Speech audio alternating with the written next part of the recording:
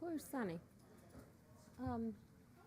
Is it, before we go into closed session, would it be okay to bring them up, Carolyn? To bring, do the presentation number 9 before we go into closed session? Yeah, because he has to go to, they have to go to a meeting. That's a beautiful suit.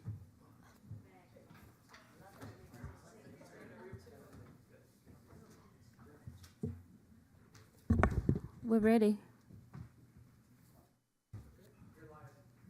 Oh, we are? Oh, well, good evening, everyone. Today is Tuesday, May 16th, and I'm calling to order the City of Carson Housing Authority Successor Agency and City Council. In accordance with the Americans with Disabilities Act of 1990, if you require a disability-related modification or accommodation to attend or participate in this meeting, including auxiliary aids or services, please call the City Clerk's office at 310-952-1720 at least 48 hours prior to the meeting. The public may address the members of the City Council on any matters within the jurisdiction of the City Council or on any items on the agenda of the City Council during the designated public comment period. There will be 2 oral communication sessions, one for agendized items, that's comments about items on the agenda, and the other for non-agendized items, comments about items not on the agenda.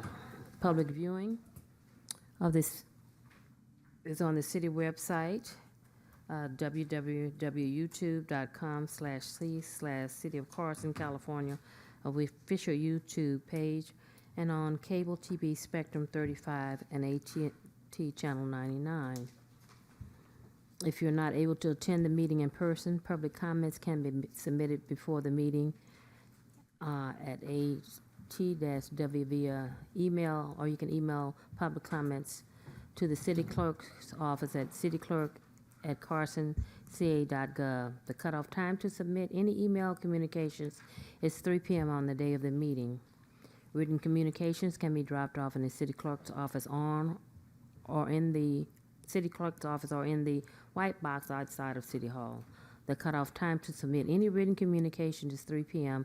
on the day of the meeting. Written communications dropped off at the City Clerk's office or at the white box, or any email received will not be read aloud at the council meeting, but will be circulated to the City Council and incorporated into the record.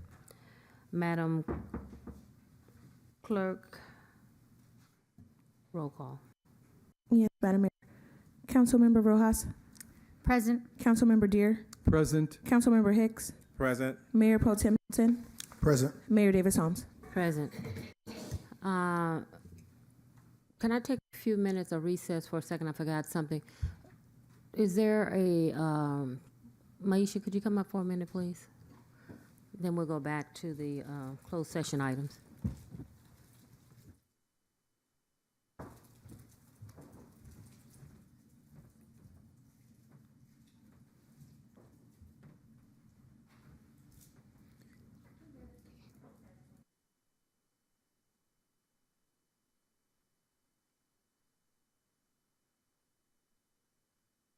Mr. Mayor Pro Tem, should we do the Pledge of Allegiance?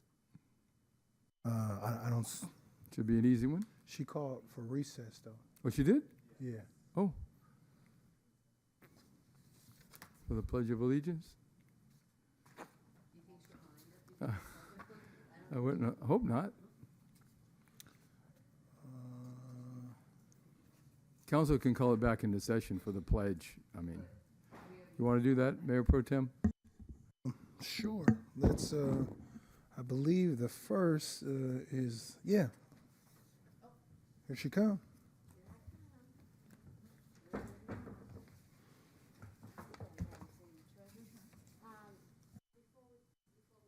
To a closed session, I wanted to introduce someone because I know you guys have to go to the League of California Cities, and I want to recognize you now. And then if you would like to stay for the remainder of the meeting, you can, but we're going to be in recess for about, what, an hour? For about an hour, and I didn't want to waste your time. I want to be considerate of your time. So, everyone, we're honored to have a special guest with us this evening. Her name is Carolyn Coleman. She's the CEO of the League of California Cities. Carolyn and her team work tirelessly to support cities throughout California, and I'm proud to say that the city of Carson has been a beneficiary of that support. Carol and I will be working closely. We had a nice conversation a few minutes ago to address the unique challenges that faces our city, and I'm proud to say that our partnership has been a great success.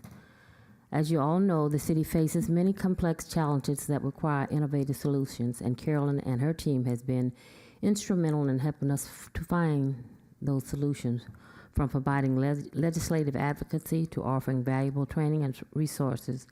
The League of California Cities has been an invaluable partner in our city efforts to make Carson a better place to live, work, pray, play, and do business. Tonight, Carolyn has graciously agreed to an invitation to join us and to provide a short presentation. You have a presentation for us about the League of California Cities and the work they do to support city government in California and Carson in particular.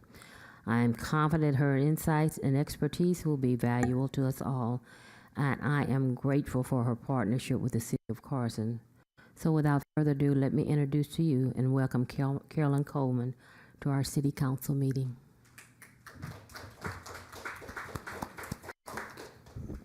Madam Mayor and council members, thank you so much. What an honor to be here and a privilege to speak to you and the residents of Carson this evening. I would be remiss if I also didn't share greetings from our president, Ali Taj, from Artesia. He would probably have joined us tonight, but he's doing the good work for cities out in Washington, D.C. Now, I have to say that when I arrived at City Hall this evening, I was reminded of how I got my own start in local government. I know it might be hard for y'all to believe, but that was over 20 years ago, and I wasn't that young when I did that. I was a young attorney starting my practice in Indianapolis, Indiana. And shortly after a mayoral election in 1999, I got a phone call, and it was from the transition office. And they didn't ask, but they told me that the mayor-elect wanted to meet with me to talk about my interest in local government. It was a little strange because I didn't remember having an interest in local government, but I thought it might be a good idea to meet with the newly elected mayor. He was so convincing that 2 months later I walked into City Hall as a member of his cabinet. And I would tell you today that that was the best career decision that I could have made. I left City Hall 5 years later and I went to Washington, D.C., where I was an advocate for cities from all across the country. And 10 years later, I came to California to lead the League of California Cities. That was the second best career decision I made, leaving Washington and coming to California to work with all of you. My time in City Hall helped me see that when it comes to public policy, special interest groups were all very well represented. But it also helped me see that the public interest, our local governments, also deserved a seat at the table and a strong voice. And that's what we aim to do, and it's our mission to do at the League of California Cities, to be a voice for cities like Carson and all of those in California. Now, I know I should wish you happy birthday. You're 55 years old this year. I'm proud to tell you that Cal Cities is 125 years old this year. And really, it was a group of local officials who came together back in 1898 and said that we need a League of California Cities. Today, we represent the common interest of 477 California cities in matters before the legislature and the governor. And I can let you all in on a secret and tell you that you're my favorite city, at least for purposes of this meeting tonight, okay? That's our secret. Don't tell anyone. I honestly and truly believe that our strength as cities is in our unity. And I want to thank you, the city of Carson, for being a strong member of Cal Cities for so many years.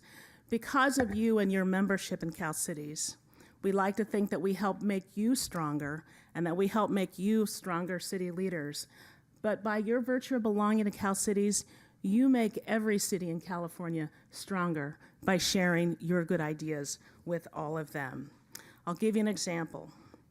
Other cities benefit when your city manager attends conferences and shares the good ideas about what's working in Carson. He also shares with them what's not working so that they don't try to duplicate that. I like to think that when our city officials come together, it's a great opportunity for them to steal good ideas from each other so that all of our cities can be stronger. But other cities also benefit when Carson decides to file a lawsuit challenging the constitutionality of SB 9, a state takeover of local land use authority. And I want you to know that Cal Cities was proud to file an amicus brief last week in support of your lawsuit.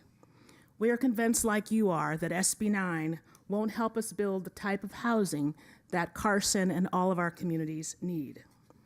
I also mean by that all of our cities can win if we stand together with our advocacy priorities this year. You all know, and I know that you all are so hardworking on addressing homelessness in your communities and also ensuring that there's more affordable housing so that more of your residents have a place to stay. We're not going to give up on that, and we think in a state budget that in some years has been running surpluses, that our cities deserve an ongoing level of funding to address homelessness in our communities. I also want to thank you on the housing front. I want to thank Carson for submitting the letter in opposition to SB 423, which extends SB 35, a failed policy when it comes to housing. So thank you for joining the nearly 100 cities who have done that so far. We need to make sure that your voices are heard. In the area of public safety, I want to thank the mayor for signing on to our letter calling for action by the state now to address the fentanyl crisis that we're seeing spreading across our communities. She joined as one of over 400 city leaders on that letter to the legislature. And if you haven't signed yet, it's still open for you to do that. We all know that one pill can kill when it comes to fentanyl, and we need the state to do something now, not later. And finally, we know the state is experiencing a budget shortfall. I know that many of our cities know quite a bit about what it's like to balance a budget in tough times. But the state's shortfall can't become our shortfall. Cal Cities is going to be vigilant again this year in making sure the state does not attempt to balance its budget on the back of our cities. We also need to tell Congress the same thing. Now is not the time for Congress to try to claw back those American Rescue Act funds that have been so vital in supporting not only our employees, but also our communities. And lastly, I want to talk about one other measure, and that's the California Business Roundtable ballot measure. You may or may not have heard of it just yet, but you'll hear more about it in the coming weeks. This is a measure that's qualified for the ballot in November 2024. It would interfere with your community's ability to raise the resources that you need to support essential services in your communities. I want to talk a little bit about Measure R. This measure today is generating $8 million a year to Carson to fund critical services like public safety, senior and youth services, which the mayor and I talked a lot about just a few minutes ago, and it also is supporting your parks and maintenance programs. If the Business Roundtable measure becomes law in 2024, your Measure R would be void. We can't let that happen. So I'm going to be calling on your council and your members of your business community to support Cal Cities in opposing that measure because it would harm your city and your residents and all the progress you've been making over the last several years. As I bring my remarks to a close, I want to say thank you for indulging me with some time to make, well, a few comments. I borrowed that from you all. It was just a few comments. I know it meant it was this many comments. And a special thank you to the mayor and the council and to all of the Carson City staff for what you do each and every day to make sure that your community is a great place to live, to work, to pray, to raise a family, and to do good things. Thank you for all that you do to lead your city. Thanks so much. Thank you. Any questions or comments? Carolyn, I'm going to do the flag salute and invocation, and then I have a certificate that I'd like to present to you right after the flag salute and the invocation. So we'll have a flag salute by Councilman Hicks. Please stand. Face the flag. Ready, begin. I pledge allegiance to the flag of the United States of America and to the republic for which it stands, one nation, under God, indivisible, with liberty and justice for all. And for our invocation, we have none other than Pastor Walter Tucker, the third of Truth and Love Christian Church. Pastor, thank you. Quite welcome, and thank you for being here and having the opportunity to pray for my wonderful city and wonderful mayor, council members, Mayor Pro Tem, members of this august body, and city staff. God bless you all. Let us pray. Father, we thank you for how we love you and we praise you. We thank you, Lord, that you are God alone. And we thank you that you told us to pray. And you told us that the effectual, fervent prayer of the righteous availeth much. So tonight, I just thank God that I'm adding my prayers to the prayers of this city, citizens, residents, and all of the city employees, that you will just continue to do what you have been doing. And that is touching the minds and the hearts of these leaders. We believe, decree, and declare that this is a set time for the city of Carson, a time of prosperity. Thank you, Father, for touching Mayor Lula Davis Holmes' mind, and Mayor Pro Tem, and all the other members of the city council to know what to do and how to do it. Thank you for the ballot measure that has made us now the $88 million surplus city, which we don't take lightly at all. And we thank God that more is on the way. We thank you, Lord, that as these leaders, the mayor and the members of the city council, give themselves to wisdom, to planning, to good strategy, that you'll honor that and you'll make this city even better than it's ever been as we move forward and onward from the 55th anniversary. And as they give their time tirelessly, Lord, we pray and believe that you're going to bless each and every one of them and their families, their households, and you're going to cause them to prosper in health and in wealth. And we're so grateful, Lord, for all the things you're doing for the wonderful city of Carson. The best is truly yet to come. In Jesus' name we pray and give you thanks. Amen. Amen. Thank you, Pastor. I'm going to ask my colleagues before we go into the closed session, items 2 and 3, to join me at the podium so we can present Carolyn Coleman with a certificate from the city of Carson.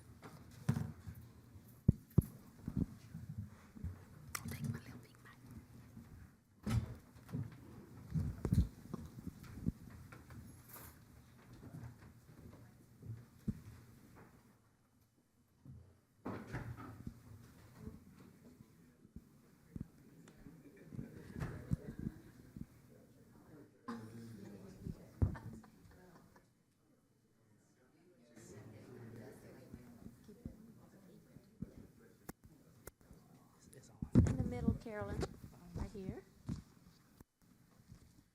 And we're just honored that you took this time to find the time to come visit with us. But I do know you have another.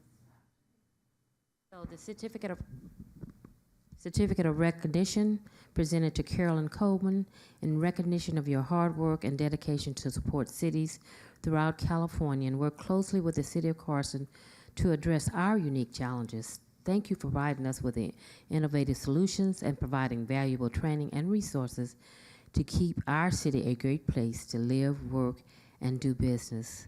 Wishing you continued success on all your future endeavors from a grateful city and community is dated today, May 16th, is signed by your mayor, Lula Davis Holmes, Mayor Pro Tem Jawan Hilton, Councilmember Cedric Hicks, Councilmember Jim Deere, and Councilwoman Arlene B. Rojas. Thank you so much for taking the time. My wall's gonna look like I wanted to.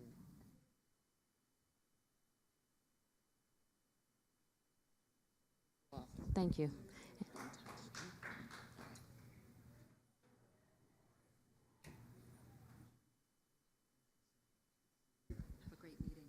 Thank you. Jeff, thank you. Thank you, Pastor. Thank you. We're praying. Thank Pray you. without ceasing. Bless you. All right.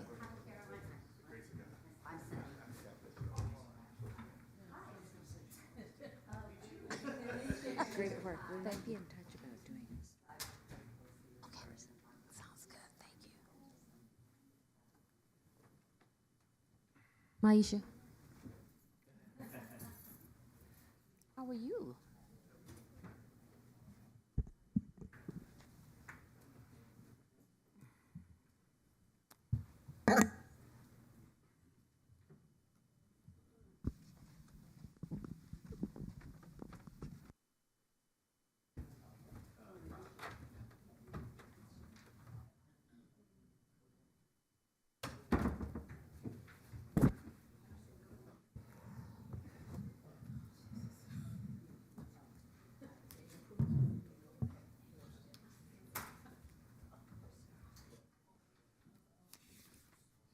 Madam City Clerk, were there any requests to speak on closed session items?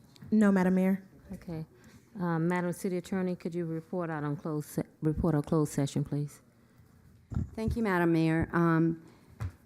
The council will meet in closed session pursuant to Government Code Section 54956.9, D2 or D3 and E1, because there is a significant exposure to litigation in two cases. The council will also meet in closed session pursuant to Government Code Section 54956.9A to confer with legal counsel in the pending litigation matter of Gleich Trust versus Altwood Inc., USDC case number 2-17-CV-03262JFW-AFMX. Thank you. Thank you. MPT?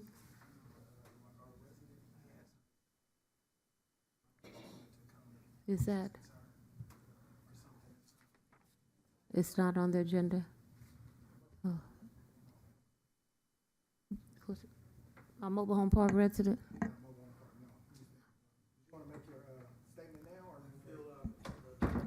He's not a mobile home park resident. For Don, do you mind waiting, or you want to speak now? Because come on up. Come on up.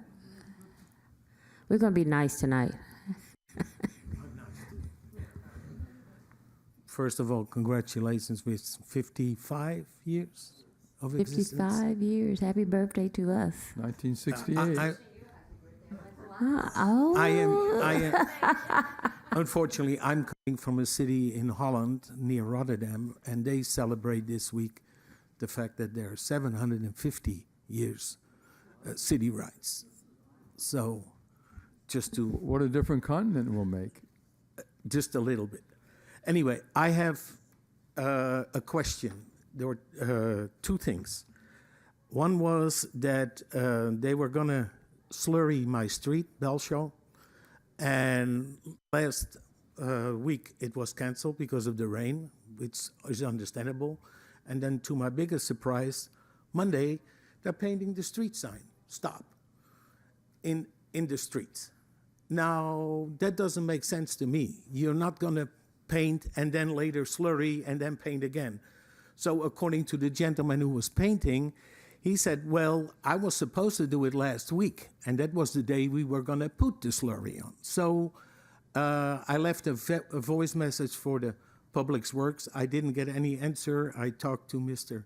Hilton, and he gave me an answer that I could call Public Works, but I had done that already. The second thing I have, and that is a little bit surprising to me, coming from all you, why did you call 192nd Street Martin Luther King Street? I think when you honor a person, you give them a beautiful street, a lane, a drive, an avenue. But this piece of junk, why did you do that after it was fixed?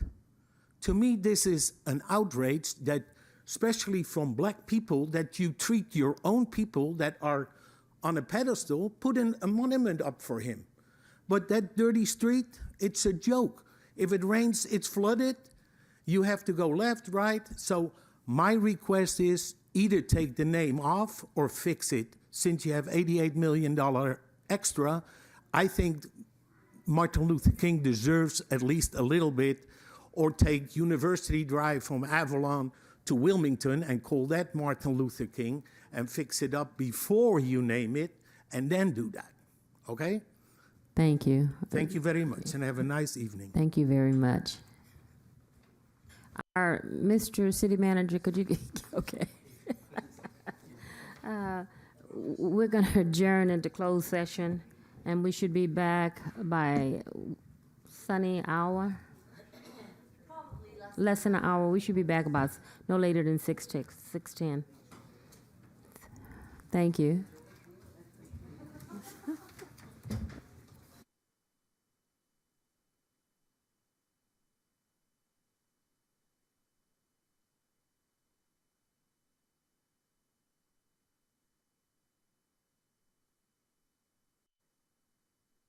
Mr. Hahn, could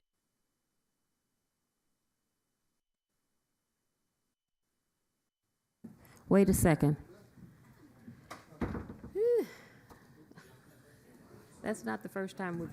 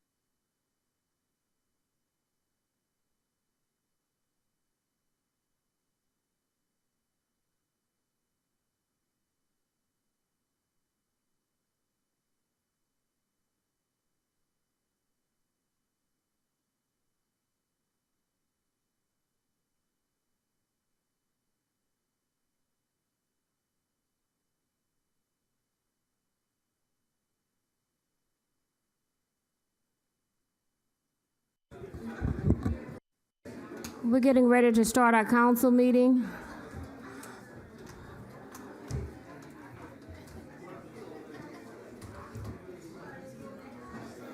To my colleagues, please take your seats.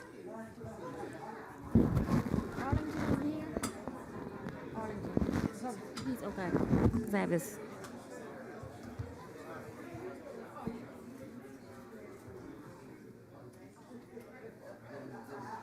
Oh.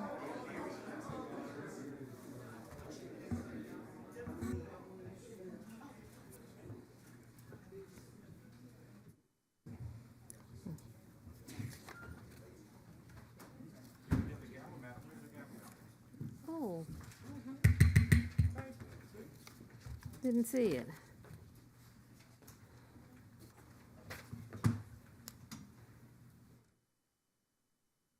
Okay, we're reconvening to open session.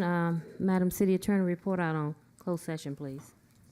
Thank you, Madam Mayor. The council met in closed session pursuant to Government Code Section 54956.9 D2 or D3 and E1 because there's a significant exposure to litigation in 2 cases. No reportable action was taken. The council also met pursuant to Government Code Section 54956.9A to confer with legal counsel regarding pending litigation in the matter of Gleich versus Altwood, case number 2-17-C V-03262-JFW-AFMX. There was no reportable action. Thank you. Item number 4 is a report from Captain Jones of the Carson Sheriff Station. Our wonderful captain.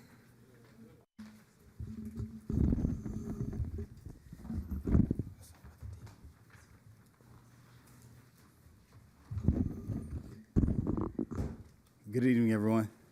Good evening. Madam Mayor, Mayor Pro Tem, rest of the council, city manager, and entire staff, and to you, the residents of City of Carson. I just have a few updates from the Carson Station since my last report. As you all know, we had our Citizens Academy going this past Tuesday. We had 29 residents as well as some of our local business members who graduated from our Citizens Academy. We had a great time. I'd like to thank the entire council for allowing us to have the graduation here in the Chamber of Commerce and any support you gave to us and the entire Citizens Academy. So thank you very much. Our community relations staff and I went out. We were able to show some appreciation and love to some of our local teachers at some of our elementary schools. We went to 232nd Street School as well as Myler Elementary, dropped off some refreshments to their teacher lounge, as well as did some interaction with some of the children in our local community and gave out some stickers. We also had the privilege of attending the Carson Park baseball, softball, and t-ball opening day. So I'd just like to thank the park staff for inviting us out and letting us be a part of their opening day. We also were with Councilman Hicks last week and attended the parent meeting where we handed out, as well as just shared, had a good discussion with a lot of parents in our community about bullying, gave out some educational information, and tried to give support to a lot of our local families and parents. On May 24th, we will be having a Coffee with the Cop event in partnership with the Boys and Girls Club. That will be from 10 to 11 a.m. So we're inviting everyone to come out. We're always hoping to have as many people to come out so we can have good conversation and just learn more about one another.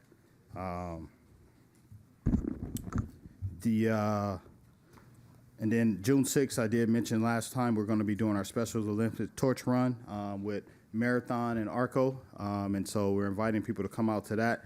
And we're going to be meeting on the corner right there or next to Marathon off of 223rd in Wilmington. So we're inviting anyone who wants to come out so we could support those who are in Special Olympics or those who have special disabilities. As we know, crime does happen, and sometimes our residents, as well as some of our business folks, are victims to it. But I also want to make sure that I share with you all some of the hard work that the men and women of Carson Station are doing to have the right effect and mitigate some of that crime that is occurring. I'd just like to share, during the first 3 months of the year, we've made over 303 misdemeanor arrests, as well as over 338 felony arrests. and we recovered and taken at least 31 guns off the street. And as we all know, there's violent crime happening everywhere, and we think taking those guns off the street is playing a major part in keeping the crime down in our local area. So we're happy about the assertive, proactive work that our deputy sheriffs are out there doing, as well as the care they have for this great community. Also, in trying to solve those crimes, our detectives have been regularly conducting extensive investigations and doing a lot of follow-up. They've recently done a bunch of warrants over the last 2 months, and I'll just say with those warrants that they've done and that great investigative work, they've recovered over thousands of dollars of stolen power tools, high-dollar electronics, different clothing items, narcotics, U.S. currency, handguns, and they've made several arrests. So I just want you to know that our detectives, and when we take these reports, when our deputies are going out, we're not just taking reports and saying, hey, we checked the box. We want to make sure we're holding people accountable and trying to give some quality of life and peace of mind to our residents. Lastly, I think you all may recall back in February, we had a shooting up near the mall in Denny's where it resulted in, unfortunately, one young man being injured and another one losing his life.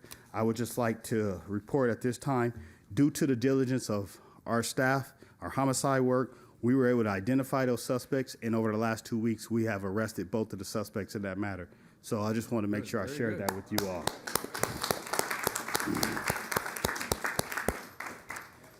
Just as a reminder, I just want everyone to know we will always continue to work hard to bring those responsible for this type of crimes to justice. Any loss of life is very serious to us and is very important to us. If anyone has any other additional information regarding this homicide or these crimes or any other crimes, feel free to contact our homicide unit at 323-890-5500, or you can call Crime Stoppers and be anonymous at 1-800-222-8477. This concludes my reports for this evening. If you guys have any questions of me, and thank you for your support of the men and women of Carson Sheriff Station. Well, thank you, Captain. Are there any questions or comments from my colleagues? I have one. Yes, Councilman. Not so much a question, but again, thank you for having a team of professional law enforcement deputies and other officers here in Carson, because you keep us safe and you do a great job. I just want to say I can't thank you enough for all the great work that your staff does. It's appreciated. Thank you for your support. Thank you. Thank you. Have a good evening. Good job, Captain. Appreciate you. Thank you.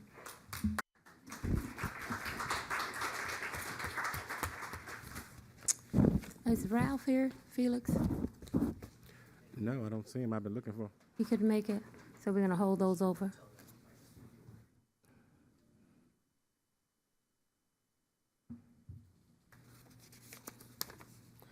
Our veterans are here, so I'm gonna take item 5.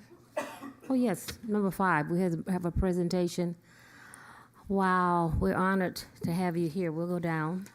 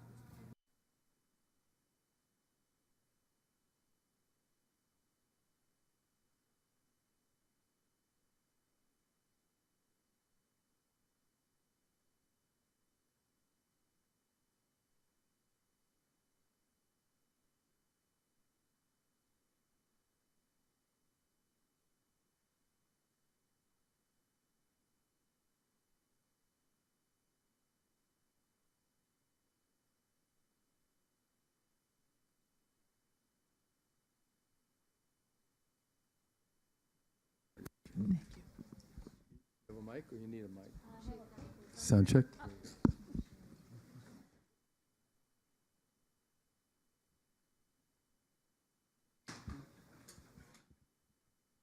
We are so honored and blessed to have Gloria Hughes here with us this evening. 100 years young.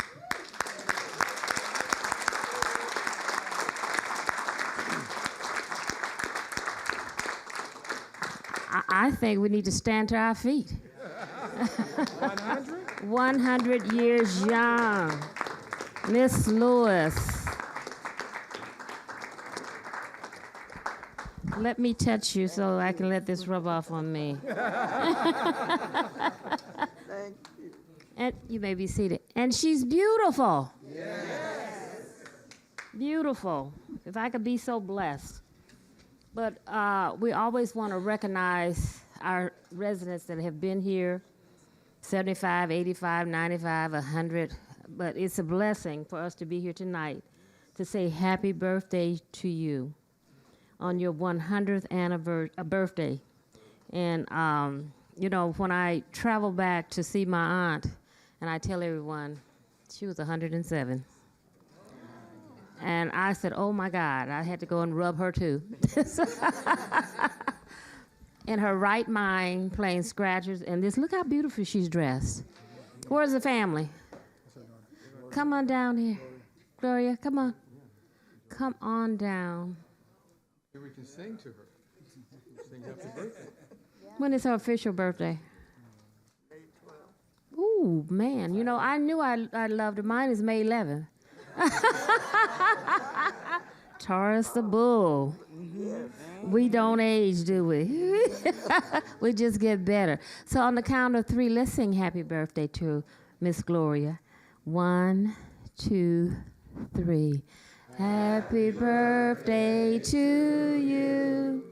Happy birthday to you. Happy birthday, dear Gloria. Happy birthday to you. And many, many more. Would you like to say something before I read the certificate? No, well, I feel very blessed that the Lord has spared my life to see this day. And I was born May 12, 1923, and this is 2023. Wow. Okay. I heard that. Awesome. Daughter, thank you for taking care of this jewel. This is your baby, huh? Yes. The roles have definitely reversed.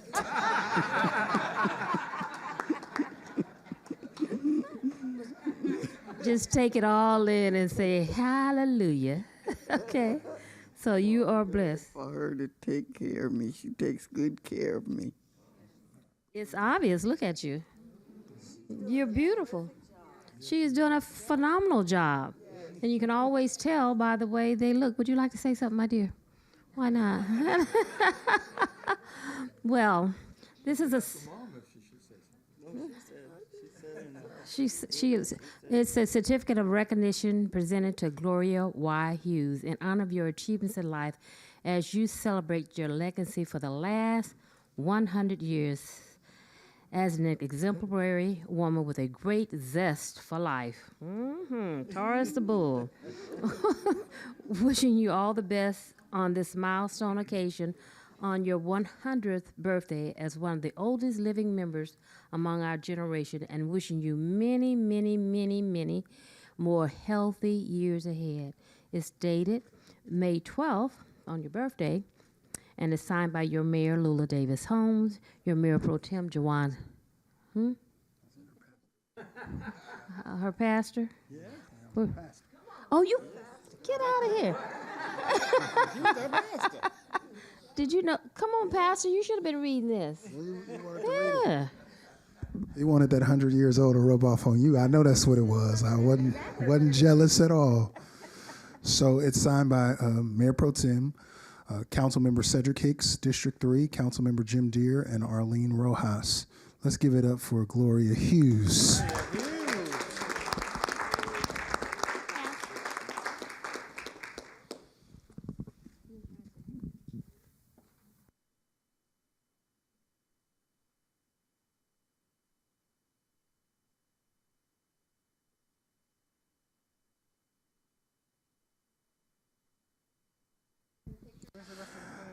Her sorors are here. She's been a part of Alpha Kappa Alpha for 82 years. Woo. 82 years.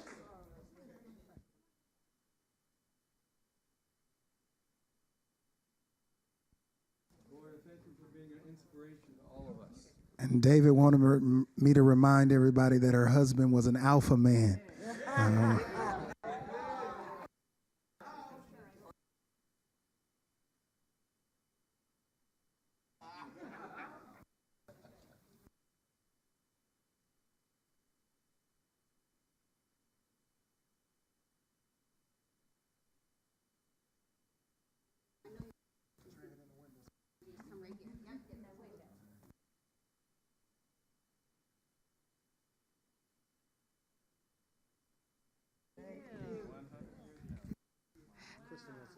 Madam Mayor, council members, on behalf of Alpha Kappa Alpha Sorority Incorporated, Theta Alpha Omega Chapter, we just want to say thank you for allowing us to honor our chapter member, Gloria Hughes, 100 years old, and as Pastor Dr.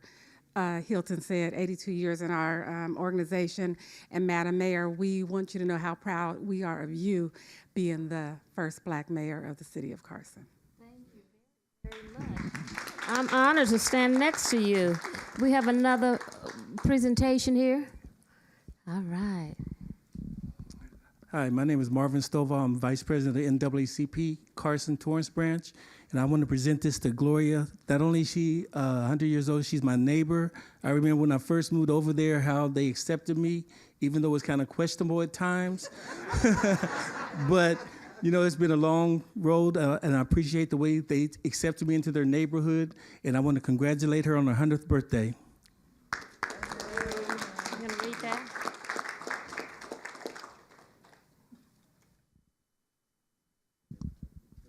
You want to read it? Marvin, I'm going to have you to read this. Okay. Okay. That's good. Okay. This certificate of recognition and appreciation. This certificate of recognition and appreciation is presented to Gloria Y. Hughes. Happy 100th birthday. May your 100th birthday bring you love, peace, and joy. May the 12th, 2023. Dr. Mia McNulty, NAAC President. Thank you. Thank you. Quick photo op, Marvin.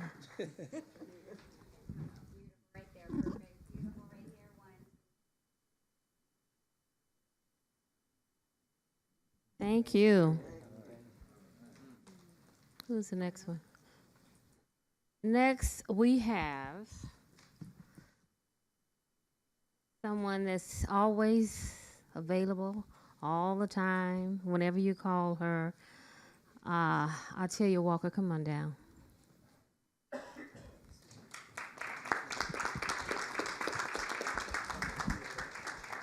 My neighbor, shopping buddy, Carson's Women's Club, Beta Pi Sigma, campaign, Lula. Let me say it again, Lula. Lula, yes. Call, and she is always willing to help wherever she can, and she's just a blessing to this community. And I'm just so honored that you were selected for this award that you're going to be receiving soon. Yes. And it's a certificate of recognition presented to Atelia Walker in recognition of your distinction as a Carson nominee for the 58th Annual Older Americans Recognition Day Award for your dedication, time, and contributions to the citizens of our community. Thank you from the bottom of our hearts for your exceptional leadership and remarkable contributions to the Carson community, the community that you love so much. And it's dated today, May 16th. It's signed by Atelia's mayor. She tells me I'm her mayor. Lula Davis Home, her mayor pro tem, Jawan Hilton, her council member, Cedric Hicks, her council member, Jim Deere, and Arlene B. Rojas, her council member also. Let's give her a round of applause.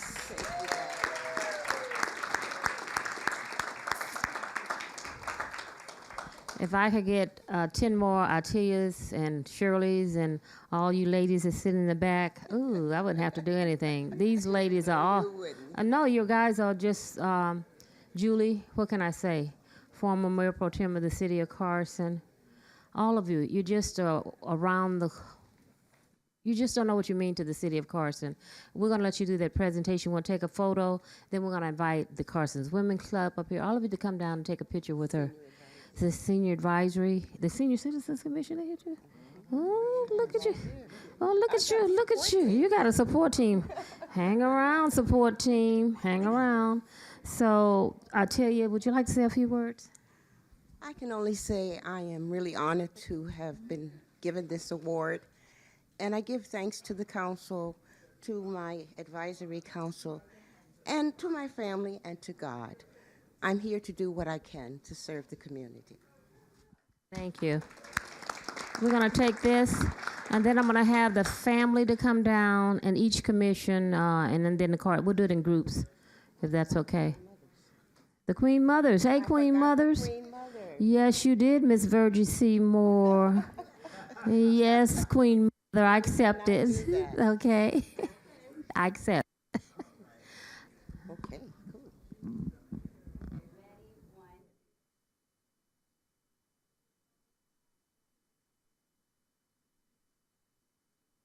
Thank you. Now could I have Atilia's family to come down, please? Oh, wow. This is your day. I know. My granddaughter's just left volleyball practice, so be forewarned. She's fine, she's fine. Let's surround on this side. Two on this side. Come on this side, sweetie. Oh, tall people. Hey, tall people. It's in the genes.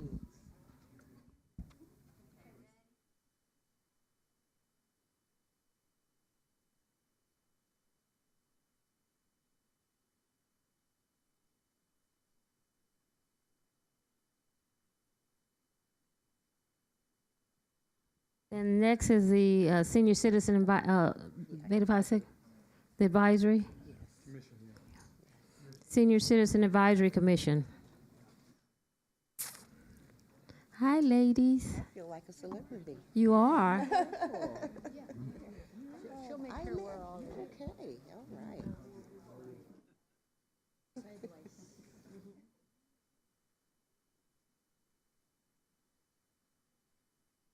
you go.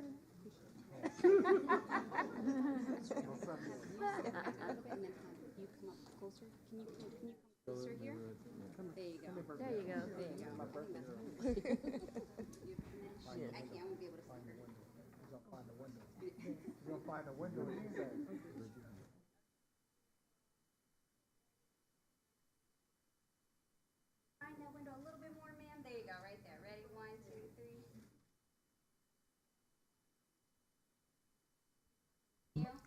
Which one you want next? I would like Beta Pi Sigma. Beta Pi Sigma, come on down. Yes.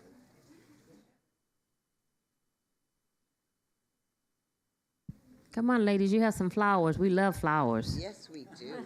Mm-hmm. I might share with you. Please share. Thank you.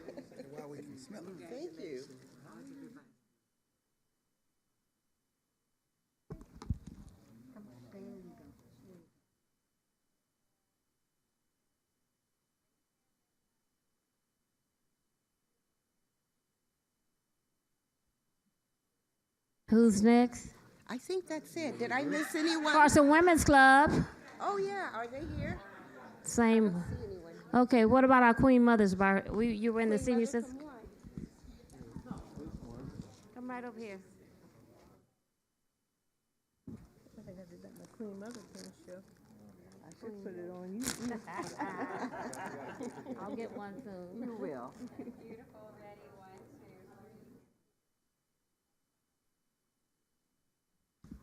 2, 3. Ladies, where you going? Oh, okay, I'm watching you. Maybe they went to catch Mrs. Hughes. Okay. Secret. Take one more for this one. Ready? Right here. Ready? 1, 2. Right here. Right here. 1, 2, 3. Thank you, thank you. Who's next? Oh, That's, you can do yours now. We have, where's our Public Works Director? Right there. Arlington. All the Public Works staff, come on down. He's working. He's working? Yeah. Got the whole department. You got the entire department? All the Public Works, and they've been hard at work in your medians right now. The City of Carson proclamation recognizing May 21st through the 27th, 2023 as National Public Works Week, connecting the world through public works. Whereas public work professionals focus on infrastructure, facilities, and services that are vital importance to sustainable and resilient communities. Come on, y'all. Come on. Spread it out. Yeah. Is that some more public works?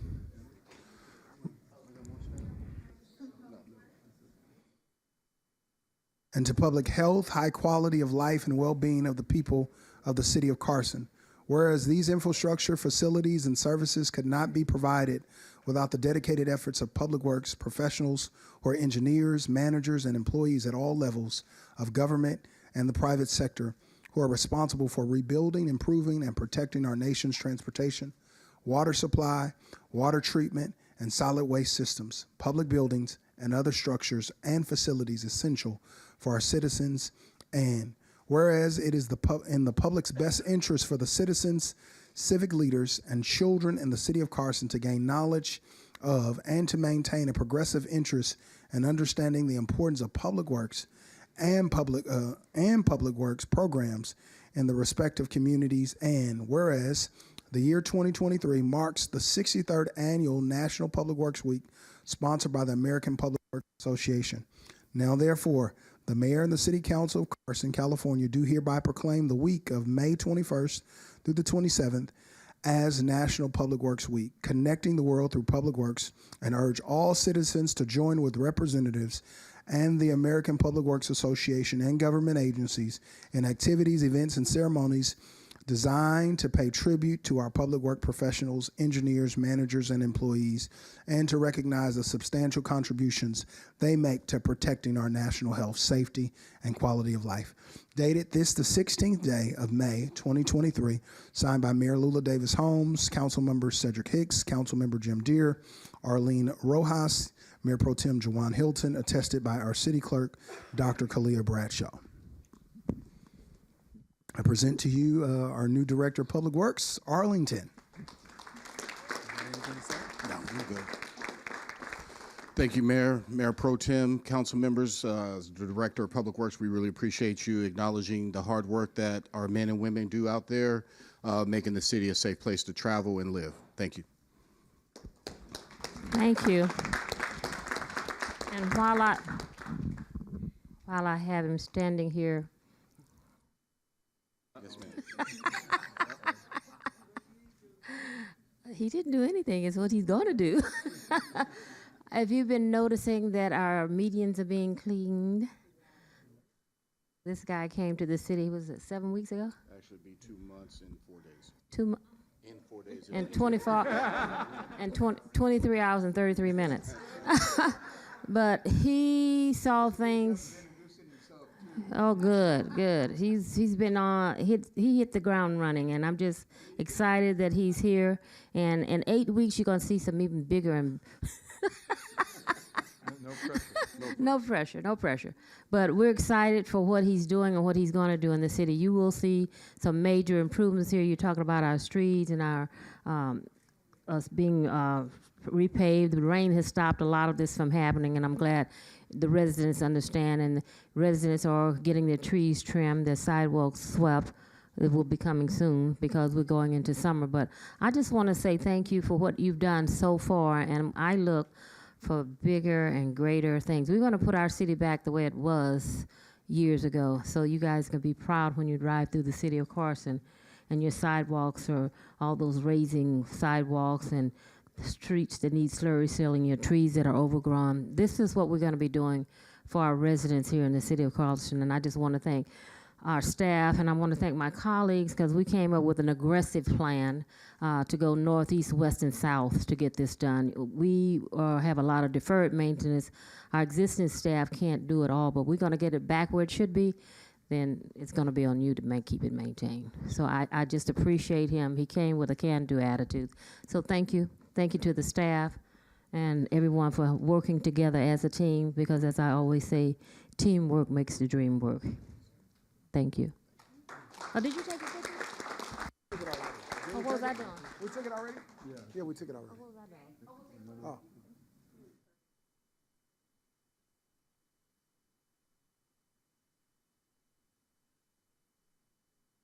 Thank you. We have a couple of certificates, but they have to do a presentation also, so I'm going to get to that item after we do. It's item number 12, a building sustainable. It's from Cal State Dominguez Hills. Are you ladies here? We can give you your certificates now, and then you can do your presentation, if that's okay? Okay. Let you read these off, Councilwoman.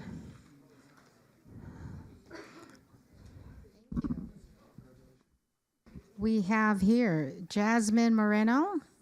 Yes. I think they all say the same thing, Yes. correct? Okay. Thank you. Adriana Palafox. Thank you. Jennifer Reboyo. Thank you. And Ava Koska. Okay, come right here. I'm going to read this. The City of Carson, California presents the Certificate of Appreciation to Cal State Dominguez Hills, correct? And in sincerest appreciation of the hard work and dedication as a California State University Dominguez Hills College Corps Fellow, working with the City of Carson Department of Innovation, Sustainability, and Performance Management. You have demonstrated exceptional commitment and passion for sustainable practices and a true desire to positively impact our environment. Congratulations on completing the fellowship program, and we look forward to seeing all the amazing work you will accomplish in the future. So congratulations. It's signed today's date from our Mayor Lula Davis Holmes, Mayor Pro Tem Joanne Hilton, Council Member Hicks, Deere, and Rojas. So congratulations, ladies. Yes.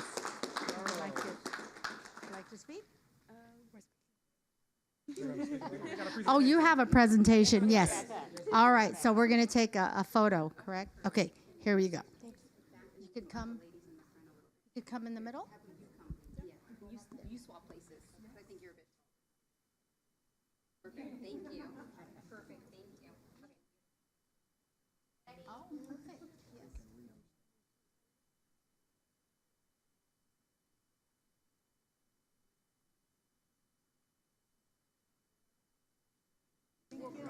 Yes. Yes. We'll call you back up shortly. Do we have another one? No, we're going to go back to the agenda. Hi there. How are you?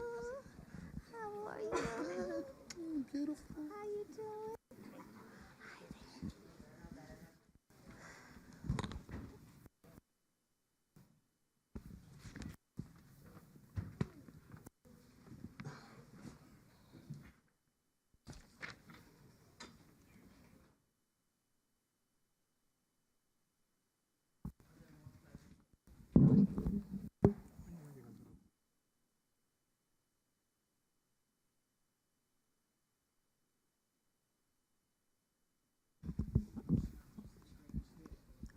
I forgot to do 2 presentations, and the plaques are down there, so let's go back down for a second. These are very important. Oh, shoot.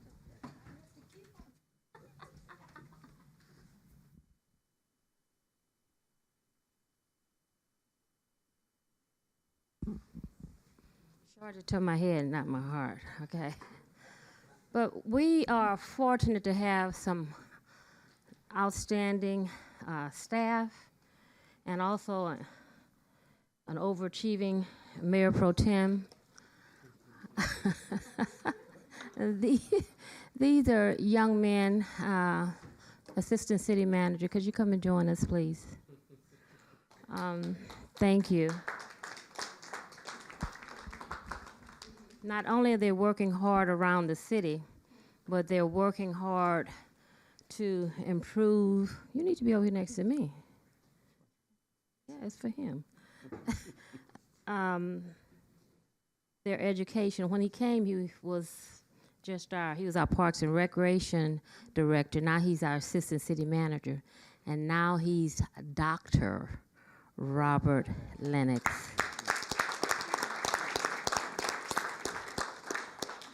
And I could not make it to your festivities, because you know why? I celebrate all month, everybody knows that. But he had an event and I was not able to attend. And I just want to let you know how proud we are to have you on the team and of all your accomplishments. And I just wanted to say to Dr. Robert Lennox, in recognition of your outstanding achievements, graduating from the University of Southern California with a Doctor of Education in Organizational Change and Leadership degree. Give him a round of applause. Congratulations on your successful completion of higher education. It is a true testament of your dedication, hard work, and commitment to your academic and professional pursuits. Presented this 16th day of May by the Mayor and the City Council and the citizens of Carson. We are so proud of you, and we're so proud that you're on our team.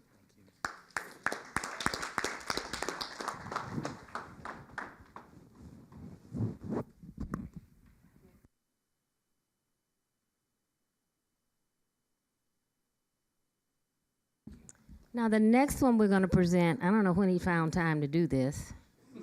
Jesus Christ. He's the bishop of his own church. He's our mayor pro tem here in the city of Carson. He's just busy. And he took the time out of his life with raising his 3 daughters and a wife, coming here to city council meetings, hearing the complaints, trying to solve problems in his district. He called it the Mighty D what? Mighty D1. Mighty D1. How many residents? 25,000. Who approved this message? Juwan Hilton. But it's to our bishop and our mayor pro tem, Juwan Hilton, in recognition of your outstanding achievements from graduation from Payne Theological Seminary with a Doctor of Ministry degree. Congratulations on all your successful completion of higher education. And it is a true testament of your dedication, hard work, and commitment to your academic and spiritual pursuits. Presented this 16th day of May from the mayor, your mayor, and your colleagues on the city council and the citizens of Carson, California. Congratulations, we are so proud of you. Doctor.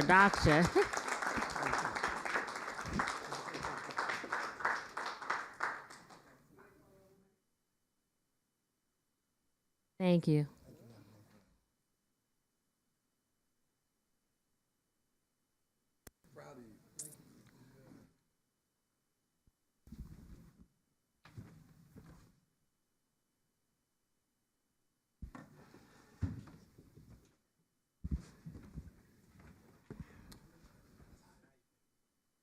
Well, that's what thank you.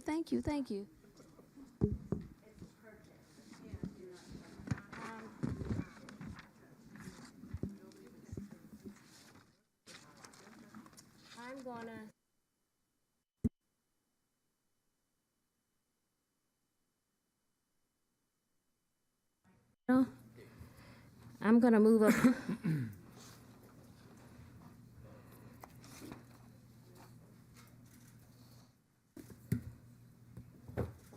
2 items. The first one is going to be item number 30. I want to move that up.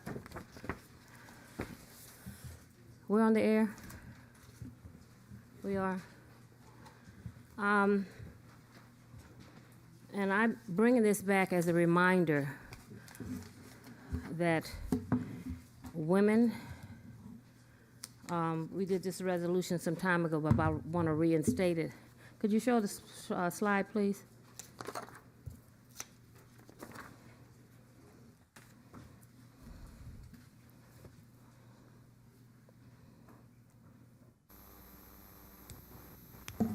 Nasty. You're a nasty lady. Very nasty. Nasty. You're a nasty lady. I wanted to bring this resolution back because at a previous council meeting, that was directed towards your mayor. And a few people have recommended that I let this go viral, but I wanted to bring back up our resolution that we passed a couple of years ago. I can't ignore it because my employees, I don't want them to have to go through anything, any fear of retaliation or their jobs being lost. And my message to the staff that if anyone comes to you and asks that you do something, that you're to refer them to the city manager and not be offended, not be threatened, because I'm your mayor, and I just happen to be the first female African mayor. I was appalled and offended that I would be called a nasty woman. That's insulting, it's degrading, and I know for a fact that there are women in this city who are afraid and concerned and living terror about their abusive abilities and relationships here on the job and at home. I want the ladies to know that I stand with you. I will not, and the men, we will not have this abusive attitude that we're going to have to live with. We went through this before. There were 20 women that came forward. And they were terrified. Tonight, I'm asking the women, our city manager, to work with the Women's Issues Commission on developing and recommending policies to allow employees to report verbal, physical, and situational abuse, including but not limited to discrimination, harassment, and creating an unhealthy environment. Because what is really being said when a man uses the word nasty is you don't belong.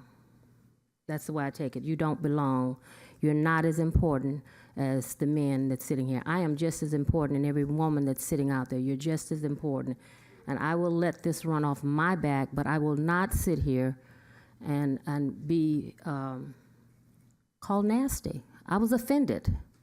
And I brought this to you because this attitude is sometimes pervasive in other areas. There were other people, women, that have been called nasty. But here in Carson, we're not going to tolerate it. You know, it was me that was signal out. It was Mayor Pro Tem Julie Reeves-Raber at one time that was signal out. It's been several, and 20 women came forward when we censored our councilman because of his behavior and the way they were treated. We're not going to go down this path again. We're just not going to have it. And I'm here to say that we want to put an end to it now. I don't have to say it was hearsay, you just saw it. It's not being denied. You saw it, I heard it. No one has come and said, you know, I apologize. It's like, okay, oh well, let it roll off your back. Well, I am, and I'm going to let the ladies and the employees in the city of Carson know that we will not tolerate this. We went through it once before. We're just not going to tolerate it again. And so the resolution is on the agenda just to remind everyone that we do not support any form of discrimination here in the city of Carson, whether it's from a woman, to a woman, or a man. We will not tolerate it. This council will act appropriately, and that's why I'm bringing it forward, because some people said I should let it go. I can't. I can't. My family is outraged. Women are outraged. The highest ranking female in this city happens to be a black female, me, and I had to take and listen to you nasty, nasty. You're just a nasty woman. That's insulting. That's insulting to all the women here in the city of Carson. So that's why this resolution is there. Mr. City Manager, I'd like to work with the Women's Issues Commission on developing and recommending policies that we can, I know we have some in place already. Maybe you can take them, have the staff that's assigned to the Women's Issues Commission review our policies. If they need tweaking, tweak them. But to the city employees, Do not be threatened, intimidated. If I come to you, you report it to the city manager.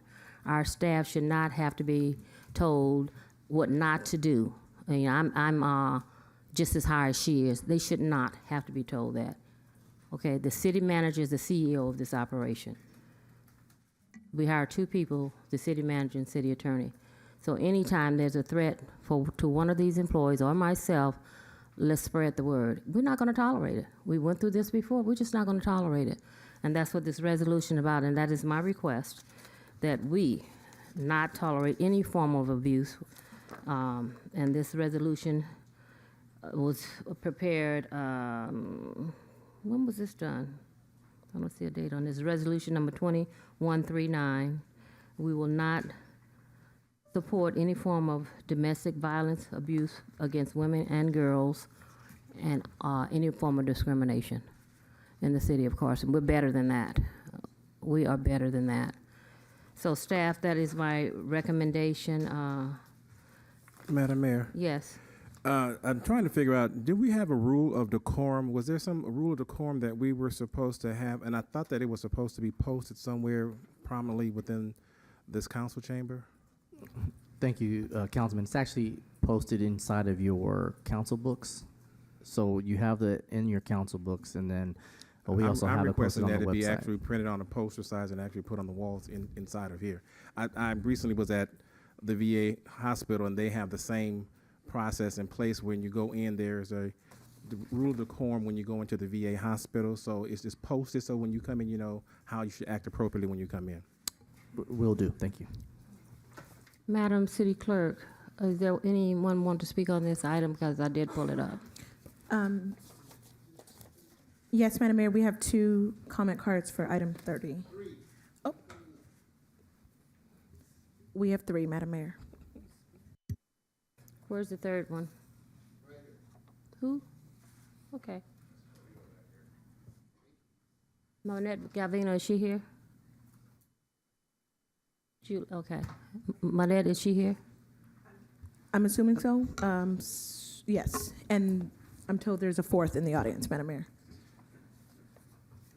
Monette. Good evening, Carson. 3 minutes, okay. Nasty lady.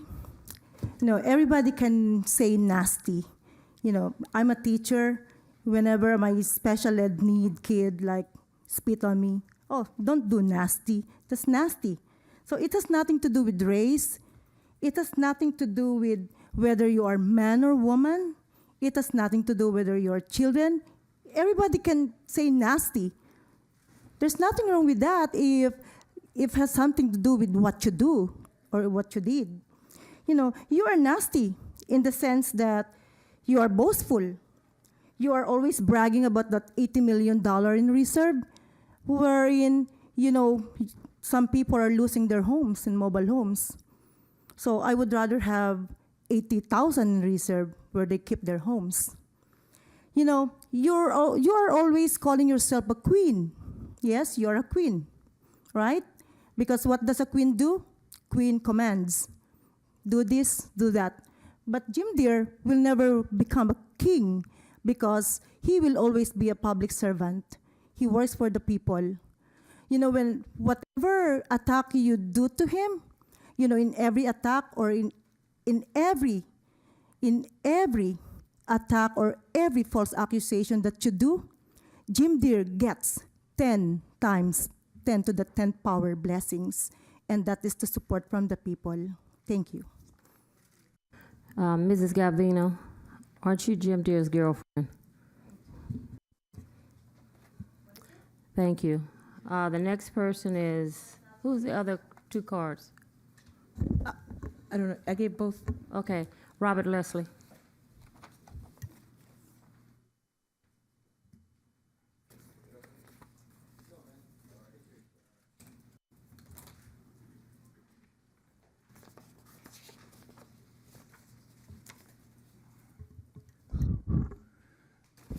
Good evening, Madam Mayor, Madam Mayor, as well as staff, council body.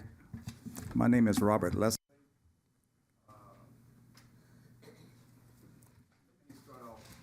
First of all, I've been a community advocate for many, many years, and over 20-something years in the city of Carson here. I had the opportunity to speak at many events and other city type of functions, and spoke at the city of Carson on many occasions, on many incidents. I've been here through 6 administrations with this one currently now. Matuma, Fajardo, Sweeney, Deere, Robles, and of course, Holmes now. Of all of those administrations that I have had to be in attendance and had direct contact in this community, I have to say this, that unfortunate that Jim Deere was one of the most challenging, most condescending type of persons that I had to deal with of all of the other administrators in the city. Jim Deere, he had no regards to the law. He broke the Brown Act many, many times. He broke the First Amendment. He broke Section 3 of the City Ethic Code so many times. It's unfortunate that at the time when we had citizens that came here to address their concerns and whatnot, that he actually called them thugs. He told the deputy who was in the back, throw those thugs in the black out of here. Viable residents that come here have concerned and worked in this community for years and have home and other interests in this community. Not only that, what gets me, at the time when he didn't want to hear us, he muted it every time. But it got to the point where he started muting his colleagues. Former Councilmember Micah Gibson, he muted him. Turned around and told Mr. Santorino, former council member, to shut up. You stupid, you ignorant. Just blew me away. Then he turned around there and violated the... You have 16 seconds. How many seconds? 16. Okay, let me just end with this here, because there's several things that he have done that I needed to address. On the racist issue, when the former temporary employee, Mr. Charles... Madam Mayor, that's 3 minutes. Your 3 minutes up, Mr. Leslie.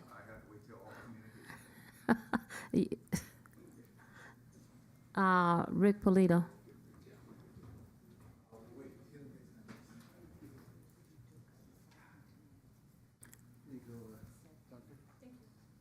Do I have 5 people here that will stand up? That rule was when the former mayor was here. You have 3 minutes. Oh, that rule's no longer in effect? You have 3 minutes. When did that take off? When I came mayor. He has 3 minutes. Okay. Let me see, make sure. All right. Good evening, Carson. Rick Polito, community activist, very strong believer in due process and the First Amendment. And you're in violation, Lula, big time, for your political stunts that you've been doing and creating hostility in the city, creating hostility within your diocese here. Shame on you. You saw my report card. I'm going to be meeting with Dave Roberts next week and with the city attorney to go over what I hope they have done some thorough review of my points. And I want to remind the public out there, good evening to all my residents. Buenas noches, Ricardo Pulido, aquí para servirle. I'm here because I am tired of your bickering and the way your racist remarks that you bring out all the time. To me, over at Foshia Park, you did some illegal things, taking me off the commission illegally.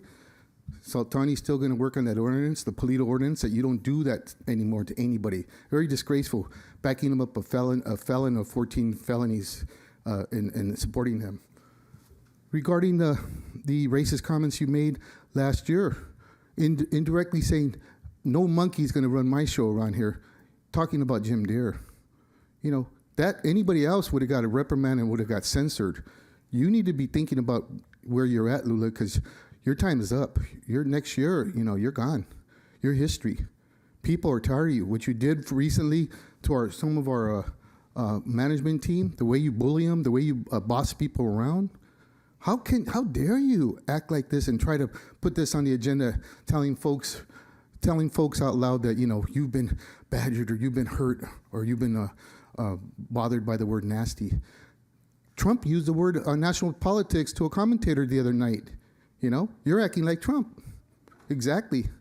Only in the sense that when he used the word, he used it to telling people it's politics. You got to grow some thick skin. And you just like to pick your fights and act like the black African-American lady who, they're attacking me. I'm running for mayor again. I may not be here too much longer. Lula, quit with all that stuff. We're tired of it.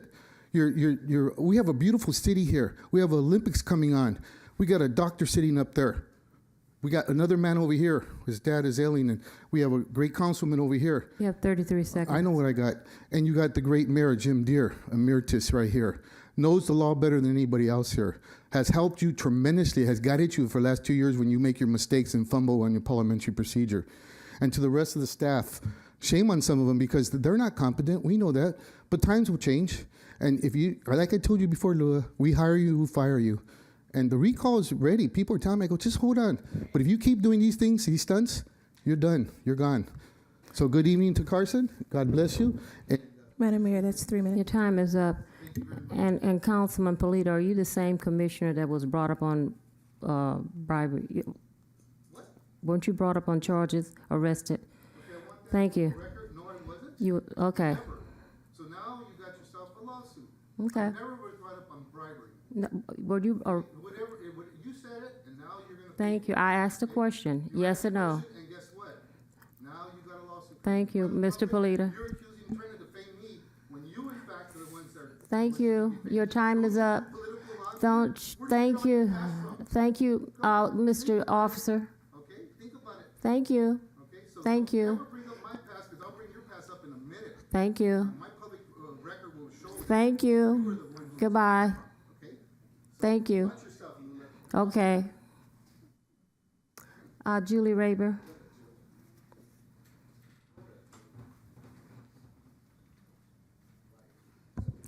Good evening, Mayor and City Council members. I'm former Mayor Pro Tem, Julie Ruiz Raber, and I came here tonight not even knowing what was on the agenda.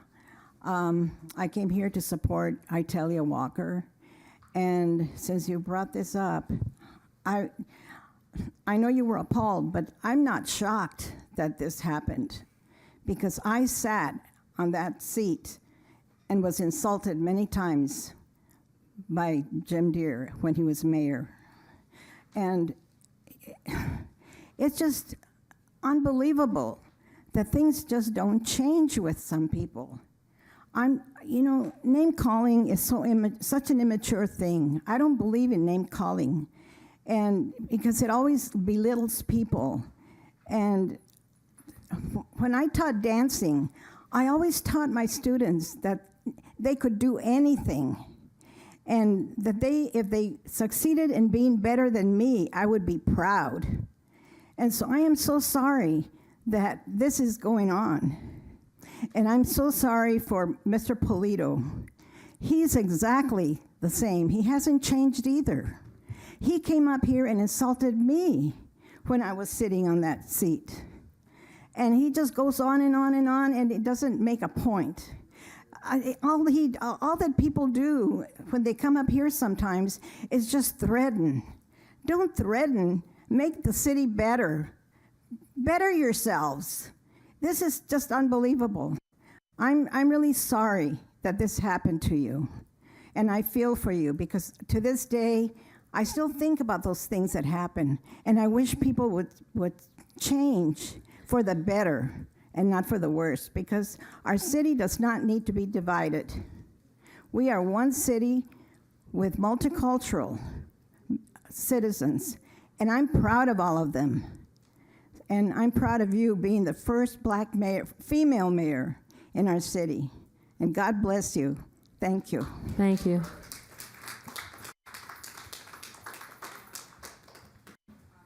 I just want to say, yes, I do brag about the fact that we have an $80 million surplus.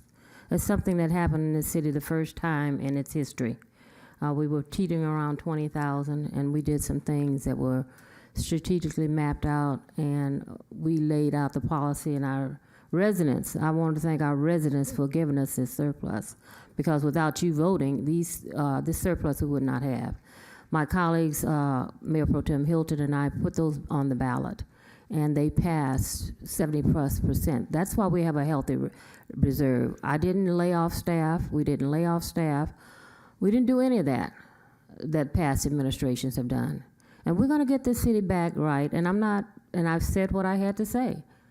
No woman, man, ethnic group is going to be bullied.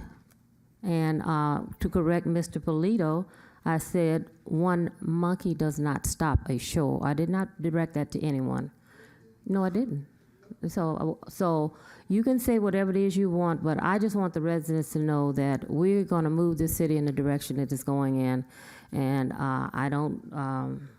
the residents will decide whether I'm reelected. The residents of the city of Carson, they're the ones that put me here. Not one group, it came from across the board. And I'm appreciative of the fact that you elected me to be your mayor. And we've done some great things in the last 2.5 years since I've been mayor. And we've had this team here, and Arlene Royce is our new member. And we're going to continue, and we're going to say thank you. I'm not going to be a roadblock, and it's not going to always be my way, but we've done some wonderful things. And this resolution is just a reminder that we in the city of Carson will not tolerate this from anyone. So I appreciate everyone speaking up, but that's where we are. And the resolution is what it is, and I'd like staff to proceed in the manner that I've requested, and bring back something to this city council that we can implement. And hopefully this will not happen again. And if some people like being called nasty, that's up to them. My husband didn't appreciate it, my kids didn't, and I didn't. I was livid. I was insulted. Okay? Madam Mayor. Yes. Thank you for bringing this item number 30. And it does say on here the elimination of domestic violence. So I'm 32 years as a police officer for the city of LA, and I am still active. So let me tell you what domestic violence means, and maybe we can get legal to reword it so that we do it correctly. Domestic violence means abuse committed against an adult or a minor who is a spouse, former spouse, cohabitant, former cohabitant, or person with whom the suspect has had a child or is having or has had a dating or engagement relationship. We clearly did not have that. That is not item number 30. However, we see where it all went to. So maybe if legal can properly correct that, and so that we do know what the proper wording is, and for everyone here to realize what domestic violence is, because that's what we're reading here. So I was kind of surprised that we ended up in this type of narrative at this council meeting. So I do agree that we should treat everyone, regardless of your gender, religion, sexual orientation. It doesn't matter. We need to respect and honor and treat everyone with dignity.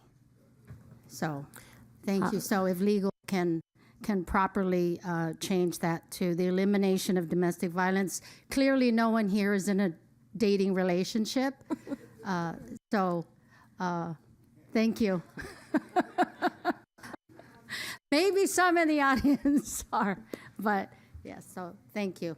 Thank you, Councilwoman. Could I ask you to work with, because you are in law enforcement. Sure. With our council before, when it comes back to us, it's correct, and then we can send it to the Women's Issues Commission also. Absolutely. Thank you. Thank you. Dr. Pergy Seymour.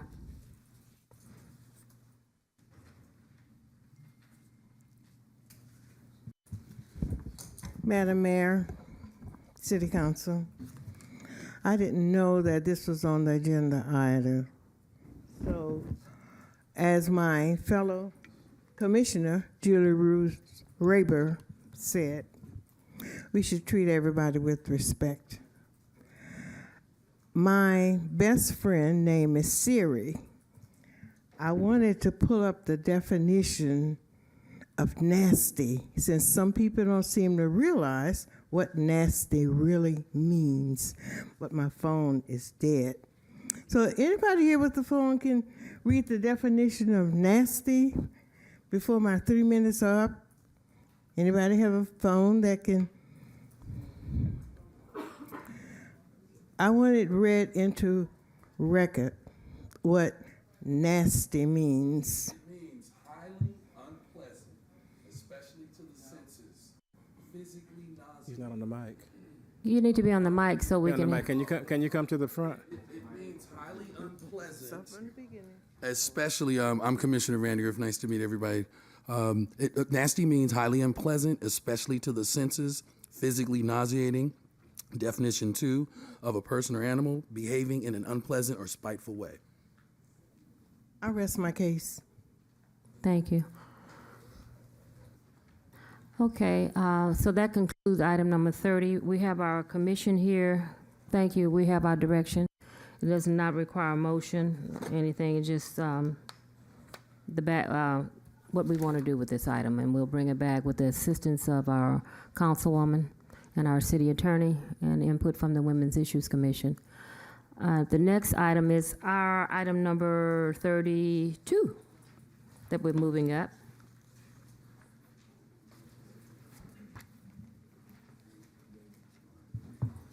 This is consider resolution number 23081, a resolution of the City Council of the City of Carson, California, proclaiming the city's support for the veterans housing within the City of Carson. Staff.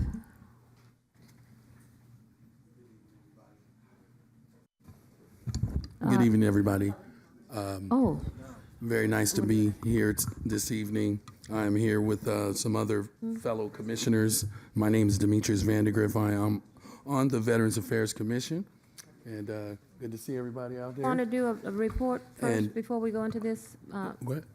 I think Mr. I was just wondering if you've done public comment, because I think the only public comment you did was on the last item. Okay, let's do public comment on agendized items. And then we'll bring you back up after the staff's report. Thank you, Public Madam Mayor. comment, Madam City Clerk. Yes, I've received, besides the ones that have already been addressed, 3 public comment cards. 2 appear to be for non-agenda, and then we have 1 for item 32 regarding reso number 23-081. Okay. That's it? Yes, Madam Mayor. So we can go to item number 32 now?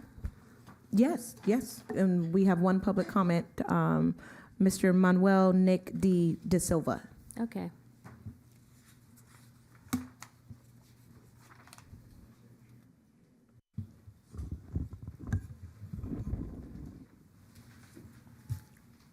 Hello, Mr. my De name Silva, is- you have 3 minutes. My name is Manuel De Silva, and I am currently wearing my hat representing the Carson VFW Post 10166.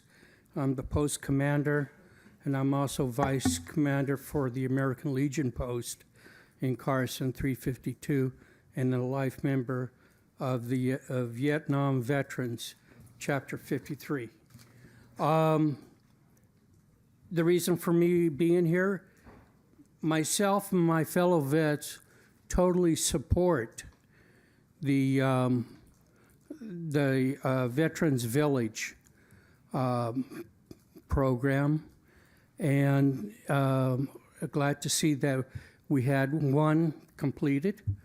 Although we weren't at the opening, but at least it was completed and occupied and being of full service. We are in support of further expansion to add additional housing for veterans.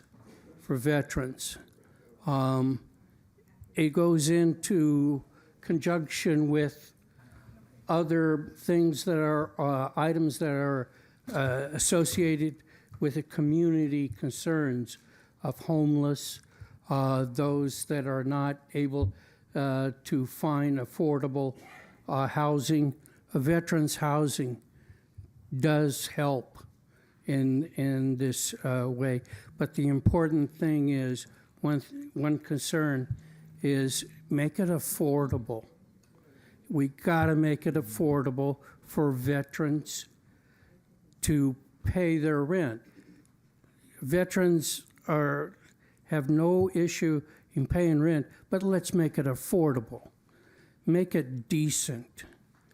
And it would really add to the quality of our city if we made Carson a veteran-friendly city.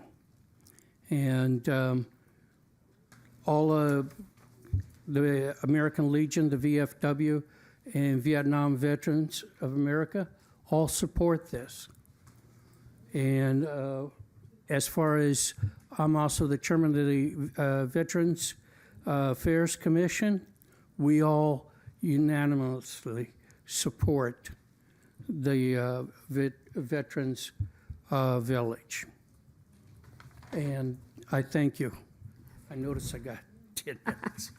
Thank you. Thank you. You worked it to the 11 seconds. Thank you for coming out. You know, I met with a developer 2 days ago, and he was proposing a project, and I said, make sure you have, can you consider adding a veterans component to that for housing? Because our veterans, I always say shame on us when I see a veteran that's not housed. There is conversation about a veterans village too across the street on Carson and Figueroa. I'm running into a little resistance in that area. But, you know, I just keep praying and keep asking for this to happen because we do need more housing for our veterans. There were 54 units and there were over, God knows how many thousand residents that applied, and it was only 54 units. So there is a need and for low-income housing in the city. So each time I meet with a developer, that's what I ask for. Can you put some veteran housing and some low-income housing, and how does it pencil out? It's a request, and I can't hear you. Thank you. I just have to say, as a combat vet myself from the city of Carson, I love my city. Nothing's perfect, but you know what? We're one of the best cities, period. And whatever problems we have, we absolutely can get through it. But I want to say thank you. Really appreciate you, because we have a veterans housing here in this city in the first place. And I remember before you became mayor, how firm you were, and you demanded nothing will go there except veteran housing. So I appreciate that. We all thank you for that. And we look forward to veteran housing number 2. So. Thank you. Madam Mayor. Yes. Councilman. Madam Mayor, I'm going to just a second. After my fellow veterans talks, I got to say something. I just want to let you know it's going to be short. That last night we had our commission meeting, and not knowing that this was on the agenda because we were called to come down here, but we didn't know why.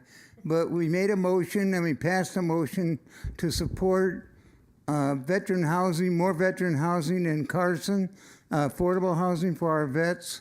We were really surprised that it's on the agenda because they didn't tell us that. So I'm glad it was. But we made a motion last night to support it, and it passed unanimously. So you'll get that information from your staff when they look at what our commission did last night. Thank you very much. Thank you. Madam Mayor. Yes, Councilman Hicks. Thank you, Madam Mayor. I'd like to make a motion to adopt resolution number 23-081, a resolution of the City Council of the City of Carson, California, proclaiming city support for veteran housing within the City of Carson. Oh. On oral 32. Okay. No, I thought it was on 32. We are on 32. No, we're in. I'll second the motion for the purpose of discussion. Was there any more oral communications on this item? Yeah, I have us still on oral communication. Okay. We can move to item 32 for sure. Okay. Have all speakers spoken?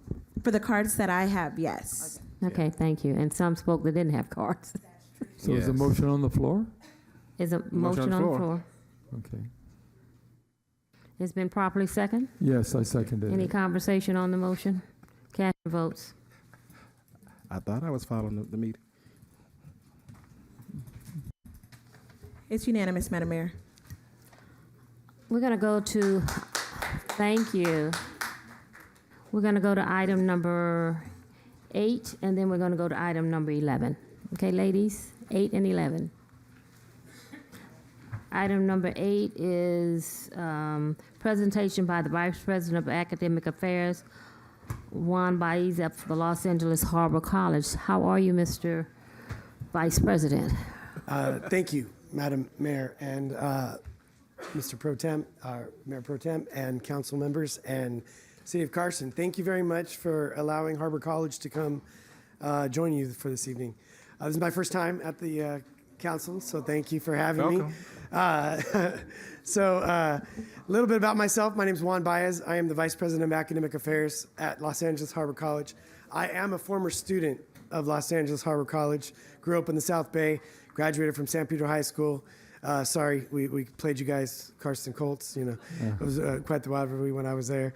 But I was a student, a faculty member, and now I'm the vice president. And so I'm thankful for the opportunity to share some of the things that we are doing at Harbor College.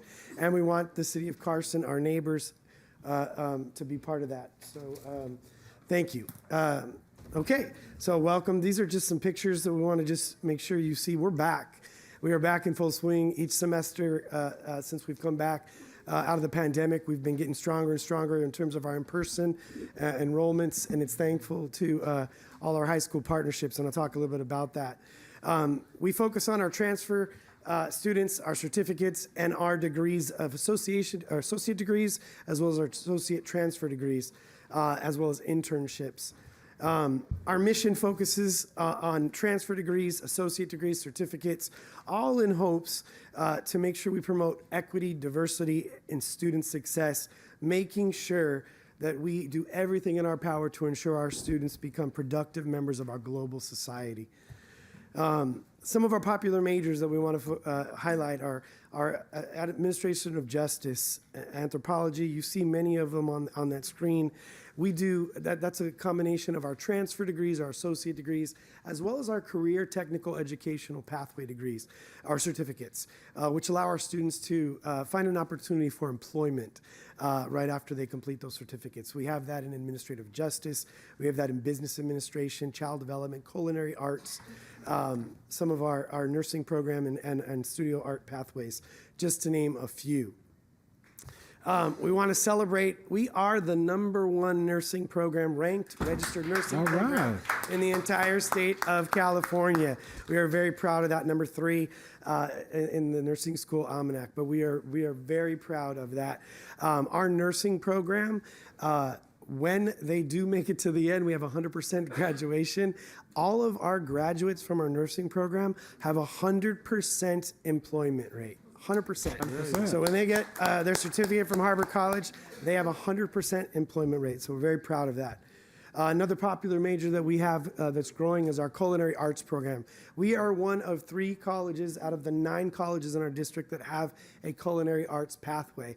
We've just added to that. Not only do we have a certificate in culinary arts, but we also have a new certificate in hospitality, and we are just introducing our brand new professional baking certificate that will start this fall. So we're very, very proud of that.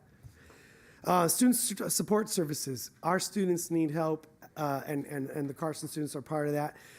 We have many student support services, as you can see there. Some of the highlighted ones, we want to make sure that we take care of our students' basic needs. We have a basic needs center, a food pantry. We assist students with transportation. We assist all of our students with their basic needs, childcare, and in many cases, in some ways, housing as well. So we help our students be successful in the classroom as well as outside of the classroom.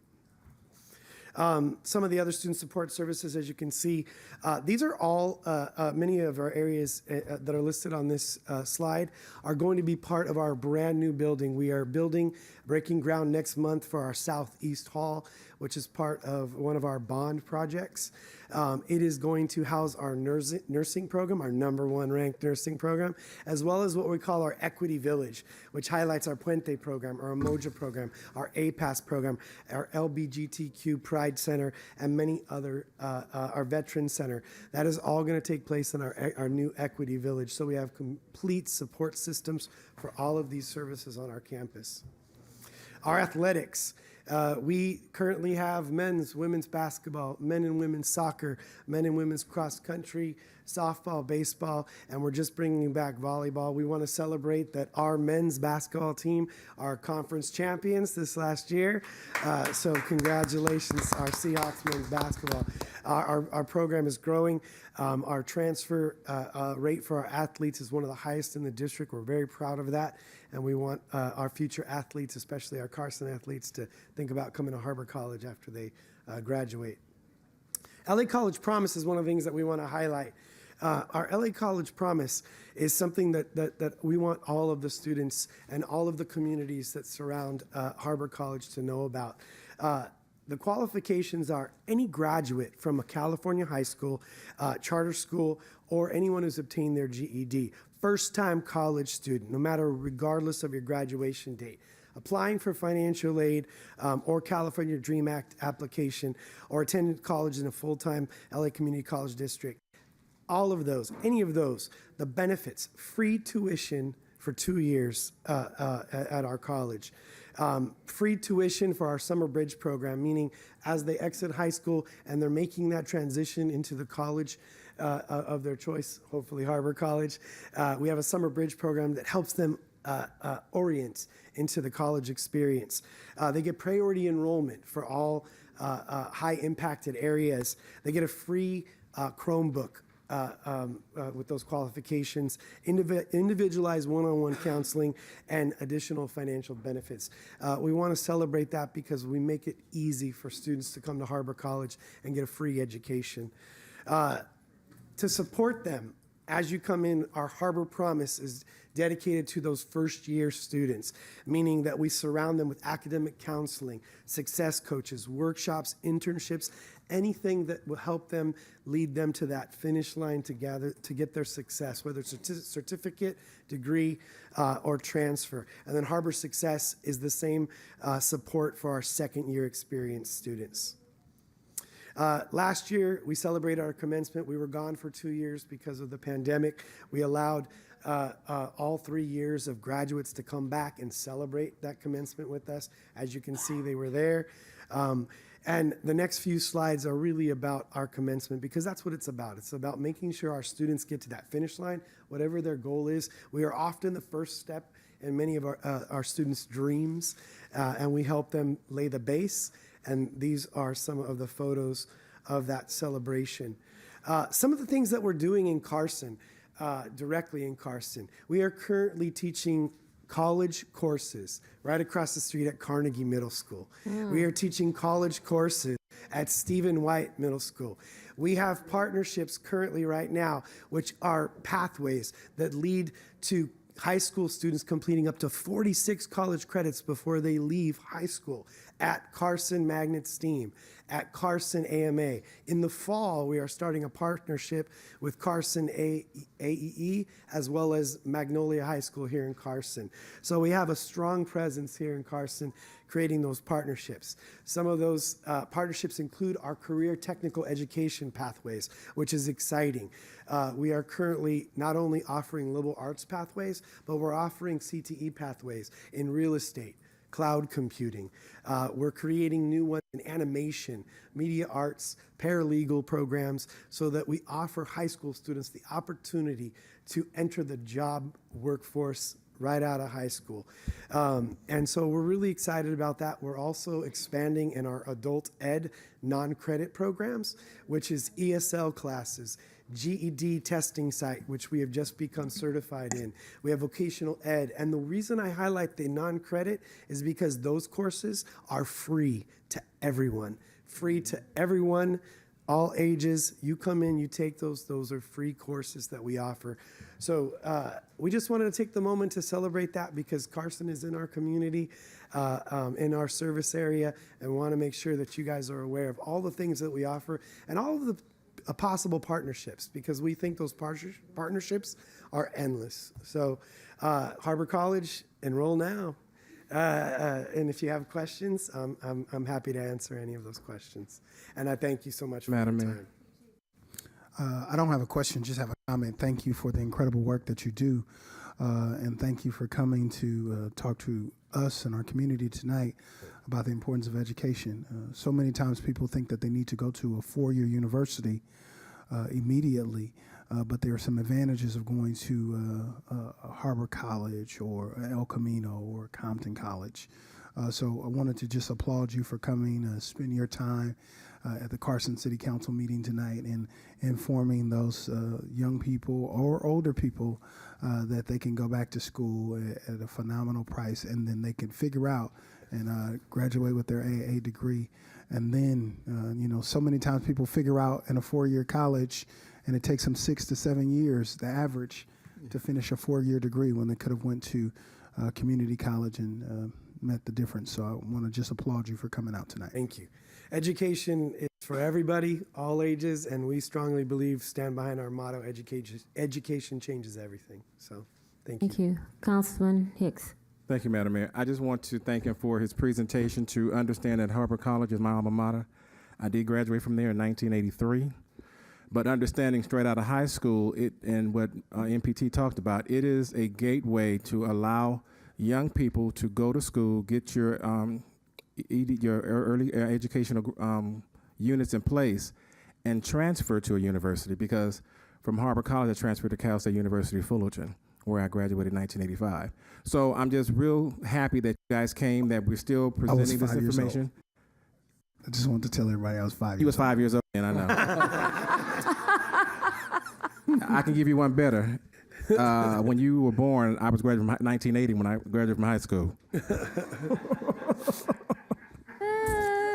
And one even better than that, I met my wife at Harper College, and we were married for 38 years. All right. But again, I'm just glad that you guys are here to let the community know that Harbor College exists. I think many times people don't even know that Harbor College is there. They know that we have other universities or colleges in the area, but they don't always know that Harbor College sits where it sits because it's kind of nestled behind the golf course, behind the freeway, back up in the corner, so you never know where it is.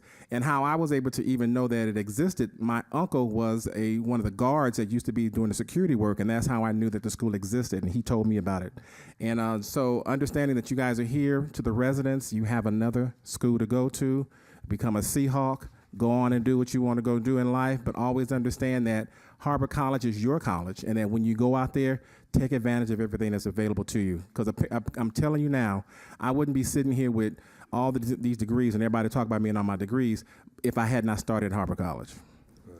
Well, we're happy about that, and we celebrate that, and we want you to know that if there's any way that we can be of assistance to the city of Carson and the community, and any partnerships that we provide or can provide, we have an open door, and so we're happy to do so. So thank you very much. Thank you. Madam Mayor, I have a comment as well. Mayor, Mr. Mayor Baez, thank you very much for Councilman being here Deere. tonight. It's very much appreciated, your presentation.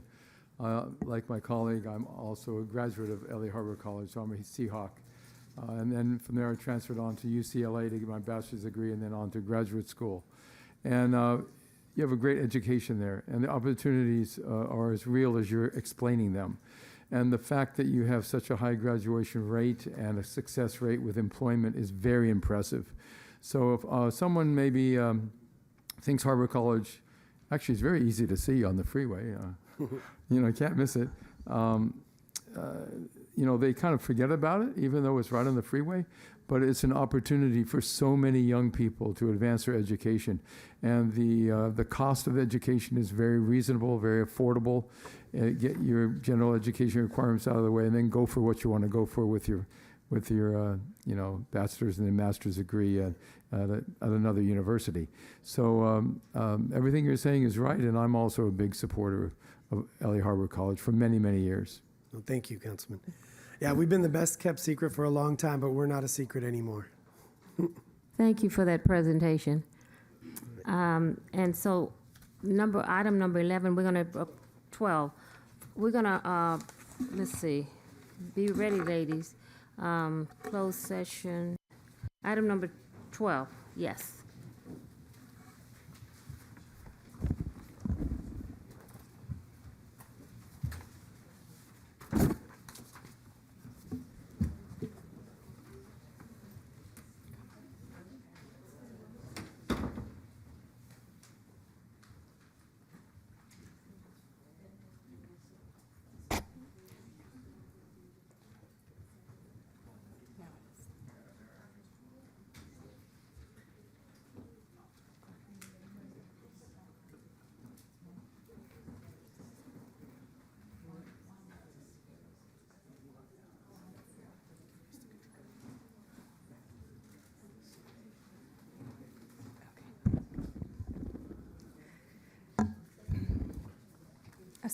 Thank you. Good evening, Madam Mayor, members of the City Council. A few months ago, back in October of 2022, when the City Council meetings were still being conducted remotely, we had the College Core Program Manager from CSUDH, Xavier Pineda, present on this College Core program. And we are nearing the end of the academic year. And we thought it would be beneficial to let the fellows share their experience with the City Council and the community. We have a total of 6 fellows that have been working with the city in the ISPM department that are on track to complete the program this year. And we have 4 of them with us today, and they each want to take a minute just to share some insights and their experience with you. So I'm going to let Adriana go first. Good evening, everyone. My name is Adriana Palafox. The last time we were here was in October 2022 when the College Core program first started. Today, we have gathered here to share the valuable insights and experiences that we have gained throughout this journey. On behalf of all the College Core Fellows, I would like to express our heartfelt gratitude to each of you for allowing us to serve with the City of Carson. We are immensely grateful to the trust you place in us, allowing us to contribute our skills and passion to the betterment of this community. Over the course of our collaboration with the city, we have the privilege of working alongside dedicated individuals who share a common vision for sustainability and progress. Our time with the Department of Innovation and Sustainability has given us firsthand exposure to challenges and triumphs of implementing sustainable practices. We have gained valuable knowledge about waste management, energy conservation, water efficiency, greenhouse emissions, and other vital aspects of sustainability. These insights have not only expanded our understanding of environmental issues, but have also equipped us with practical skills to continue making a positive impact in our communities. Our growth and development would not have been possible without the leadership of our manager, Rita Kloksar. Rita, we thank you. I'll leave you with Jennifer Rebollo. Good evening, I'm Jennifer Rebollo. I worked a lot on research for strategic planning of other cities and looking at FDA websites to see what impact it had on different environmental issues in the city of Carson. And I'm in a very research-heavy major, which is anthropology. And so these assignments allowed for different types of research methods and techniques. And then working on Earth Day and Kids Fest also allowed for me to be exposed to different experiences within the municipality. So being able to attend council meetings, the Earth Day planning meetings, the environmental commission meetings, and throughout the semester, this helped me add to my resume and to my curriculum vitae, which is gonna help me with adding experience to apply for graduate school. So over this past semester, I have changed my major for graduate applications to, I'm looking here, sorry, to master's in public administration instead of a master's in nonprofit management. So this experience has really helped me grow in what I want to do and how I want to help change the course of health disparities among different ethnicities and racial groups, and that was part of this experience here. And then overall, working with the City of Carson has helped me connect with other College Core Fellows the Carson community members and Carson staff like Rita. And then just today, we met these wonderful ladies here who introduced themselves as alum of Cal State Dominguez Hills. And then thank you so much, Mayor Pro Tem Hilton, for calling out those of us older students who went back to school after like 25 years hiatus. And Councilmember Hicks, I was 6 years old in 1985, just letting you know. So, just jumping on Mayor Pro Tem's bandwagon. Everybody's trying to say so I'm much old, valued okay? my experience here. Thank you, Rita, and I really, really appreciate that you hosted this program, and I hope we can be back next year. Thank you so much. Oh, sorry, Jasmine. Hello, everyone. My name is Jasmine Moreno. I'm very happy and honored to be here today to talk about my service. When we think about our planet, we have to ask ourselves, what makes a difference? And I think it's the 3 big C's: collaboration, change, and community. Throughout my journey here, I have learned that our community has impacted us and has helped me understand the importance of involvement, how collaborating helps us to learn the importance of community, learning about available resources, and thinking about possible solutions. One of my tasks here I was given was to do research on mulch and how mulch helps our environment, and what other cities have to offer their residents. Long Beach has a mulch program where they offer residents free mulch.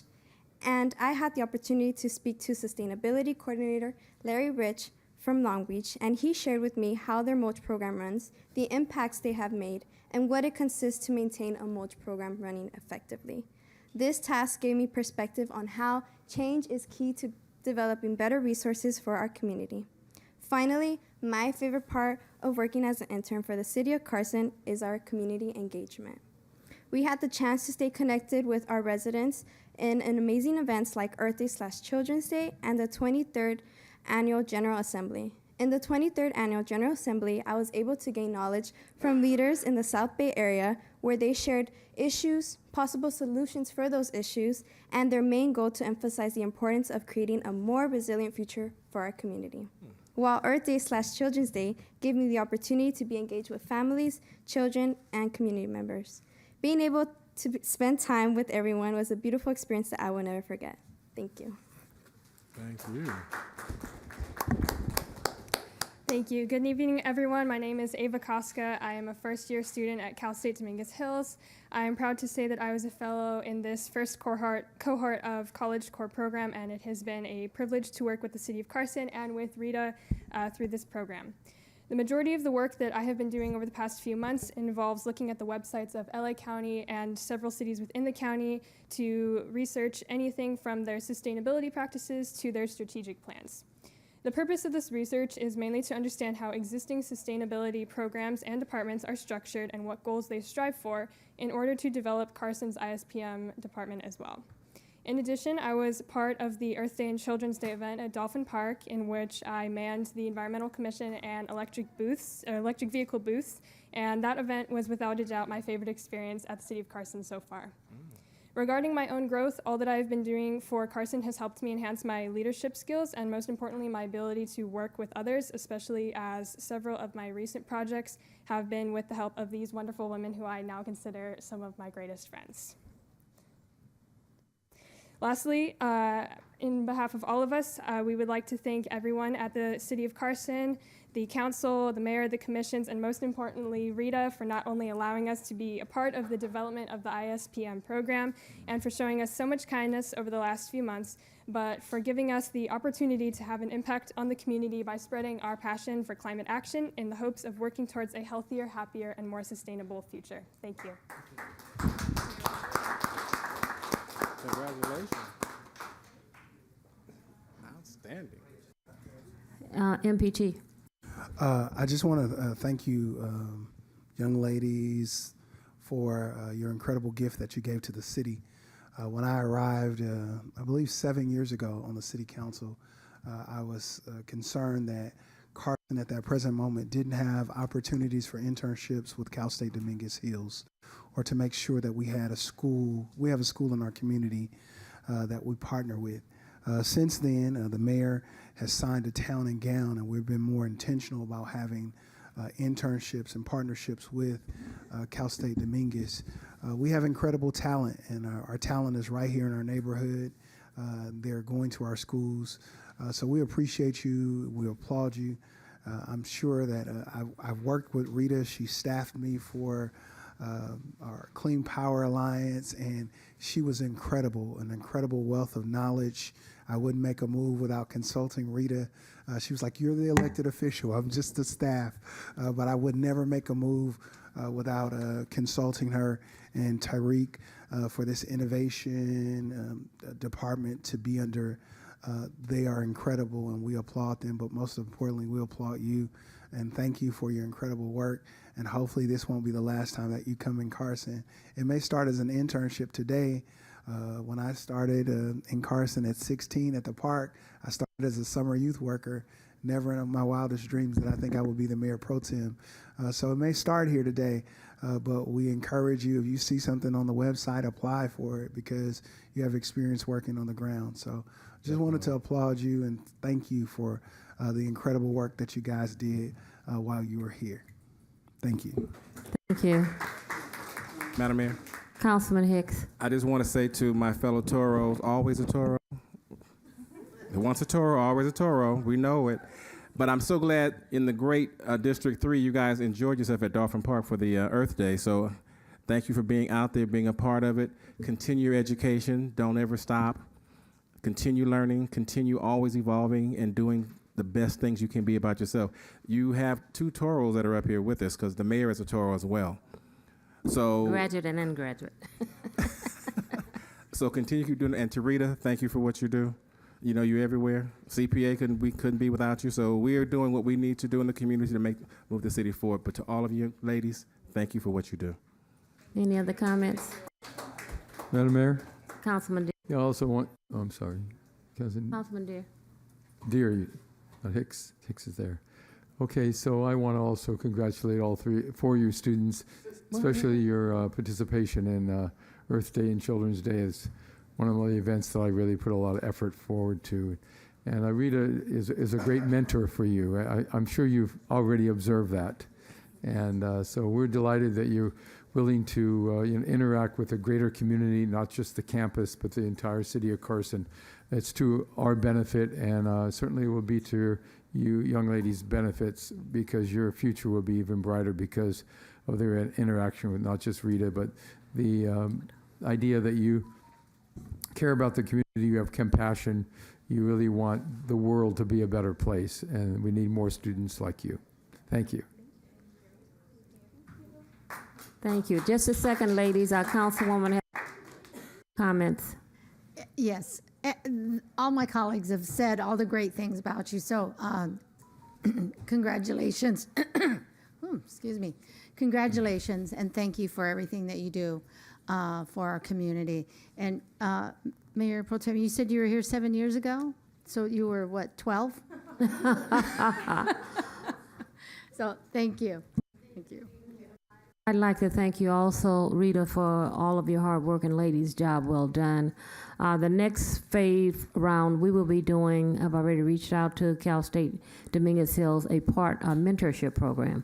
That's getting underway right now, so that's going to be coming on board, and we're just excited about the relationship we have with my school. Received my graduate and undergraduate from Cal State Dominguez Hills. So it's the best kept secret, and this town and gown was the beginning of a new relationship, because the university is in our city, and we want to make sure that we take advantage of them and that we support their programs and they're supporting ours. And so we have the Small Business Academy, this program, and now we're getting ready to launch our mentorship program. Thank you very much.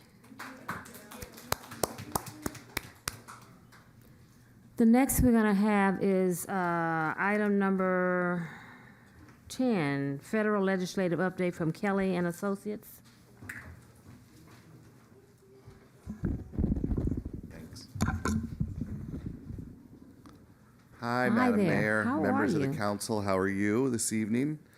I am in town from Washington, D.C., actually, for California Contract Cities. I will be going with, I think, a few of you and some staff to the conference this upcoming few days and this weekend.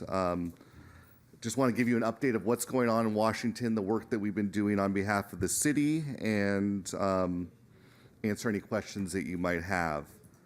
Talking about contract cities, we just organized a trip actually for the board of contract cities to come out to DC, and the board did come out and they advocated for cities, Carson included, met with Senator Padilla, Senator Feinstein's staff, and Congresswoman Barragan, and basically thank them for all they do for cities, including Carson. And you were well represented by your colleagues from California contract cities, other elected officials.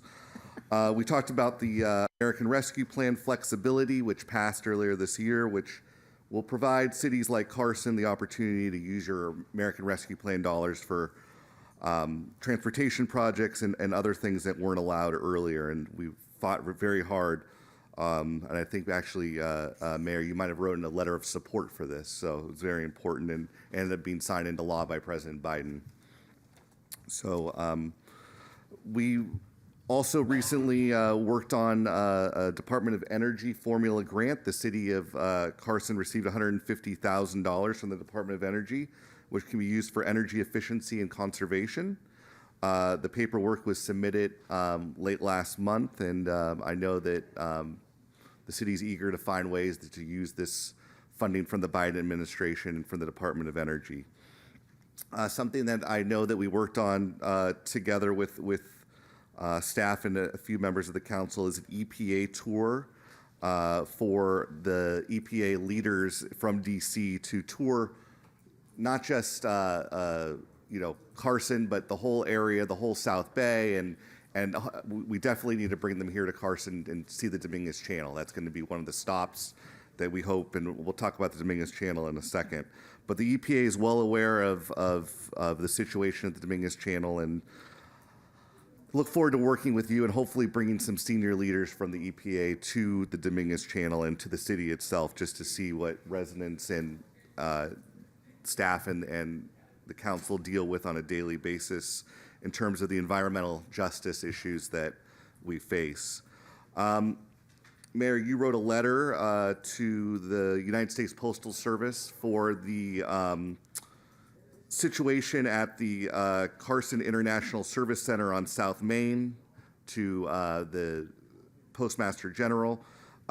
We got a letter back since then saying that they're actually going to close the facility completely. So we're excited that the lease will not be renewed, and we're going to find a different location that has hopefully better, better working conditions for the employees. So, thank you to you and everyone for your leadership on that. That went a long way, and I think that lease not being renewed, I think your letter, Mayor, had a lot to do with that.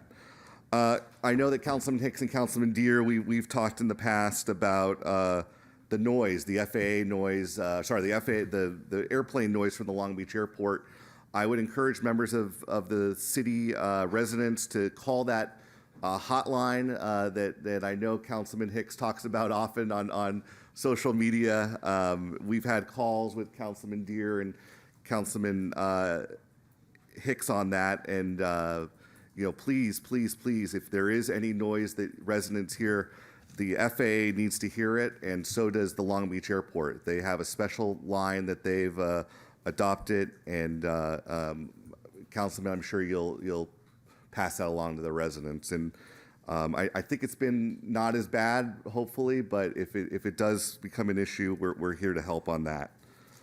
One of the biggest things that we worked on recently was an earmark from Senator Padilla's office, Senator Alex Padilla in Washington, D.C. He has moved forward $1.5 million for the city of Carson to the Senate Appropriations Committee to replace turf and add drought-tolerant plants and irrigation improvements to Avalon Boulevard. We followed up, Mayor. You wrote a letter to thank him for that. I hand-delivered it to his office in D.C., and right now we're just crossing our fingers. And as you may know, in Washington, we're dealing with the debt ceiling right now, and we don't really know what's going to happen with this budget. But we're hopeful that Senator Padilla will be able to push this through. But I just want to be realistic that there is big problem going on in DC with the budget right now. We just don't know what that's going to look like. So we will remain optimistic, but just want you guys to understand what the situation is there. There also will be other money available that the Biden administration is working on for Avalon Boulevard and other parts of the city related to the Olympics.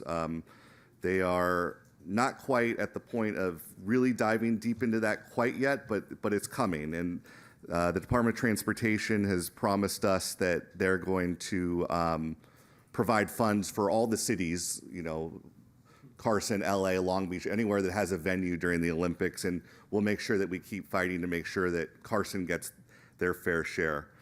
Going to the state work, I am your federal advocate, but I do have a unique relationship that I'm related to your state assembly member and Josh Lowenthal, and I worked with JR and staff, Michael George and David and Tariq and Robert on putting together the state earmarks as well to Josh Lowenthal's office. I just want to go through what we worked on with his office and push forward.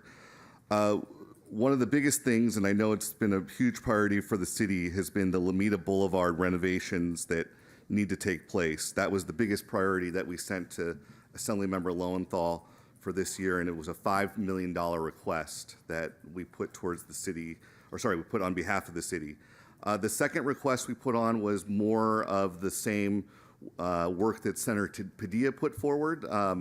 The plants and the irrigation improvements along Avalon Boulevard. That was a $1.5 million request that we asked Assemblymember Lowenthal for.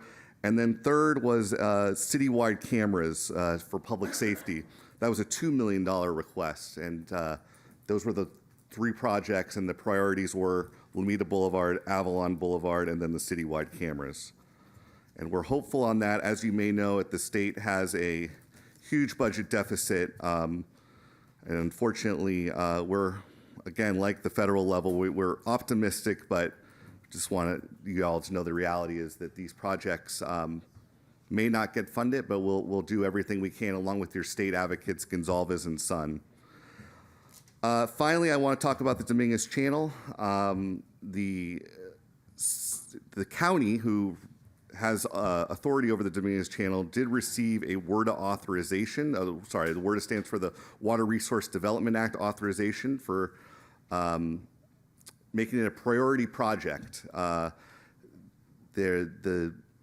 dollar amount is quite unknown of how much the federal government is going to push forward for this, but we're optimistic, and we need to work with the county, with your supervisor, to put pressure on, I think, the Public Works Department here in LA County to move that as one of their big priority projects and request that as an earmark that the county asks. Just like we're asking for these projects on behalf of the city, we really need the county to step forward and submit this, because unfortunately it's not our project, but we can put that pressure on there, and I look forward to working with you on all that. To make that happen. I do talk to the U.S. Army Corps of Engineers. I spoke with them today, and they are helpful, but Congress is going to be the one who needs to provide that funding and then sign into law by President Biden. But the Army Corps is ready and wants to work with the county and the city to make that a priority for the residents here in the city of Carson. With that, I'll be happy to answer any questions, and thank you for your time. From my colleagues, thank you. Any questions?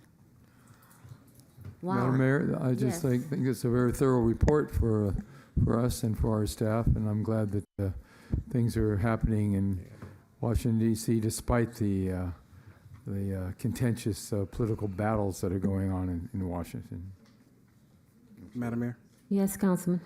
I just want to say thanks for that presentation, and that when I was in D.C. with him, he is a fighter. He will move people around, because we went to a couple of the mixers, and he said, you need to go over here. You need to talk to these people, those three in that corner. So he identifies who I need to speak with, and it really helped us out in that process. And when we went before on the Hill, very helpful on the Hill as well. So, and along with me and Arlene, we were both running around on the Hill.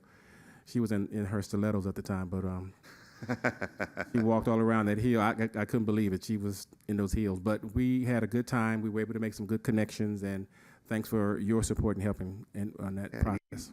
You're welcome, Councilman, and thank you for your leadership. You had a very good meeting, I think, with the Congresswoman, with her staff, Liam, her chief of staff, and last year, obviously, the $2 million for Veterans Park that she pushed forward, and we're still working to make sure that you actually, I know you got that check, but to actually get the money in your account, that's something else we're going to be working on.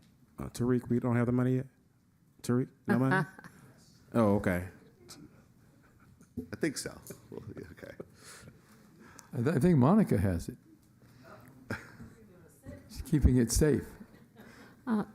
Thank you. And on the airport noise, I heard that there were additional routes while residents was hearing all this noise. There were additional routes, patterns that were assigned to fly over Carson. I think Councilman Hicks, you and I discussed this, and the city was not made aware of it before it was approved. Is that correct? Yes. And so I'm surprised the resident haven't, but I tracked and gave them dates and times, and so did the councilman, and we were informed that there are additional flying routes over the city of Carson, and I forgot how many, but that was kind of alarming because the city was not made aware of that, and we've been working with them for years. So Yeah, I think that unfortunately the FAA it's really the Long Beach Airport that is the ones that's doing this. The FAA has somewhat of a jurisdiction of this, but the Long Beach Airport is the one that we really need to connect with, and I'm happy to do that with you to make sure that, going forward, that you're made aware a little bit sooner if possible. I would appreciate that because we had no input or knowledge until we called and was on a three-way conversation with them. So thank you, and keep monitoring that 1.5 million, Senator Padilla. So We'll keep our fingers crossed on that one. got to keep our fingers crossed. All right. Any other questions? Hearing none. I do have a question, Mr. Browder, Yes. before you step away. Thank you, Madam Mayor. So how does the city of Long Beach deal with the airport? Obviously, their residents are impacted as much or more than the Carson residents because the planes are lower and closer to their homes. Do they have mitigation efforts that we don't have? Well, I don't work for the city of Long Beach. I did grow up there, but I live in Washington, D.C. now. I just do know that that there is, unlike LAX, there is a maximum amount of flights that can go out of Long Beach on a daily basis. I think it's X number, yeah. X number of flights. And, obviously they do take off different directions, either going west or east. But Councilmember, I don't work for them, so I'm not 100% sure. So. Okay, very good. Thank you. Thank you All right, very thank much you. for that presentation. We look forward to the next one and keep up the good work. Thank you. Mayor. Appreciate it. Next on the agenda is all communications from matters listed on the agenda. Do we have any, Madam?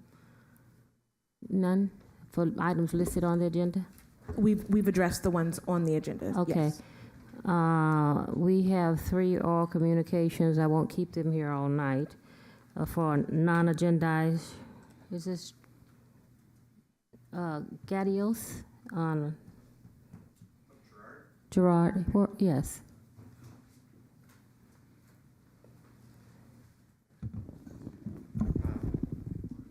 Good evening, Madam Mayor and members of Carson City Council. My name is Gerard Gatus. I've been a home-owning resident of Carson for over 9 years, and today I'm coming to you with a simple request. I'm seeking an exemption to Carson Municipal Code regarding fence height restrictions on residential properties in order to allow me to keep a pet safety fence that I installed around my property in November 2021. I became a pet parent during early 2021 after a particularly difficult 2020. In addition to the common stresses of pandemic life, over the course of that traumatic year, my wife revealed an extramarital relationship and filed for divorce. My mother was diagnosed with breast cancer requiring mastectomy surgery, and my father passed away after contracting COVID-19. As a way of coping, I adopted 3 rescue cats who in turn rescued me. They instantly became a source of happiness and joy in my life, distracting me from all I had lost, and I sincerely doubt that I would be alive today without the positive impact they have had upon my life. I built my pet fence in November 2021 to give my cats a safe outdoor environment to experience nature without fear of them accidentally leaving my property to face the dangers from which they had previously been rescued.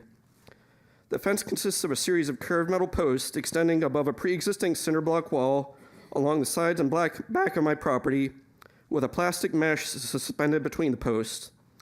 I spent over $2,000 in materials and labor to have the fence installed, which I consider money well spent. My pets have been happier and healthier since the fence was installed, and it brings me joy to see them excitedly chasing bugs, birds, and squirrels that make their way into my yard, or merely sleeping soundly on a bed of real grass. My fence was in place for over a year without incident before a Carson code enforcement officer notified me that my fence was not compliant with municipal codes several months ago and ordered it removed. Since then, I have sought a permit and discussed the matter with a member of Carson Planning. No one has been able to explain to me how my fence poses a danger to myself or my community, only that it violates existing code. I am turning to you tonight to help me keep my fence in place. Please do not ask me to harm my pets by removing this fence, which has had such a positive impact upon their lives and mine. Thank you for your consideration. Thank you. Our city manager will be getting in contact with you. He'll give you his card. And thank you. The next for non-agendized item is Robert Leslie.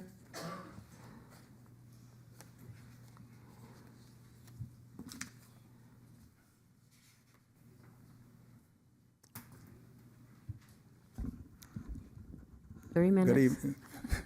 Good evening, Madam Mayor, as well as staff and council body. I'm going to try to conclude this as quick as possible here. Once again, I was talking on a reference to ethics and the code of violating the law here in reference to former Mayor Jim Deere. I'm going to start where I left off before because in reference to breaking the law, he violated the city code in regards to hiring and unqualified people that knowing that if you have a city planner that they must be a resident in this city and whatnot.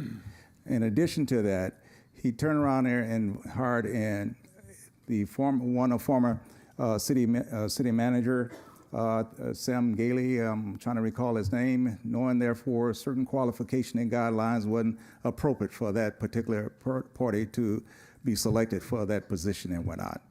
But the kicker is this. He used the city seal in order to solicit from Oxyol certain funding to come into the city. In addition to that, he sat there and had an event over at Dolphin Park alleging that he was there, to other words, to do it for the honor the veterans, but it was there to honor Oxyol personnel again. And last but not least here, let me just say this. We had a temporary former employee that was here, I think Mr. Charles Davis was his name when he was in the clerk office, was less alleged that he ended up using the N-word with this man as well. Then he turned around here and he was on the phone here with former council member, Elito Santorina, and making very derogatory and condescending statement in regards to the mayor herself, Mayor Lula Davis Home. What I'm saying to you is this. I've been here and dealing with the issues in the city for many, many years in different administration here. As we were just saying in Washington, D.C., we got racist, extremists, people breaking the law. We got people sitting here turning around and making sure that they're trying to overthrow the government and hurt this democracy. This city cannot have the same type of unethical conduct and legal bearing again with Mr. Deere coming back in here and trying to impact and divide and try to mislead this community again. I implore you not to sit here and be misled again. I'm talking from the facts, and anything of a facts, he can get that. And Mr. Polito, I'm not here to say anything, but I remember, I think back sometime in 2008, there was something about extortion with the restaurant or something here. I want you, if you coming up, you can clarify that for me as well. Okay? Thank you.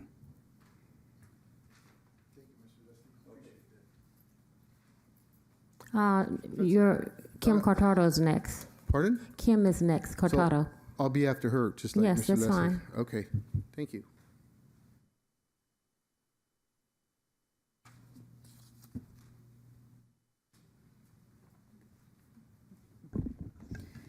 Good evening, Madam Mayor, Council, staff. Kim Cortado, Park and Rec Commissioner. Here to let you know of the events that the city did. The Human Services Senior Department did a self-health care fair, first annual one, which was a good success.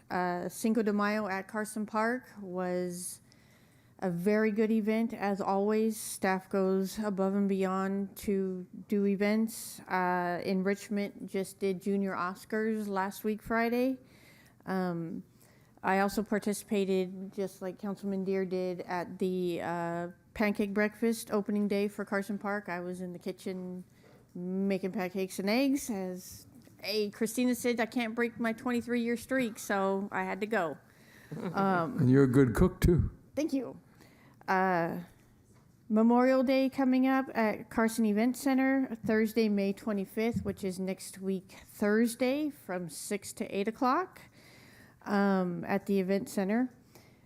Also wanted to switch and mention the Event Center again.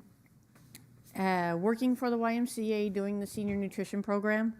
I don't know if it's City Manager or Public Works Director, but I just wanted to mention that all the staff at the event center goes above and beyond to help us out to bring lunch to the seniors, and us at the YMCA greatly appreciate everything that the Public Works staff and everybody at the event center does.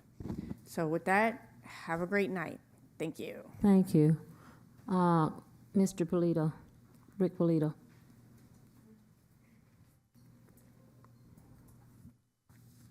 Buenas noches, City of Carson.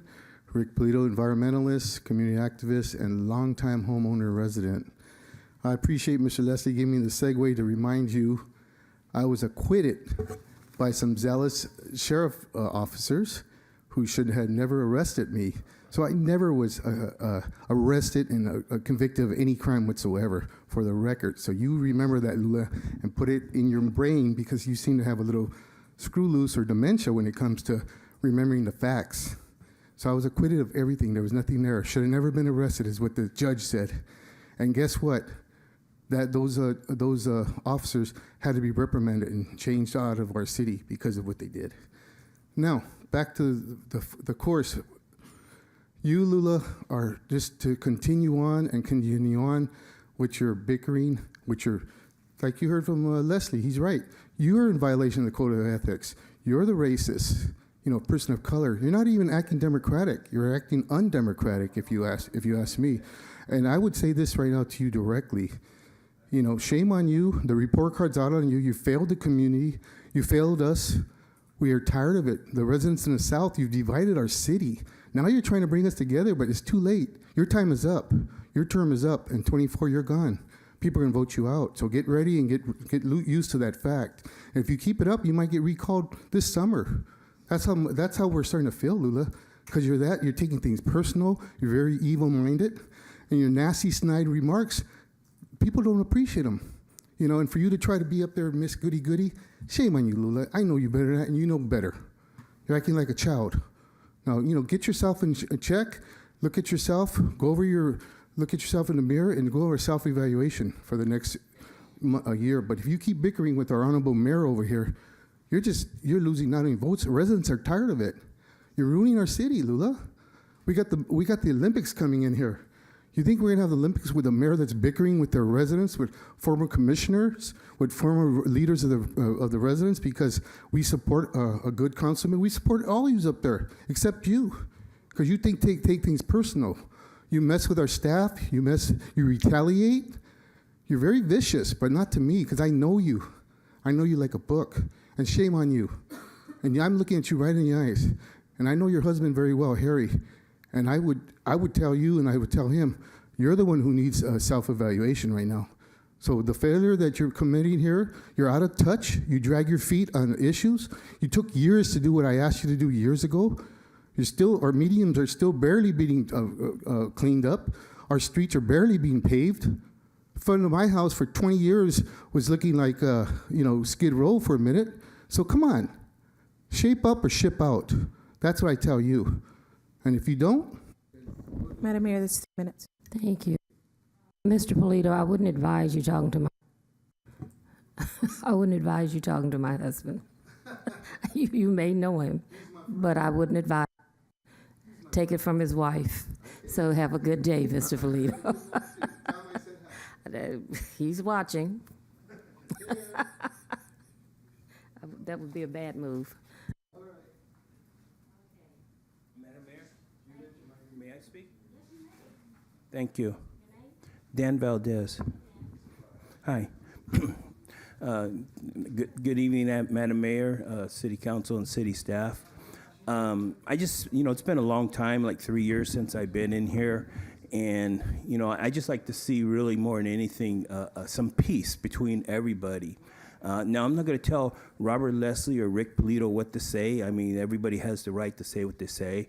But I'd rather see us get along and work together than to have all the hatred being things said. And I'm not repeating anything that what people had said.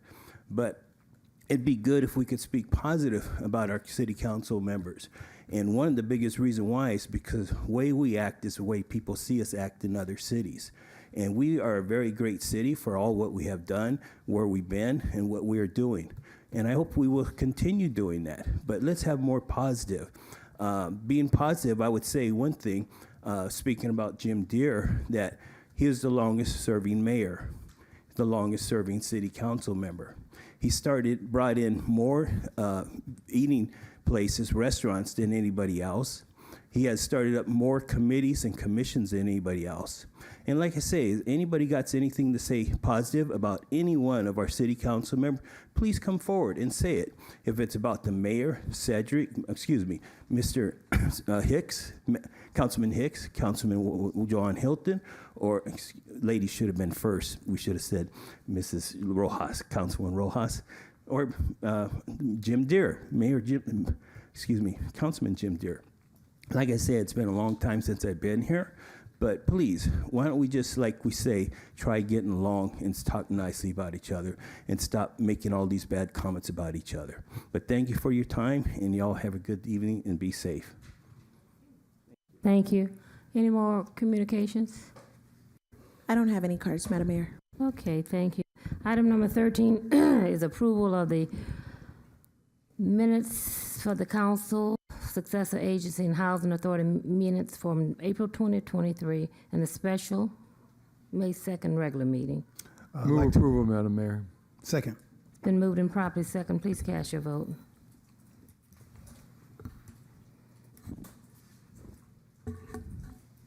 Madam Mayor. Yes. Before you move for consent, item number 20, just wanted to make a point of clarification that there's a changing of one of the exhibits, and so we just had to change some of the just replace the document that was there. We had uploaded the document incorrectly, and so the new documents were provided and presented. So just wanted to make that note to the public. So that everyone's aware of this. Any comments on that item? So noted. So noted. So I'm going to move for the approval of the consent calendar, items 14 through 29. Second.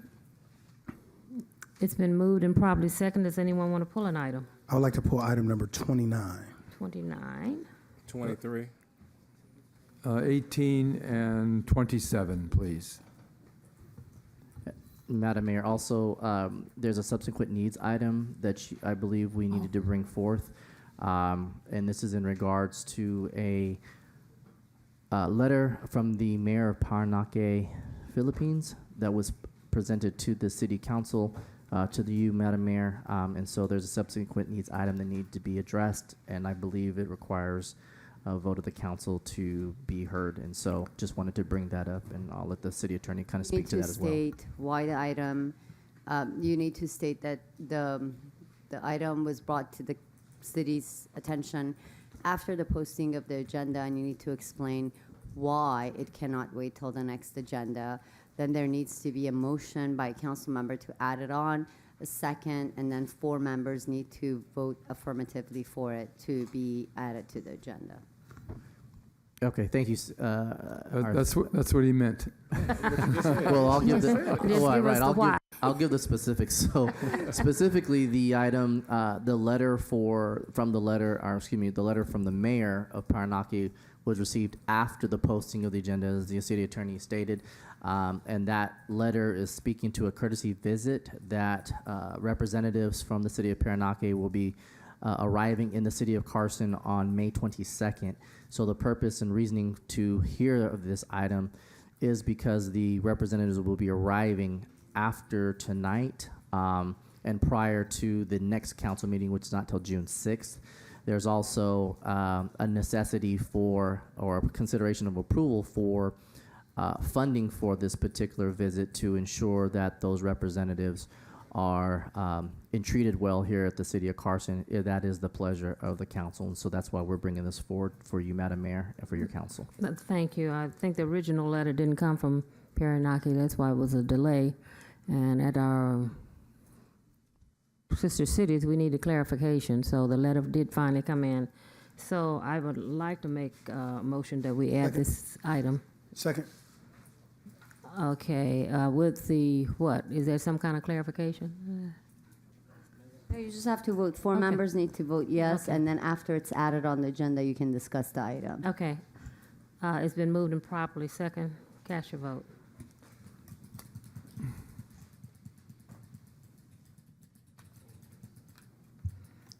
Okay, Madam Mayor, the motion carries 3-2. I do want to. No. Oh, excuse me. Okay, that's what I was going to clarify, that the motion on the floor is now for the adding of the item and not what was previously motioned and seconded, which was for the consent calendar. No. So I wanted to make that clarification. The motion was to add the item, or?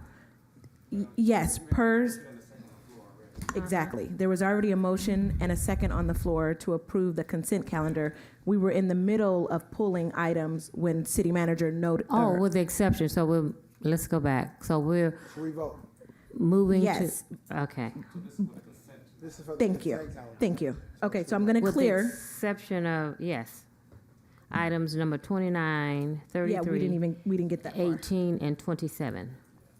29, 18, 27, and 33 are the items that have been. 23. 23 Yeah, 23, 18, 23, 27, and 29, if you're putting them in order, have been pulled. have been pulled. So it's approval of the consent calendar with these exceptions. Okay, so I'm going to clear the board. So it's already been moved and properly seconded, so we can vote now on the consent calendar. Yes. Cast your vote. Consent. Okay. This motion is unanimous. Okay. The And next so it one is carries. to add a new item that came to our attention after the posting of the agenda, and that's the Paranaki who's visiting us on the 21st or whatever. 20. Yes, that's correct, Madam Mayor. Okay. So that's the subsequent needs request item, and so do they need to revote? Yes. City attorney? Yeah. Yeah, okay. So, Okay. yes. I made a motion that we allow this to be added to the calendar. And it was seconded by MPT. And it was seconded by MPT, and it takes 4 votes for this to pass. Correct. So To be added. Right. Okay, Madam Mayor, the motion does not carry, as the results of the vote are 3 yeses and 2 nos. Okay. So you need to let them know that it's not an official visit. Thank you, Madam Mayor. We will do that. Okay. Item number 18 was pulled by Councilman Deere. Thank.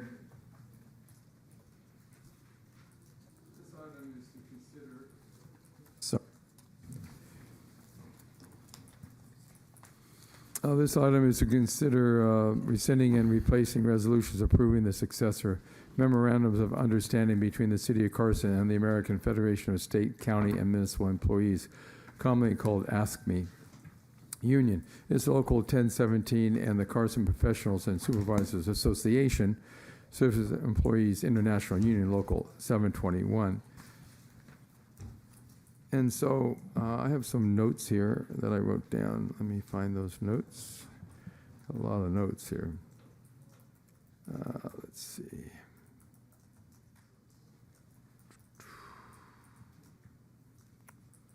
Please bear with me while I find my notes. A lot of things written here. Let's see, 18. Yes, okay. So I'll just read the notes I wrote to myself. That'll be the fastest way to do it. This item actually it represents many months of hard work by our staff, doing a very good job, led by our city manager, Mr. David Roberts, and the negotiating team for the union and the union representatives. These are union representatives that dedicate themselves to their fellow union members, and they are hardworking and very, very businesslike and professional in their approach. And so I want to thank them for their dedication and professionalism as employees of Carson and as bargaining representatives as well. Reaching this agreement benefits both the city and our valued employees. I've always been a champion for our city employees, and this agreement reflects our commitment to providing fair compensation, benefits, and working conditions for our staff. They serve our community. I've said many times that the reason the city exists is to serve our community, and that is the primary reason we even have a city government. And they do that with excellence every day. By approving this resolution that I strongly support, we are sending a clear message that we value our employees and their unions as partners in making Carson a great place to live, work, pray, and play. We also are setting an example for other cities and employers to follow. I've always been a strong supporter of unions and workers' rights. I believe that unions are essential for democracy, and as a history teacher, I believe that democracy was saved in the 1920s and the 1930s into the 40s by organized labor unions, bringing the working class into the middle class by increasing wages and benefits. So that is a historical note. They bring social justice and economic prosperity to our community. I'm proud to be your council member of a city that represents and respects and honors its unions and our workers. I urge my colleagues to join me in voting yes on this resolution, and I will make a motion to approve the resolution in order to have saved time tonight as well. So I move we approve a resolution of the City Council of the City of Carson, California, amending resolution number 22-225, approving the successor memorandum of understanding between the City of Carson and the American Federation of State, County, and Municipal Employees Union, Local 1017, and for the period of July 1st, 2021 through July 30th, 2024. And we approve a resolution of the City Council of the City of Carson, California, amending resolution number 22-226, approving the successor memorandum of understanding between the City of Carson and the Carson Professionals and Supervisors Service Employees Union, Local 721, for the period of July 1st, 2021 to June 1st, 2024. Second. Been moved and properly seconded. If there's any conversation. Hearing none, cast your vote. Madam Mayor, it's unanimous. Thank you. Item number 23 was pulled by, was that you, MPG? That was me. Hicks. Just wanted to get staff presentation regarding Callis Park.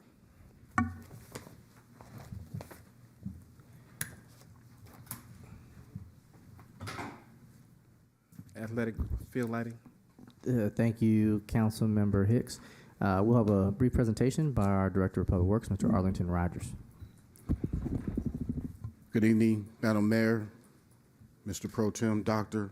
Hilton, council members. This item, there was some work being done to improve the lighting at Callis Park. And as they were doing the changes, they uncovered that there was some rust at the base bolts. So this is just to continue the work. So the additional money is to continue that work that was not foreseen at the time. Thank you. I just wanted the residents to know, because I know it's been a problem, and because of not just the rain, but when the irrigation was going and hitting the actual poles, we were afraid they were going to fall and hit one of the people playing out there or the kids at some point in time. So I want the residents in the Callis Park area to know that the staff is working to make sure the park is safe and that these lightings are being at Callis Park, and that once it's completed, you have a very safer facility to go to and not worry about any of the lights falling down on top of you. That is correct. Thank you with that. With that being said, I move staff recommendation. Second. It's been moved and properly second. Anyone? MPT can have it if discussion? he wants for the record. Any discussion? Cast your vote. It's unanimous, Madam Mayor. Thank you. Item number 27 was pulled by Deere. Thank you, Madam Mayor. Yeah, I pulled this item because I have some questions for staff on this. First of all, I'm happy that we are purchasing these trucks in the city of Carson. We want to support our local businesses. They employ people locally, and they generate sales tax for our city. And this is an example of a good decision by our Public Works staff. And having said that,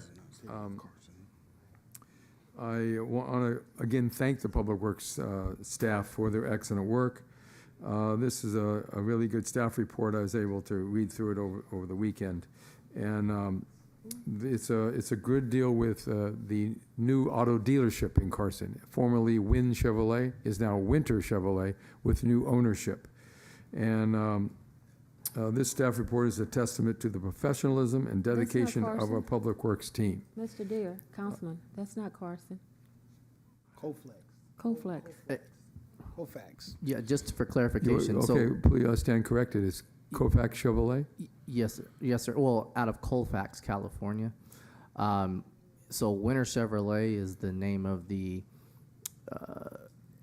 dealership. It's the same Which is ownership? the same, right? But these trucks were purchased out of Colfax. So it's the same ownership Correct. But corporation because that's they own correct. Yes, Sarah. sir. Well, it's giving business to a Carson company, but in one of their other locations. Yes, sir. Well, that's better than a non-Carson company, right? That's correct. But we don't get the sales tax. Okay. We don't get the sales tax. Okay. Well, I'm talking right now. So this staff report is a testament to the professionalism of the Public Works staff. And I don't think anyone's going to bicker with me about my comment about how good of a staff we have in Public Works with our new leadership of almost 8 weeks, 4 days short of. 4 days short. And so I appreciate the efforts to buy these 4 trucks. The Public Works Department needs new equipment, and taking an action sooner than later makes a lot of sense to me. And so I don't want to, reiterate things over and over, but I do want to say that I'm happy that we are doing business with at least a company that operates in Carson, even though it's a Colfax location. And I just want to conclude by saying that we have to continue to support our staff in the city of Carson and not divert our staff's attention away with political campaigning during council meetings like we had tonight. And I know the Public Works staff is dedicated, professional, and I think the city manager is very fortunate to have a new Public Works director that fits in so well with a team of people that do such a great job. Thank you. Thank you. I'm going to make the motion. So I'll make a motion to approve. Second. It's been proved and properly second. Any further conversation? Cast your vote. It's unanimous, Madam Mayor. MPT, you pull item number 29. Yes, I did pull item number 29. I wanted to get the timeline from the staff. This has been a heavy topic, these medians.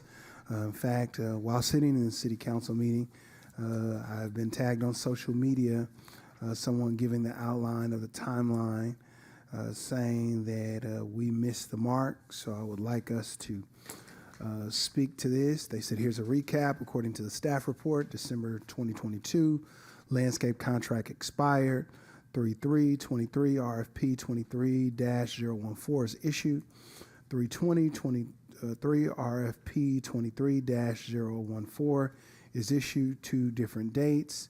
3/30/223 mandatory pre-bid meeting. 4/20/2023 RFP 23-014 close and bid opening. 5/16 city council meeting. So if you can kind of give us a rundown of why this happened. I know that we addressed, but they just tagged me as we were talking. I know this was addressed at the last council meeting, that we put a catch system in place where this will never happen again. So if you could kind of educate the residents of why we are rejecting this bid and how we're moving forward at this point. Although we're rejecting this bid, we do have our partner and vendor who has tackled some of the medians. He started without, in good faith, under the city manager sign-in authority to partner with us to make sure our city is better. And I got a few more things I want to say after that, but I want you to speak to those things. Thank you, Dr. MPT. If I could just speak to your time frame and the inquiry that some residents may be wondering. So there was 2 positions that actually were vacated during that time frame, of which was responsible to hold for the contract for the median, because I think there was a question about the termination of contract in December. We no longer had a Director of Public Works. As you can see, we have, and we spoke to the new Director of Public Works who has been here these 8 weeks. Prior to that, there was also a vacancy for the Operations Manager position, which is ideally the number 2 person in the Public Works Department, which had just started about 3 to 4 weeks prior to Mr. Rogers arriving. And so those vacancies was part of the reasoning that the RFP or the contract previously had been terminated and was not followed through as we were hoping that the previous director was supposed to move forward with. In saying that, the rejection of the bid is because our staff was moving quickly and expeditiously trying to get these medians moving forward, and in process realized that in order to not just have one contractor, but we wanted to have multiple contractors to handle the numerous amounts of medians that need to be addressed, because not one contractor would be able to hold that. The initial RFP was for one contractor versus a number of contractors to be able to submit. So the scope was changed and then resent out immediate. So that scope for that RFP to be able to allow multiple contractors awarded is actually out currently, is about to close. In the process of it closing, staff making a recommendation on selection and then bringing it to you all as a council for approval, the current emergency contract that was just approved by I don't know if it's okay to say the name, but Swayzer. You all approved that a couple meetings ago. That was an emergency contract to be able to run and get these meetings taken care of. The RFP is going to close to be able to have multiple contractors handling multiple medians in addition to and along with our staff as well as Swayzer. And so this is the reason for the rejection of the bids, is because we wanted to bring you the RFP that's going to allow multiple contractors. So that kind of speaks to the timeline as far as it terminated in December. We didn't have our 2 key personnel in place that was running that contract who did not advise us the contract being terminated. So once we were able to pick up, and that's hence where we got our new operations manager as well as our new director of public works, who then saw these issues at hand of obviously that you all brought it to their attention and has moved on that note since. And so we can ensure, based upon staff that we have in place, along with filling some positions even administratively that are monitoring the contracts now, to be able to have and present to you prior to a contract terminating 6 months in advance, to allow you to, as a council, to make a decision to either do an RFP, look at another contract, or allow us to provide another bid out there. And so having the proper staff in place was really where we needed to get people on board, because we did not have those individuals. And so now that we do, we have a fully administrative staff, as well as our leadership and supervisory in the Public Works Department. Perfect. So here's what I like to see, and I like to propose, and then I want to move forward with it. I want 10. I think it was between 7 and 10 years ago, we came out with a Carson Street master plan. I think that needs to be replicated all through the major access ways in our city. When we look up Avalon through Avalon, the university, I think we need to go back and look at that plan and figure out how we can replicate it through all of our city. The medians and the sidewalks need to be replaced and updated with more modern design. Citywide fining signage. And we need to hold Caltrans accountable on all their local and state agencies. They need to be accountable for our easements and our property, especially off the 91 and the 110. Our areas are embarrassing to enter. And it's you know, I know that some of it's not our job, but if Caltrans doesn't do their job, maybe we need to start sending them some bills. And I spoke with, I was at, where was I at? SCAG. I ran into another, and I'm waiting on our city attorney to come back with this. I ran into another council person from another area, and I don't have the information. But what that city does is, and we're talking about medians, but we're also talking about people who allow their grass to overgrow. There's a particular house in District 1 that's an eyesore in our community. I would like the city to go out and cut that grass and send them the bill because it's a major eyesore in our community. And we need to figure out an ordinance that we can put in place that if those people aren't cutting their grass, we go out, we send them the bill. If we have to put a lien on their house or something like that, we do that. So we need to. I'll give you the address. I'll give you the cross street. Everybody knows what it is. People take pictures on the internet and send them to us. Our medians, these overgrown weeds, all of this stuff.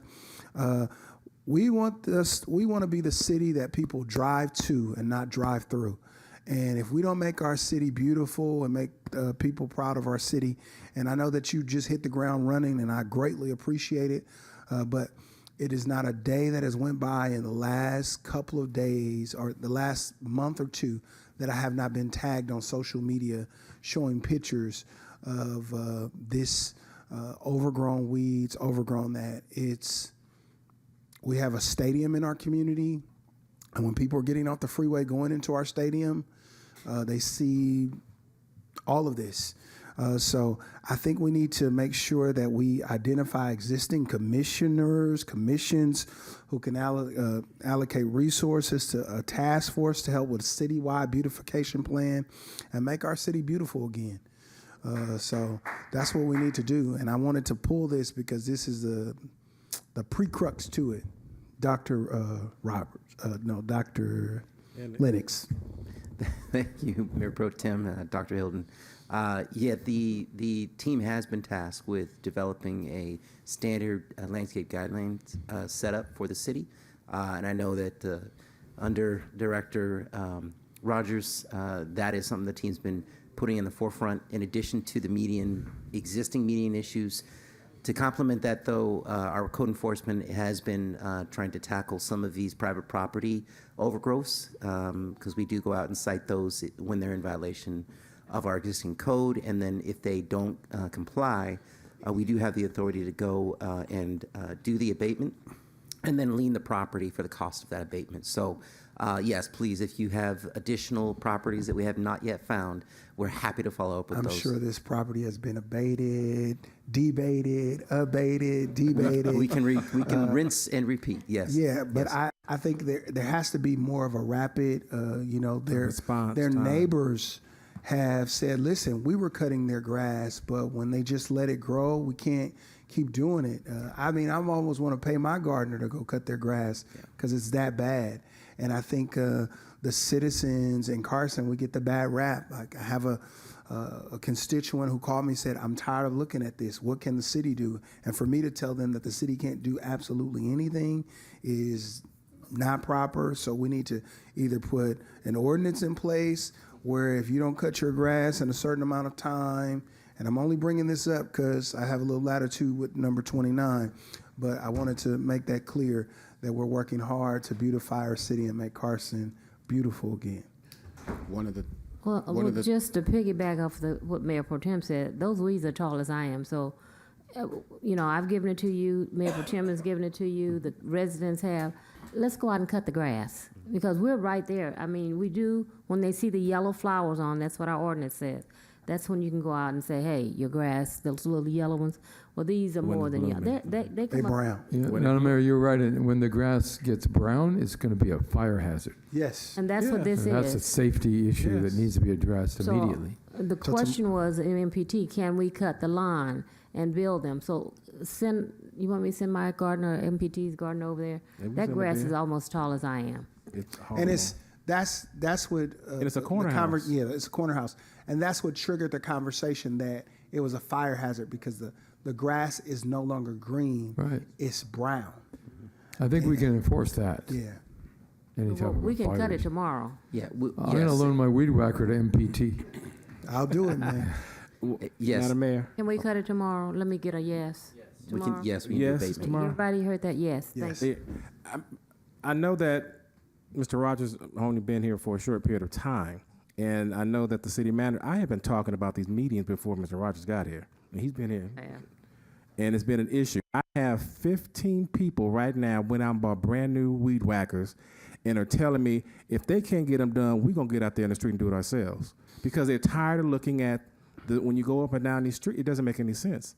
No matter where you go in the community, you got weeds to my waist. It makes no sense for them to be that way. And that one area that I know that really looks horrible, and MPT, you talked about it, is through Caltrans, but I know that Mr. Rogers, I spoke with him the other day, he has made contact with Caltrans. He has made that connection with them to come out and do the work that needs to be done. I commend him for that because Caltrans will not respond. You will call and they will not respond back, but he's made that connection with Caltrans to go out there and do what needs to get done. And I know that hopefully we just need to put all hands on deck at this point. My question to the city manager, you talked about we did the emergency for Swayzer to come back, but that was for 30 days.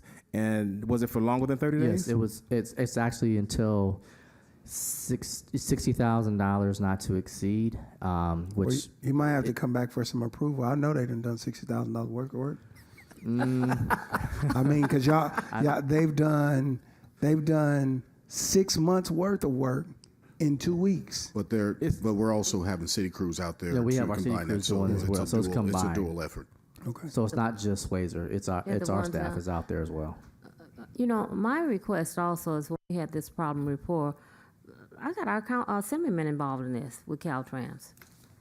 If I Mike may, Gibson. Madam Mayor, Mike Gibson. I'm actually scheduled to start being involved in their monthly meetings with Yes. that, and that's part of the contact that I was sharing with him. So I wanted to address that with Dr. Hilton.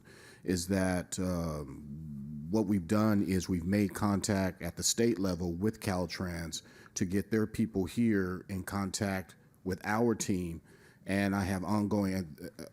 This will be my second meeting with them to develop an ongoing maintenance program from their perspective. So where I'm at with them now is we're just making discussions on whether we're going to put a team together and they're going to reimburse the city for making that happen, or we're going to hire some contractor to do these Caltrans areas every single day. What the city has done, what I've researched, is they've been involved with the Adopt a Highway, but Adopt a Highway is a volunteer program, and it's through organizations, and all they have to do is like 4 times a year in order to honor that and get a sign put up.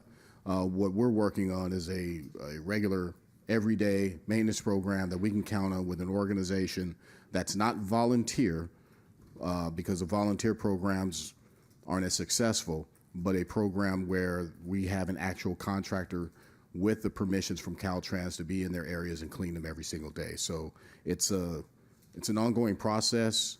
I just made the contact, so I'm working that angle. But I do have a contact where I'm going to be meeting with the assembly member once a month. And it's on the assembly members' radar. We did the soft handover.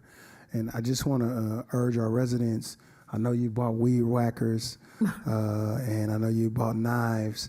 One resident admittedly said that they brought knives to a gunfight. They were trying to do that. But I want to caution you from a safety standpoint that you are in oncoming traffic. Yeah. So please allow our staff to make sure that it gets done. They hear you, they see you, and they're going to get it done. So please don't go out there and try to cut the grass yourself or cut the mediums yourself, because they're trained experts to do that. So I like to reject the bids received. I'd like to make a motion to reject the bids received for the RFP 230-014 citywide medium landscape maintenance, and authorize staff to re-advertise in an effort to receive competitive and responsive bids with the understanding that there may be multiple awardees. Second. It's been moved and properly second. Any further comment? You can cast your vote. It's unanimous, Madam Mayor. Yes, to the staff and to my colleagues, I'd like to continue item 31. I need some sit down and talk to Mr. Lennox. That's the special event before we approve this resolution. I think that we all need to have some more input on this. So we'll continue this item without objection. No objection, Mayor. Okay. Item number, the audit. Item number. Oh, the team traveled. They travel from out of state. Oh, they can get their presentation, but I don't want to make it. Oh, they're here tonight to talk on it? Maybe we can ask them some questions. Yeah, you can ask some questions, but I do want to continue until continue it? Yes, but they can make their presentation. I'm fine with that. Okay. So item number 31 was consider adopting resolution number 23089, a resolution the City Council of the City of Carson, California, adopting policies and procedures to improve internal controls, processes, and procedures relating to the city's special event fund based on recommendations from the audit advisory firm. Mr. City Manager. Behind you. Yeah, thank you, Madam Mayor. We'll have staff provide a presentation.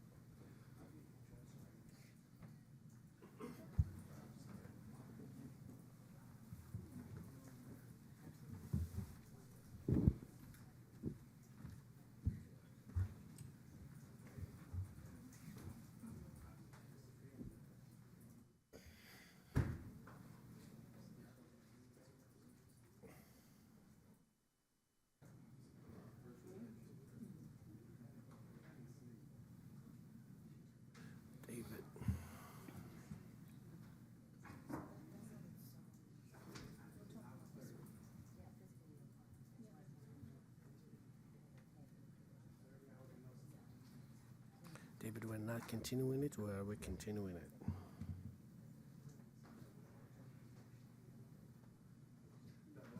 She said they can make the presentation.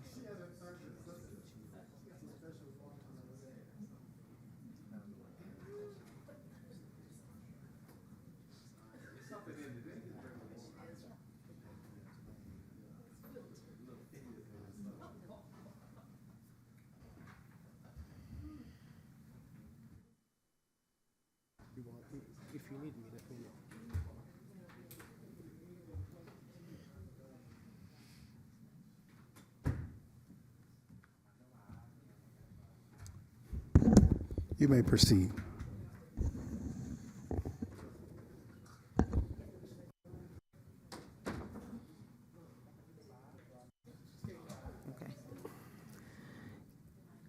Okay. Good evening, Madam Mayor, council members, and city staff. My name is Tiffany McCoy, and I'm an internal audit manager with Baker Tilly. And I have the rest of my team here. We have Adrian McCoy, Mike Chimera, Nick Martinez, and Woody Battle. Collectively, we work at Baker Tilly in the public sector advisory team. And we have our collective backgrounds are in accounting, management information systems, internal audit, and advisory services. Additionally, we have several internal audit, fraud-related, and IT certifications. And we specialize in providing internal audit services to the public sector at the federal, state, and local level in the areas of operations, ethics, fraud, information technology, compliance, organizational development, and cybersecurity. It's a pleasure to meet you all.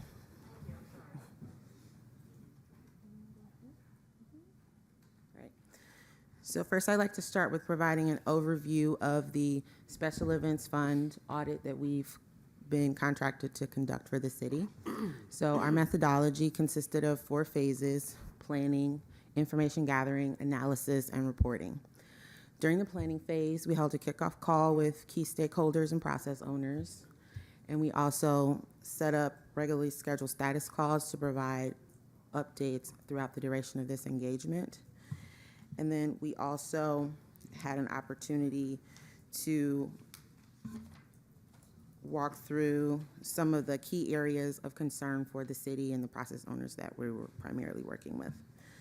So during the information gathering phase, we sent over requests to get some key documentation, and we also had an opportunity to conduct interviews with, again, those same process owners and key stakeholders to understand their part in the Special Events Fund budgeting process.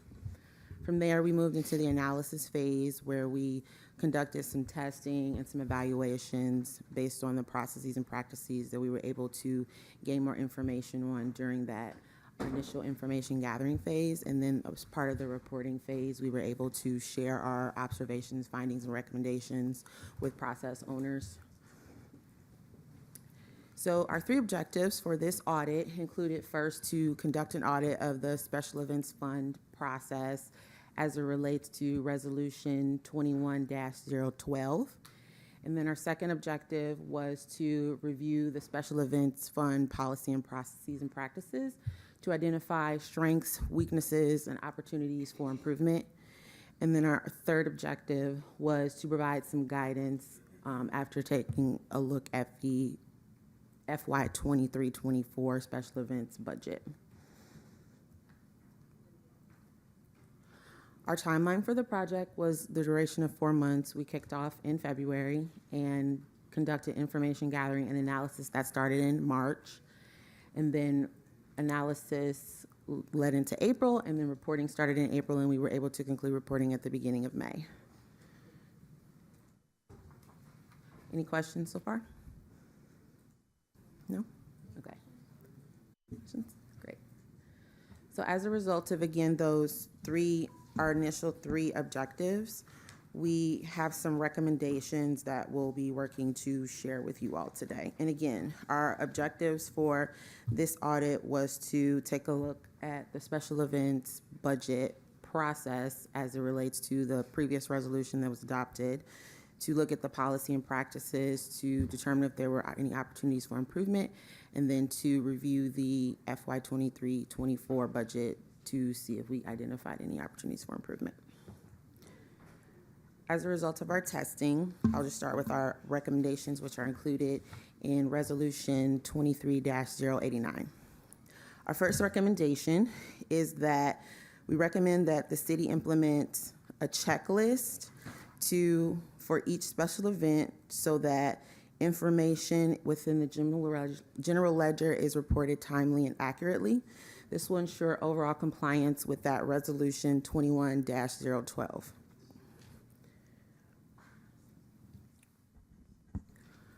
Our second recommendation is that the general ledger chart of accounts be expanded to separate out and record donations by donor type. So this would be if you receive donations through not-for-profits versus individuals, et cetera. This will ensure compliance with the Resolution 21-012.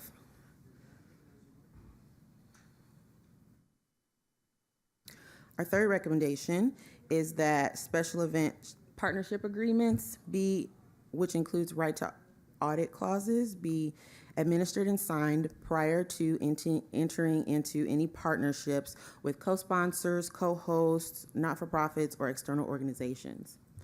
This will ensure compliance with Resolution 21-012.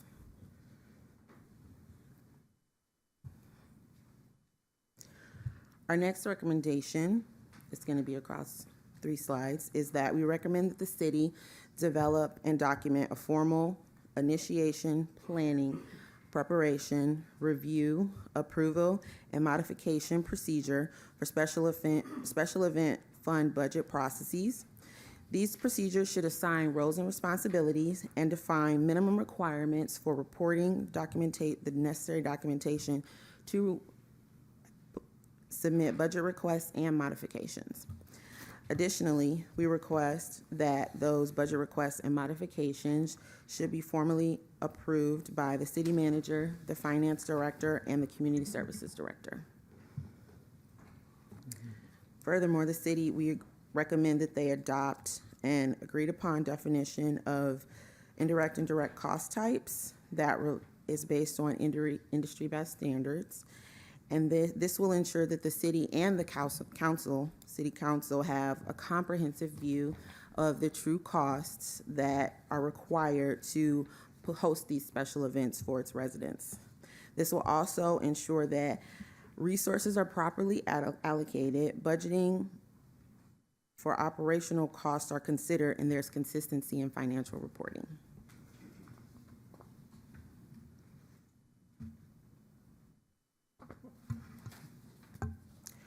Our next recommendation is that the automated time recording functionality within the accounting system be updated to allow for role-based access to special events time codes so that periodic reporting can be conducted.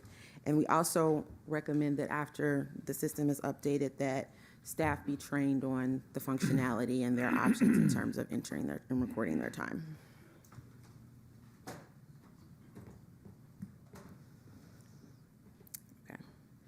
So then the next observation and recommendation is that we recommend that the city manager, the finance director, and the community service director work together to establish key performance indicators to measure and report on the success of each event. Some of those metrics will include budget to actual, per capita expenditures and revenues, attendance expectations, and attendee satisfaction.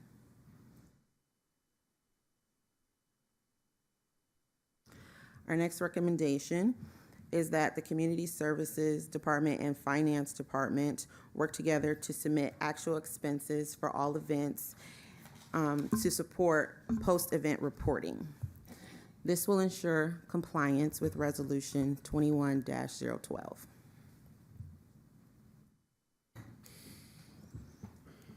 And then our final recommendation is that the city establish a framework that details how individual special event budgets are to be monitored. This would include assigning responsibility for monitoring those key performance indicators, some of which I previously mentioned, and also periodically reporting to the council on those metrics. And additionally, we recommend that periodic desk reviews of expenditures and revenues be reviewed, partnership agreements, and this overall compliance with Resolution 21-012 should be included within that. Any questions? A question? Yes, Councilman. Okay, thank you. So far, your presentation is excellent. I appreciate that. My question, however, is, you are recommending some strategic performance processes that are good for a city like Carson, and that's important. Did you delve into the other aspect of the processes and procedures with partner organizations and community volunteers? Kind of the, how would I describe it? The human side of it. For example, we might have policies and procedures that the staff outlines to a community neighborhood volunteer group. It gets explained to the partners piecemeal. It gets explained to them one thing at a time, and the partners group or organization or nonprofit group may come in compliance with what's required, and then suddenly they're told, oh, there's something else you have to come in compliance with. And they say, well, why didn't you tell me that before? That's a very common thing happening in city governments, where the staff doesn't outline. So do you have any recommendations on how the staff could have a checklist before the event, a checklist that they could give to anyone who's volunteering or involved or wants to help or wants to make it a success, so that we don't have this situation where we're telling them, oh, you need to do this now. Oh, you did that? Okay, now we have something else for you to do. We ran into that recently. I know your recommendations haven't been fully implemented yet, but the staff already is respecting and seriously considering your recommendations already. They're already implementing some of them on their own in a professional manner, and I think that's great.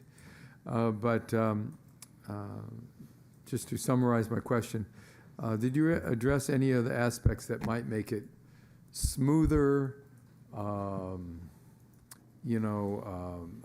clearer, more positive experience for nonprofits and donors and volunteers?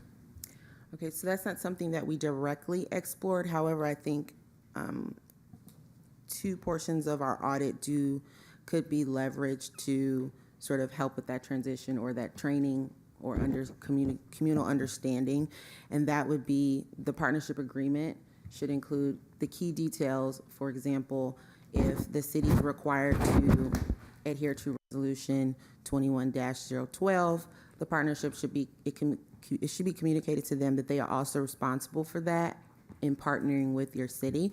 And also, as you become more mature with development of key performance metrics and the governance structure and the framework, you can leverage those customer satisfaction, that metric we suggest that be included. And so actually getting out and surveying your attendees to the events, their feedback would be beneficial information that not only the city can leverage, but you can use sort of as a case study and a teaching mechanism for those partnerships, sort of in a potentially pre-event training session, even before you actually enter into that partnership agreement.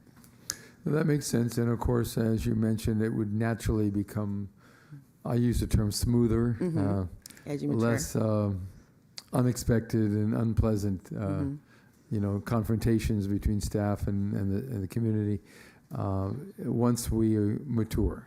Yes. And once the staff is accustomed to doing it a certain way, and then the public knows what that way is, and everyone's in agreement. These are the requirements.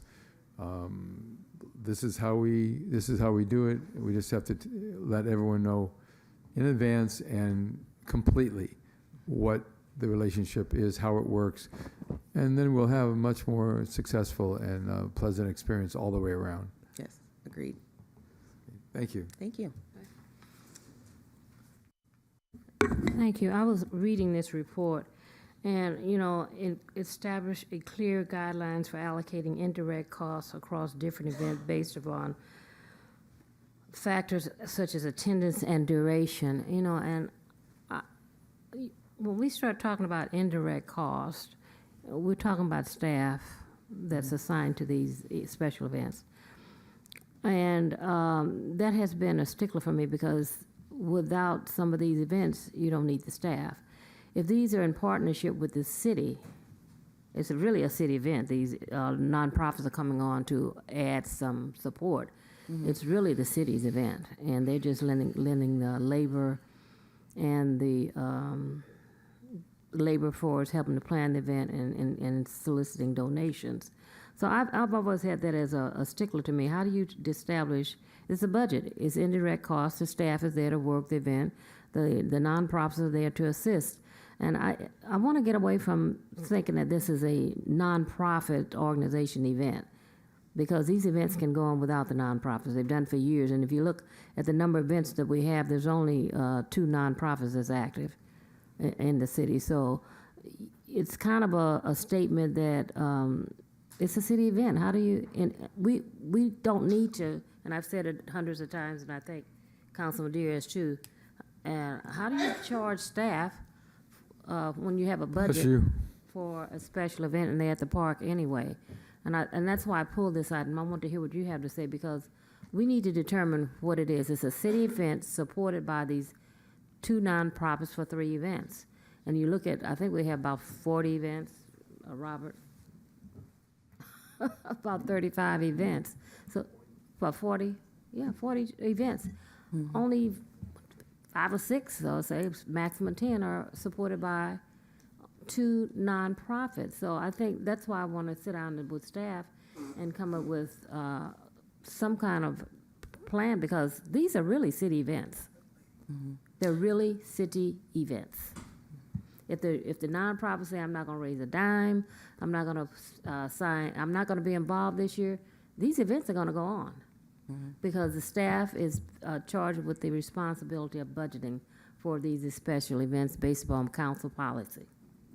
So that's why I want to hear what your report says and look at your report. Then come back and discuss what's realistic for the city of Carson. Because we're taking a couple of special events and trying to apply it across the board to 35 events. And that's not the way this is going to work, because they're city events. And then establish a tracking system for actual costs versus budgeted costs. We should already know that. And I don't know what kind of, implement it. But whenever we're sitting down to this staff, we need to, these are the rules and regulations, and I'd also like some input from the nonprofits also, or the staff, because I can see some of this not, and you weren't privileged to it, but nonprofits got involved because we were at a budget crisis and we wanted to make sure these events were going on. So I wanted to look at this, but before we approve this resolution, I want to make sure it's tight, because this is the plan of action that we're going to implement, and not just say, oh, we're going to approve this tonight, because there's some loopholes in here as I read this report already, that we as a city, we need to decide what we're going to do, and go back to old way and letting the city run these special events and call it a day, and council shows up and say, hoorah, you have a great event. And if a nonprofit wants to give you some money, fine. But and what I'm feeling is it's a us and them. That's what I'm getting into. It's not a us and them. The volunteers are there to assist. And before the shortage, the city ran every event in this city. They budgeted accordingly. It wasn't, I'm renting you a table or you have to pay for the park. That's not the way that operates. So I'm glad I'm reading this report, but for the city of Carson, I think we need to tighten it up a little bit, and I think all of us need to look at this and see realistically, because it's too many events, and well, that's not you, but you're saying this is what we should do, but it's not them and us, and that's the way this looks, and I'm glad you came down and reported, but that's my 2 cents on this. It's not a them and us, and indirect costs. You're at work. You're going to get paid if you're at work, whether I have a special event or not. You're going to get paid. Madam Mayor? Yes. There was in one of the sections that showed the 55th anniversary.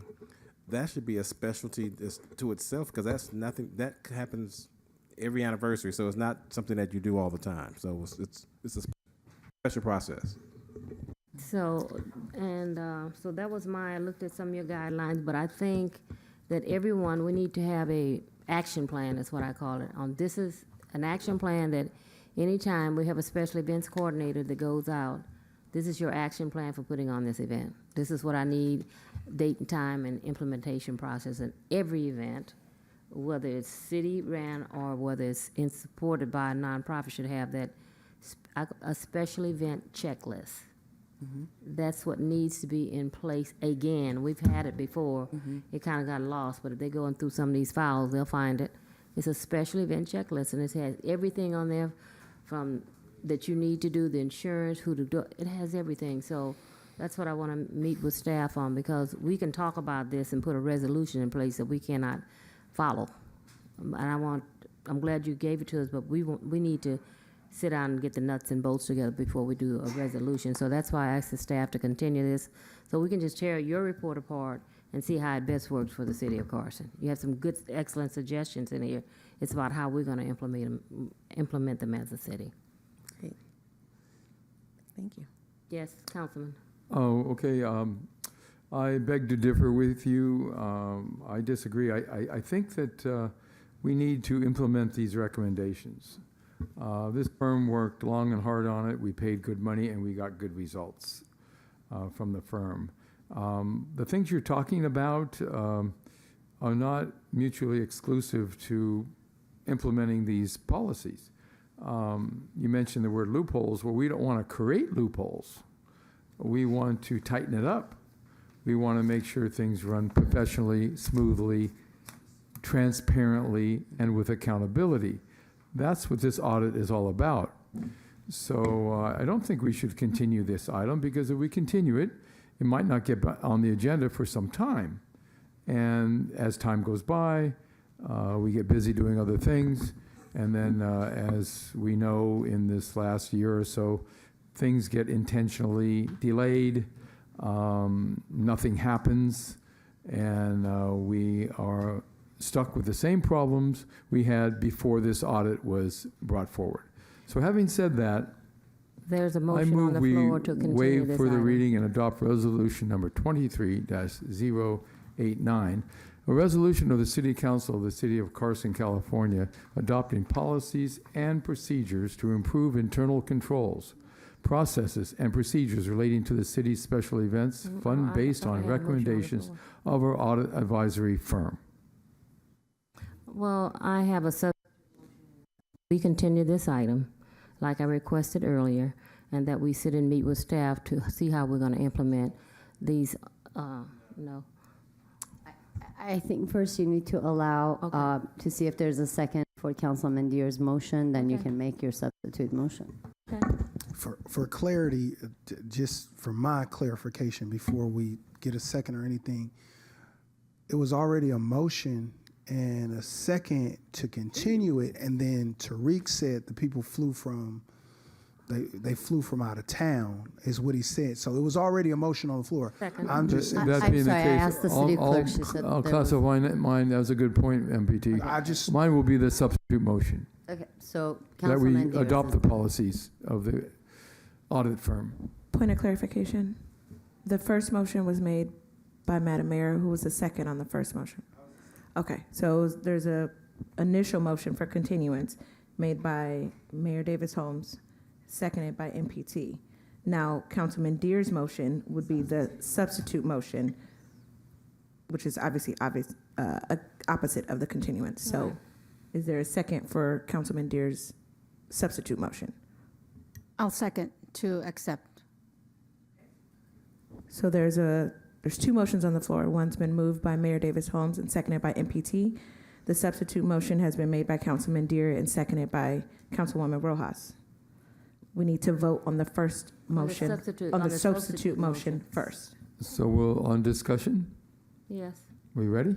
Okay, I will reiterate the points I made a few moments ago, that these recommendations from this audit firm are what the city needs for the transparency, accountability, professionalism. For too long, definitely within the, I'll give you an analogy, the last 5 years, we've had deferred maintenance on our infrastructure of our city. Well, the analogy is that why are we doing deferred maintenance on our policies and procedures? We know better. I don't think that this would preclude the mayor meeting with the staff and talking about making little changes that don't seem to be needed right now, because those changes are not going to change the purpose of this audit. So we are neglecting the purpose of the audit if we don't approve the recommendations of the auditing firm. So I would urge us to approve the audit, and then the staff, of course, is the one who's going to implement the policies and procedures. When you implement them, that's when you can tweak it if you want to, make a little changes here and there, but don't weaken the audit recommendations. So I encourage you to vote yes on the substitute motion, and then go ahead and work with staff to evaluate how you want it implemented. But if we don't have the rules, then we're just languishing like we have for many years in Carson, lost, hodgepodge of processes and procedures, and that's why we have so much conflict in Carson. We have a lot of conflict in this city because people don't agree on processes and procedures, and this will help fix that problem. I think my council colleagues should be willing to help fix the problem and not just let it go like we have in the past 5 years. Thank you. Thank you. Let's vote on the substitute motion, and the substitute, and then I'm voting no on the substitute. Just to clarify, Madam Mayor, the vote today is the substitute motion to approve the recommendations of the auditing company. Yeah, the motion made by you. Thank you. Madam Mayor, the motion fails due to enough yes votes. It's 3-2. We'll vote on the main motion. The main motion that I made to. Yes, so currently you can vote now on the original motion for continuance. Right, and so through the mayor to the city clerk, it just has to be clear to the public that if this motion to continue passes, it's us saying we are not going to adopt these policies and procedures tonight, and we may never adopt them based on the history of the city of Carson. So I'm going to vote no on this motion. Thank you very much. I don't know that this motion says that. This motion just asks for a little bit more time. This is asked for a little bit more time. But is it continued to a time certain, or is it just continued indefinitely? It's not continued indefinitely. Well, if you don't say a time certain, then it's Robert's Rules of Order. It's indefinite, which could be months from now. That is not true. I would have said indefinite. It is true. Okay, well, the motion passes. Thank you. Item number. Our apologies to you and your colleagues on the audit firm. No, thank you for your time.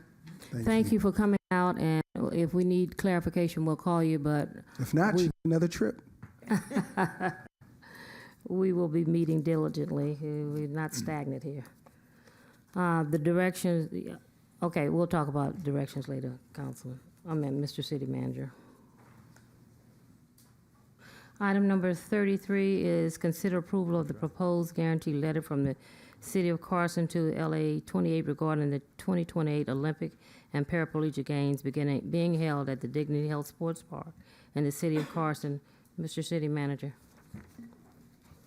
Thank you, Madam Mayor.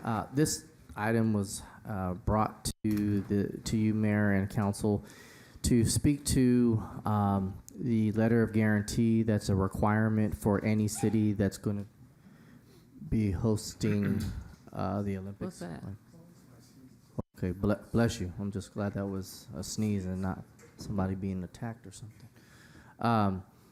But the letter of guarantee is a requirement, as I was stating, from any city that's going to be hosting the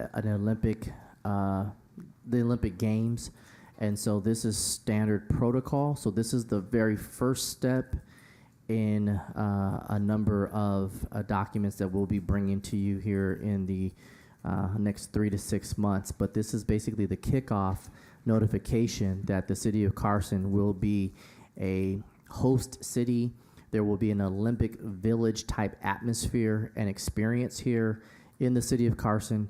And so this letter is to basically enact the action for LA 28, which will be the first time in history that will be an Olympic and Paralympic Games combined for the city of Carson. Madam Mayor, I move we approve the proposed guarantee letter included as Exhibit 1. Second.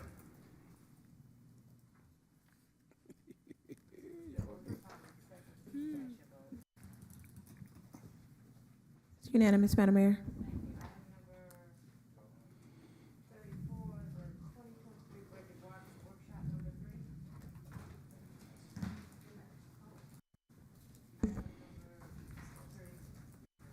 Item number 34 is fiscal year budget 2023-24 budget workshop number 3. Thank you, Madam Mayor. We will have our number 3, or third workshop for our budget presentation done by our senior budget analyst, affectionately known as RT, Mr. Ralston Turner. And he's going to provide a brief update on the aspects to our budget. Thank you, Mr. Senior Manager.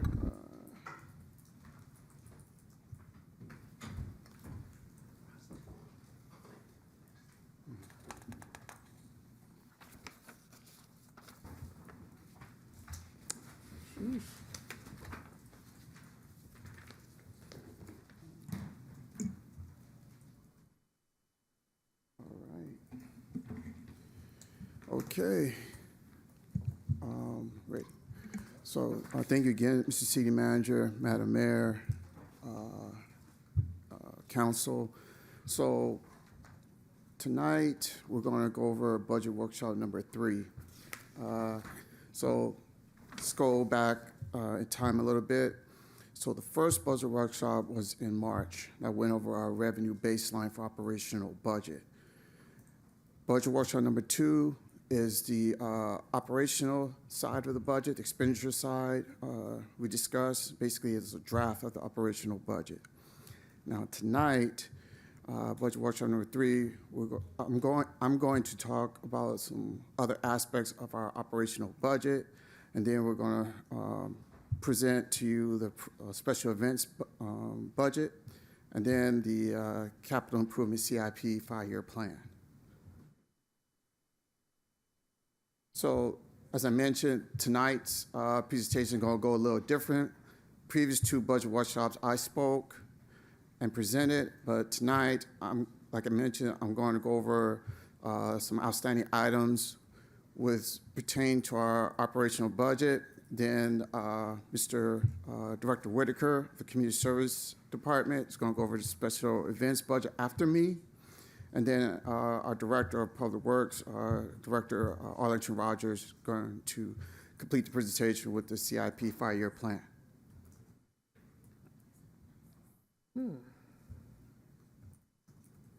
So, again, we have a historic reserve. We all know. We talked about it. We have $88 million in surplus at the city's disposal for use. In our budget workshop back in March, budget workshop number 1, we established our revenue baseline, $121 million. In budget workshop 2, we sculpted our operational budget. You see there, initially at $120 million. The chart shows the breakdown by department of that $120 million. I put up the personnel position increases by department. This year alone, we added 21 new positions. This past budget workshop number 2, we added additional for next year. That one is in our Innovation, Sustainability, Performance Management Department, Public Information Office Division.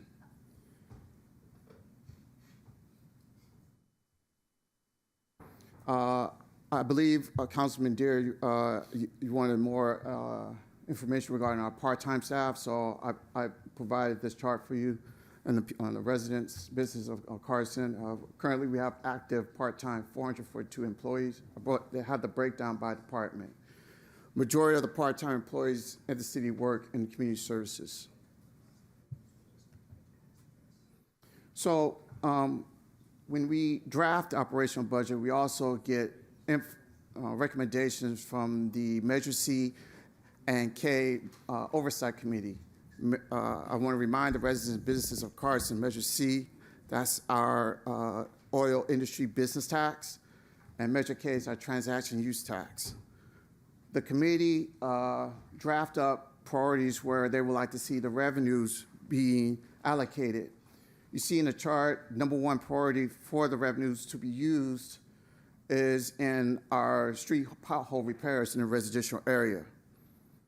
The second priority for use of these revenues are for the public roadway pothole repair, street maintenance.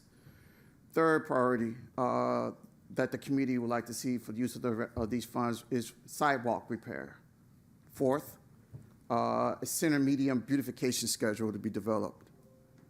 Fifth priority, the committee would like an air quality program in coordination with the refineries in our city.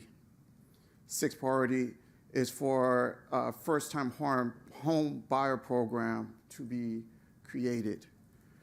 Seventh priority, a reduction in permit fees to allow for more quality and affordable grocery stores to take business in our city.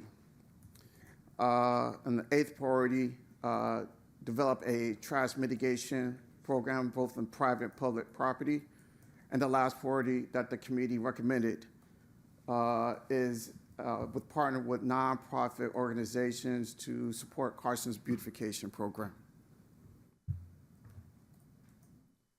Okay, so this is where I'd like to get guidance from Madam Mayor and Council. We have requests to add additional personnel for next year. You see in the chart, the Public Works Department requests 3 additional grounds workers. We had unprecedented rainfall this year. We have now growth, and we're requesting additional staff to maintain the, maintenance of the additional growth that we've seen from the rainstorms that we had.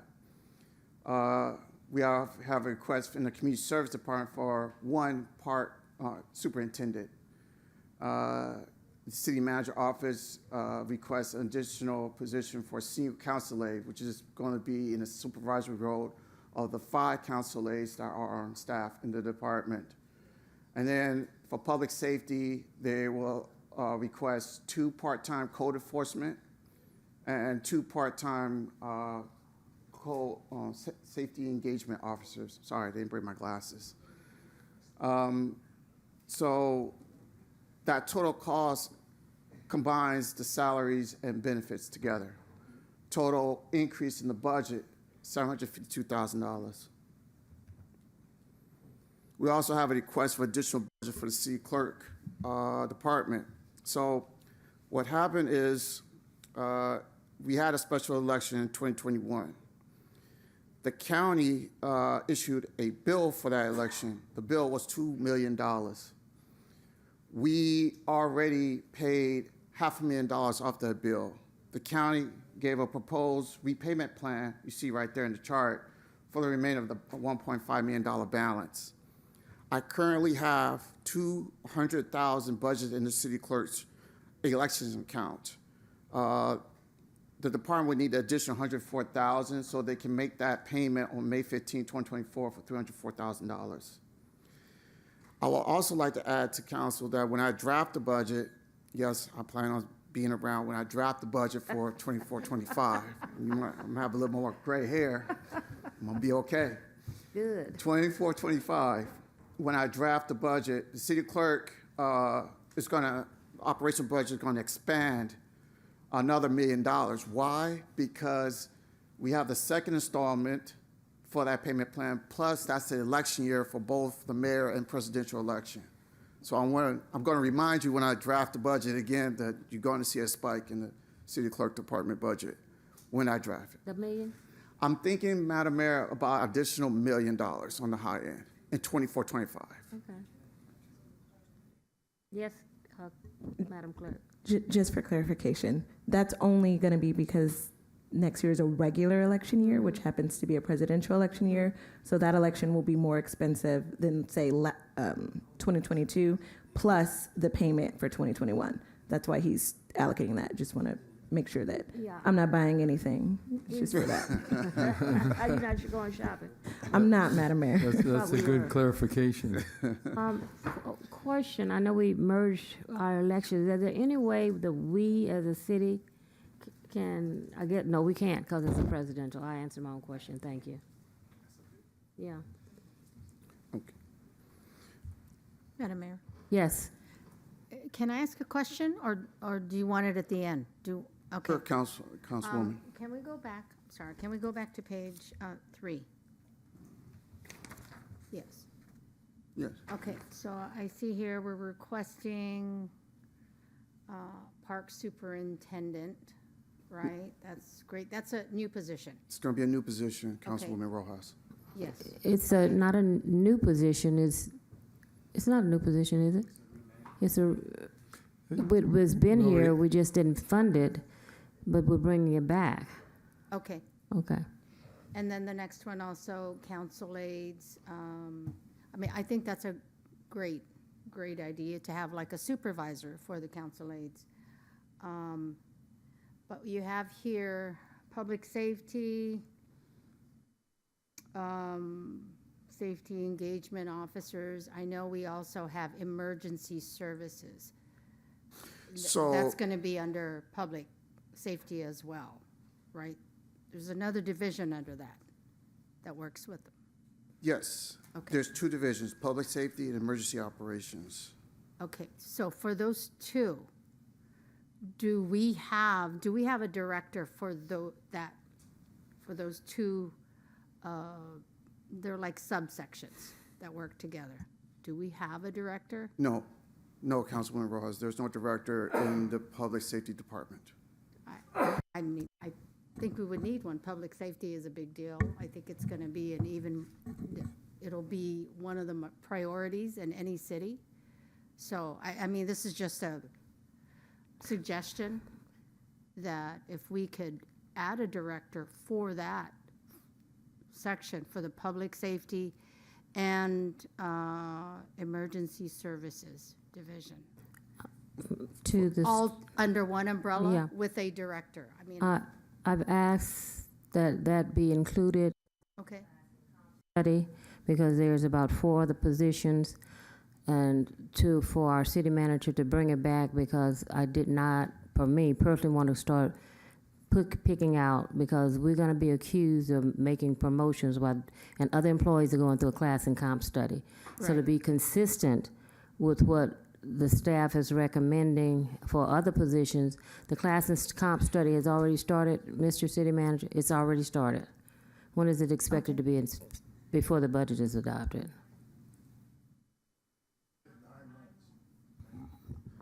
Yeah, we're looking towards the end of the year for completion. And so, to be in all fairness to all of the jobs that's out there that want to be reclassified, moved up, a class and comp study, in my mind, we could say, without a doubt, this is why that position was upgraded, or this is why that position was not upgraded. And to start just picking out one, is just, I would request that we finish the class and comp study, come back with a plan of action that will address all of our concerns across the board. I was here when we did it the other way and it became a employee morale problem because it said we had our favorites and we were promoting them. So a class and comp study answer that question. And so that's what I'm asking my colleagues to do, to wait, let this class and comp study run its course, come back with your recommendations and a budget for what those new items would be. I sit in the office of someone once before, and they requested 20 positions. although we have an $80 million surplus, that's not, we just need to be strategic in how we select and move and promote, and a class and comp study will give us those answers and questions. But Just that's that what- we have to remember that this is going to be an annual cost. This is Yes, gonna- It's not just a one-time cost to do this. And then the cost will go up. Absolutely. So that's why I've requested that the class and comp, and that will give us the support that we need to make any recommendations to promote and move up and reclassify. And city manager agreed with me. There you go. Okay. He's going to be busy. Thank you. Yes. So I just want to make sure I didn't skip a slide. Okay. So for the sheriff contract, we talked about it back in the workshop number 2.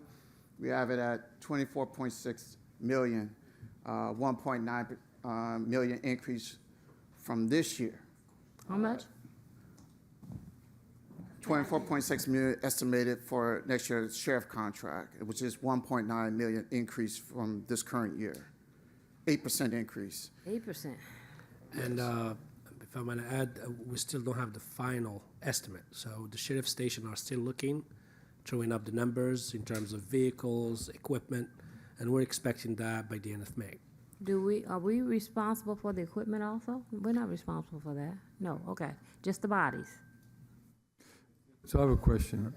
Yes, Councilman. Okay, Councilman. Yeah, this 1.9% increase, does it represent any increase in personnel or equipment? Is it another motorcycle? Is it another No, staff Councilman. This person, a is just deputy? this is based on status quo.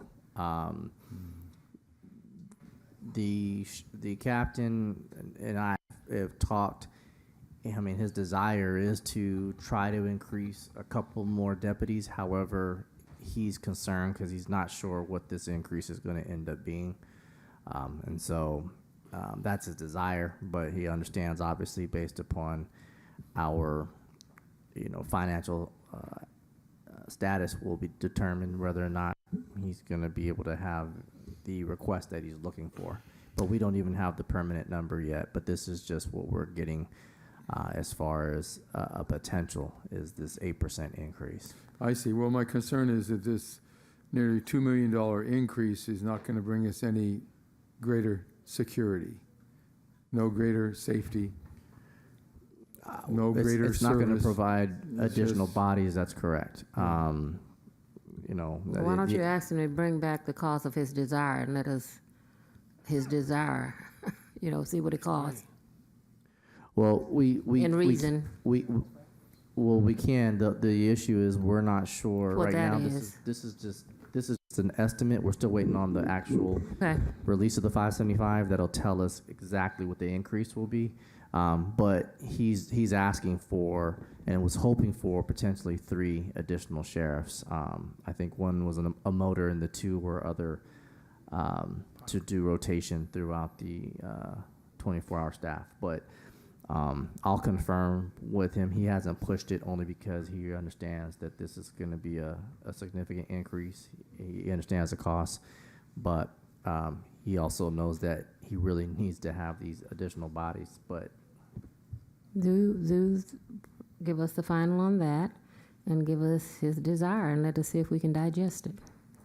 yes, ma'am. We will bring that back, and once we are able to secure and get the confirmation on this percentage increase. Thank so you. is it safe to say that this increase may be more than 1.9? Yes. Sounds like that. Absolutely. Sounds like that from what you're saying. Yes, sir. It's either going to, they gave us an 8%, just kind of as an average as to what they're anticipating, but there's a very good chance that it could go above 8, and so that 1.9 number obviously would change. Ralston will then recalculate and provide an update, but we'll also bring back, per you, Mayor, what the captain's asking, what he's requesting for, so you and the council can see what those total numbers will be once we get the confirmation from the 575 agreement. Yeah, thank you. Madam Mayor. MPT was first and then Councilwoman. I want you to go back to the city clerk, what we owe the county. Can we pay that city clerk bill from the reserves rather than the general fund? Great question, MPT. I think we know that this is a one-time cost, so there is an alternative for the city council to direct staff to either pay the whole amount, $1.5 million now, using the reserve, or use the one-time money from the general fund to make these payments. I mean, I know it's like not interest-bearing loan, if you will. It's not. But if you have the money, in my estimate, like we know we owe it to them. If there's a reason why we're shelling it out here and there, that's fine if you have some logic behind it. But if we could just pay them off instead of carry some debt, and then that way we can kind of go in to do it. I'm not sure your thoughts on that. You guys are the financial experts. We can definitely work with the city managers on that aspect. At the end of the day, the bill will be charged to the city clerk's office. So I think if we do one-time money as a budget resolution amendment to amend the city clerk's office budget to make the payment, that will help the city clerk's office to avoid the fact of inflating her budget next year to pay something old. So I think her next budget will be just what she needs for that current year. So we can do that if council How likes much that is that? approach. That would be the 1.5, Madam Mayor. Well, they took their time in paying us, so it's not interest. And they took their sweet time. So, I agree with you, take it out of the surplus account, but let them wait like they made us wait. Every year we give it to them automatically out of the surplus, unless, and then budget what she needs. But we may have an emergency here. Okay. I was just thinking. That's a good thought, but let's hold on to interest in money for as long as we can. Yeah. So my request is, spending off here, is that we pay out of the surplus money every year. And how many years are we paying that off? And if we get another 120, we can revisit it. I believe the city clerk already received when this payment is due. It's May 15, correct? Yes, which was. So I think, I'm sorry, Madam City Clerk. So I think what the mayor is asking, though, is really kind of twofold. It's what Dr. MPT is requesting is to take the funding from the reserves, but paying the $300,000 from the reserves annually versus assigning it through general fund. Exactly. Did I capture that correct? That's it. So does that make sense, Ralston? So we want to pull from the reserve annually to pay the $304,000 rather than budgeting through the general fund. That's okay. It'll balance. Well, no. It'll still balance because we have the 88. What I'm saying is that if you have 10,000, you spend 10,000 based upon general fund, that's a balanced budget. But when you go into your reserves, you don't have a balanced budget. You're going to your savings to make up the difference to make it. So you're not spending based upon your revenue. That's the difference. But you have to have a balanced budget. It's a state law. That's the difference. You don't have a choice.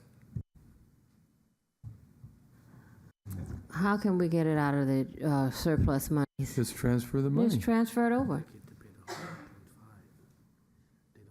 What? Yeah, so the budget has to reflect that. You balance it with the transfer. And the budget is balanced. So let's take, for example, the May 15, 2024 payment, which is we need $300,000 to make the payment next year. If we adopt basically the city clerk's budget as a status quo, and we're thinking perhaps before that date we come to council to amend the budget using the reserve as a transfer, we can do that. But the only question we have is this is no longer a one-time cost. We know it's an ongoing cost. And if we are going to adopt this plan, that means we have to be part of our ongoing expense. The only time it will be one-time payment if we are considering paying the whole amount, $1.5 million. That you can use the reserve. We can use it each time for the. You can't use it each time to pay the reserve? Yeah. well, You can. This table is telling us this is now an ongoing cost. It's no longer a one-time payment. So you balance the budget with the transfer in, right? Wrong. No, this is an ongoing cost. Uh-huh. Now it has to be embedded and included in our projection for next year. So And we why- can't use the okay, reserve for it. Okay, why can't we take the 1.5 and put it in her account now? And let her pay it? Yeah, we can't do that now and use the Yeah. reserve. Would be one-time money. One though. time, and then she pays it as it comes due.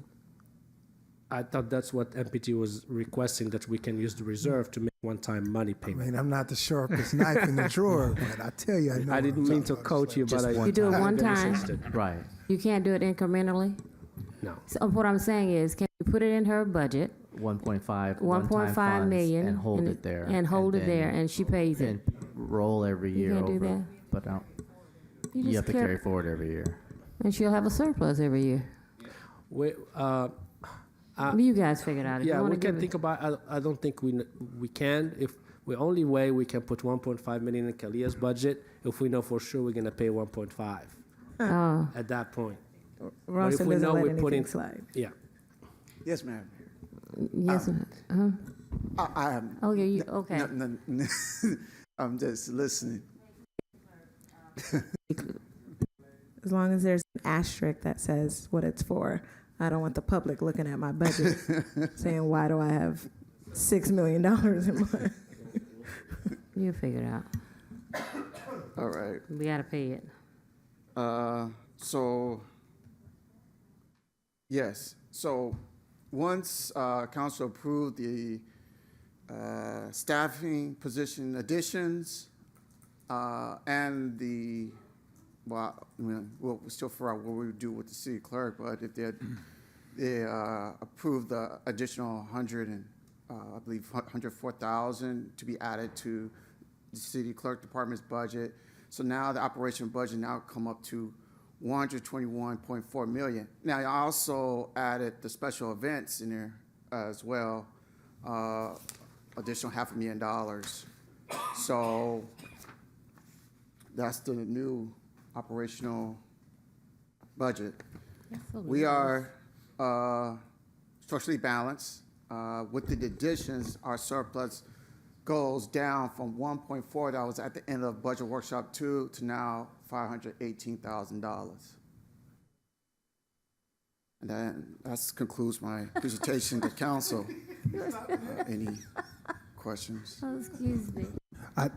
Madam Mayor, Yes, MPT. I just want to thank you, man, for the last this is our third workshop.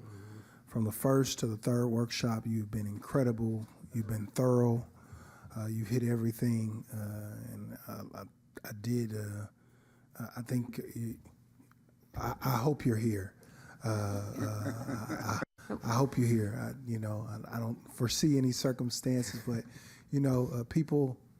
Carson is a launching pad for people with good talent, man. But I hope you're here. These workshops have been incredible, have been thorough.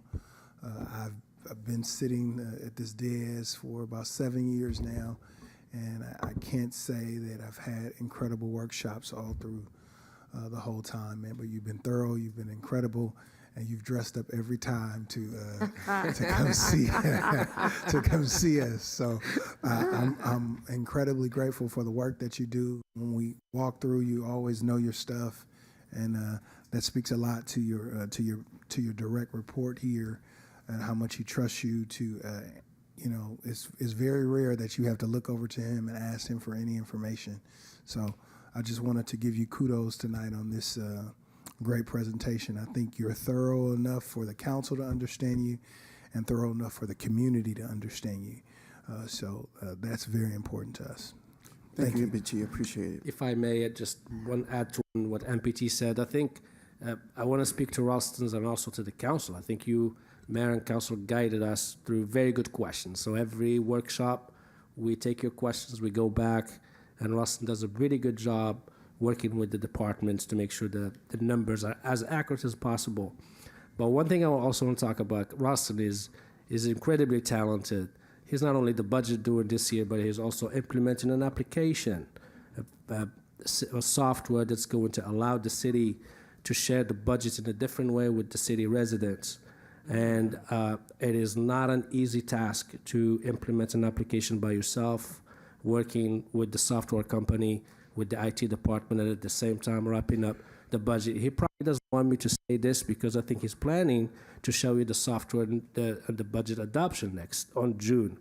And I'm excited every time I look at it. It's not going to be the same PDF I did before. It's going to be more analytical, and the resident will be very easy for them to know exactly how to find information online. So I want to thank you for that, Austin. Thank you. A quick question to Parks and Rec Community Services. I see 13 funded events, and you said we have 40. What in off? Okay, we have 13 minus 40, whatever. All the rest of them in your budget. All the rest of them. Yeah, Madam Mayor, I would actually defer to our Director of Community Services, Mike Whitaker, who he can confirm, yes, they are in an operating budget for community services.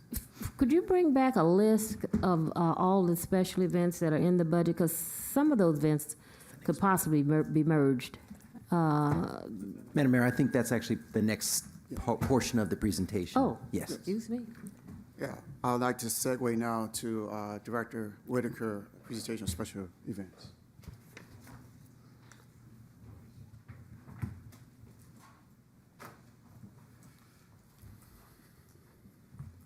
The tag team.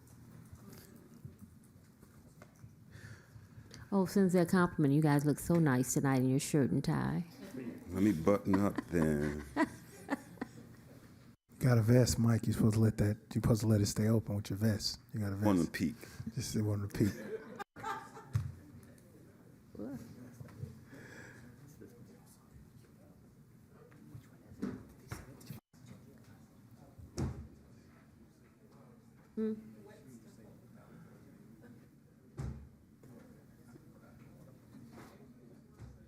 You go and tell them how to do it there.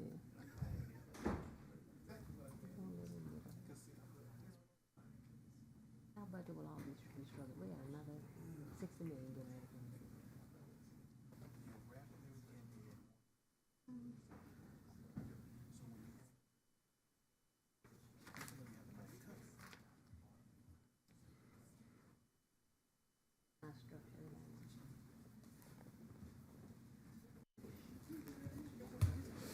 All right. Good evening, Madam Mayor, and all the elected officials tonight. We are looking at our proposed special event 244 budget. As the mayor stated before, we would like to merge some of the events. We've actually had some success already in doing that. So to start off, first thing is that we do have some increases in regards to what our budget was for the very last year in 22-23. And these were the reasons why we feel as if there's a difference in the budget. Some of the smaller programs that we have for our special events have actually turned into major special events. I think our Earth Day event was an event where we had 100 people, and now luckily we actually have merged that with Councilman Deere's Children's Day event, and so both of those events are now one event that we're doing, which is a great stress and relief for our staff as well. And that's just one of the events that we've actually combined so far. Also, as you see on the Cajun and Blues Festival also, which is Councilman Hicks' event that he puts on each year. The first event, it was an event where it was a smaller event. We had it on the outside of the community center in the garden, but now over time that event has blown up and grown into one of our main events, and it also brings in revenue for that particular event as well. That's the White Linen. Yes, it is. I'm sorry? That's the White Linen. Yeah. The Blues Fest. The Blues Fest, yes. Oh. Well, it's the Cajun Rhythm and Blues White Festival. Linen. It's called the but Cajun Blues White Linen. They wear white linen to that particular event. Oh. Yes. There, but. No, it's actually on the flyers, programs, and everything. It's actually the Cajun Blues Festival. You said the Earth Day was for this year was because Earth Day was what I started a long time ago with the electric vehicles and the electric cars and showing alternative fuel vehicles. And then we did the trees. And initially, that was our EV event that we had. So we actually merged that one as well. We worked with Rita Kuchar, and we've added the EV event, we've added the Earth Day event, and we've also added the Children's Day event all into one. It's something that we had this year. It was a great event that we had at Dolphin Park. That's the same day that we were able to provide our murals that we had for all the children's, the resources. So it was a great event that we had, but it also shows that if we do merge some of those events together, we can have one big event that can accompany all the residents of Carson, as opposed to having an event where we have 100 to 200 people, we can have one big event. She said Correct. 50. Correct. So we're creating mega events. Well, Correct. they're not mega, they're semi. Yeah, they're not mega events. I would say for Earth Day and Children's Fest this year, we had attendance throughout the day with people coming in and out of that particular event of at least about 600 to 700 people for that particular event. In the past, we'd only had for Earth Day, I think the max that we had for that one event was maybe 150 people for that event. So I just think it's a great idea, especially with Baker Tilly with some of their ideas to merge those events. And we've discussed that before. So we are in the process of doing that now. I look forward to the meeting to kind of move in that direction. Yeah, our staff make the recommendations. Like I said before, these are really you guys' events. And we should be showing up saying, ooh, what a great job you did. So that's a good idea. Like we used to do. Mm-hmm. We hear you. Also, the increased labor costs in terms of our full and part-time staff. Of course, we hadn't. Had been some time since the staff had received raises in terms of our part-time and full-time staff. So, in 21-22 budget, we had a 5% increase for all employees. For 23-24, starting July 1st, will be the last one. They'll get an additional 5%. So all of those increases are definitely part of what's driving up the cost. And of course, our cost of living. It's something that they talk about on the news, in the neighborhoods, in the churches every single day in regards to our cost of living increases that are going on. And that's definitely for our materials and supplies that we utilize for a lot of these events. One thing that we've really found is, and I deal with a lot of council members and elected officials in regards to entertainment that we utilize for all of these events, there has been a huge increase in entertainment costs that we utilize for some of these events.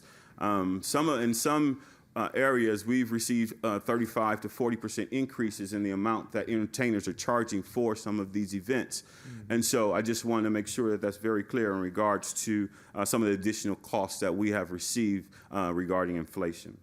So as the mayor asked before about the other events, the 40 is just a cute number, but it's a little bit higher than that one. But we do have some programs that we have that are in our general fund, and I have listed some of those at the very bottom. Those are most of our program events, and those events are actually budgeted in our general fund for the Community Services Department. Like your cooking classes and all that good stuff. Correct.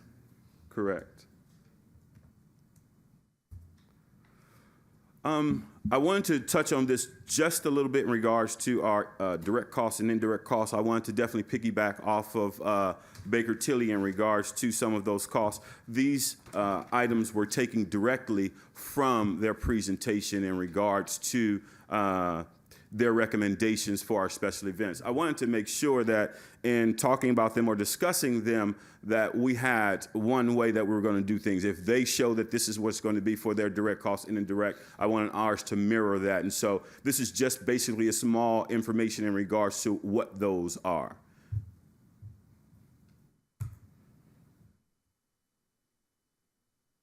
Our last slide is the proposed budget for this. No one had a drum roll. This is these are based on. We're waiting to hear what you have to say about it. These are based on our events for last year, our previous budget, also our events for this year. Some of the events in terms of the proposed costs, some of these events haven't actually been put on yet, and so we had to use some of our costs for the year of 2021, 2022 in regards to actual costs we use for some of those events. This is our direct costs and our indirect costs. for all of the events. I don't necessarily want to go down the line unless you would like for me to. I'm sure that the elected officials have seen these documents, but the costs are the same. We have put increases on some of those events that we have noticed that we have some additional costs in. One thing that I've noticed is in regards to our equipment that we utilize for our indirect costs is what we've been using over the past 2 years. There is a big increase in that because one big charge that we have that we've been doing for these special events is bring out our beautiful stage.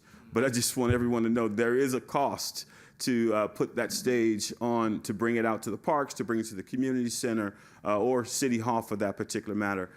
We have a specialized group right now that's from Public Works that's bringing that stage out to making sure they're secure. Everything that's there is done correctly. There are no safety concerns. And so that probably runs us anywhere from $2,500 to $3,500 to bring the stage out for these events. So, Madam Mayor, also just to clarify, the list on the screen right now, if you don't see an event there, that means it is within operating budget for community. That's correct. What, 30-something that's, Yes. These are just the signature ones that you all have those are noted. your major special only events. 244 accounts that are special events. Correct. The The big, rest of them are big 101. signature ones. The big signature ones. Correct. Okay, 13, that's about right. And just so I know in the council report, it was a little bit different. It was 14 events in there, but that was with the inclusion of the 55th anniversary. And so in terms of this, we just did the ones that were in the community services department. Okay. I'm sorry, State of the City address. That was the 14th event that we were discussing. Also, I wanted to just go over something really quick in regards to the staff report that you have already seen, that I see our Councilman Hicks is going through right now. In the staff report, it states that it's $475,791 that was budgeted that would be budgeted for this particular year. That was our original proposal that we had for moving forward with all 244 events for 2023 and 2024. But we did, since that time, we've been putting this together. We have added an additional $17,805 increase, which is from some of our events that we've had recently. For example, Cinco de Mayo has become one of our bigger events in the city of Carson. It has really jumped up in terms of attendance, the amount of people that continue to come out to that event each individual year. And so we needed to add an additional $17,000 for that particular event alone in 6004 and also in 6009 for materials and supplies as well. So that brings us out to an additional $493,596 for special events. And that's what you can see on the list for the indirect costs that you have, for the total direct cost, which is the hard dollars that we would actually pay for those events. Those are hard dollars. Those are hard dollars. And these hard dollars, is staff all day included in there? Yes, ma'am. And again, my question is why they at work?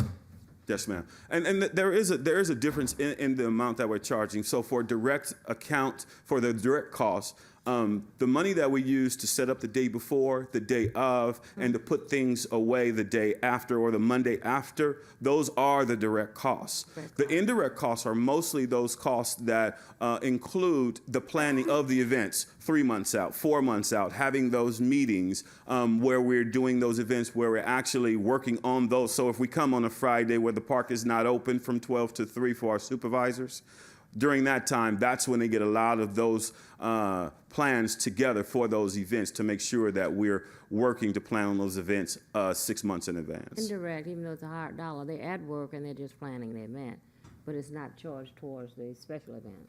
That is correct. Okay. That is correct. And I just want to make sure, I know Tariq and I, and Ralston, we've talked about this back and forth. Tariq, did you want to say anything in regards to any indirect or direct costs? I think Madam Mayor wanted to continue this item to probably talk about indirect costs concept, correct? Oh, that's under the special event. I'm good with this budget presentation. No, I know but the question is about indirect costs. I don't want to hold this up. I just wanted a clarification on the Correct. direct and indirect, because, and I've said it, and several of my colleagues have said it, if they're not planning 2 or 3 hours a day, they're still at work. Correct, Madam Mayor. I have total confidence in community Okay, services and I'm Mike's fine. numbers. I think we Yeah. can talk about policy. Yeah, At policies, some and how point. we're gonna do that later. That will be included in a special event policy that I wanna Yeah. go over.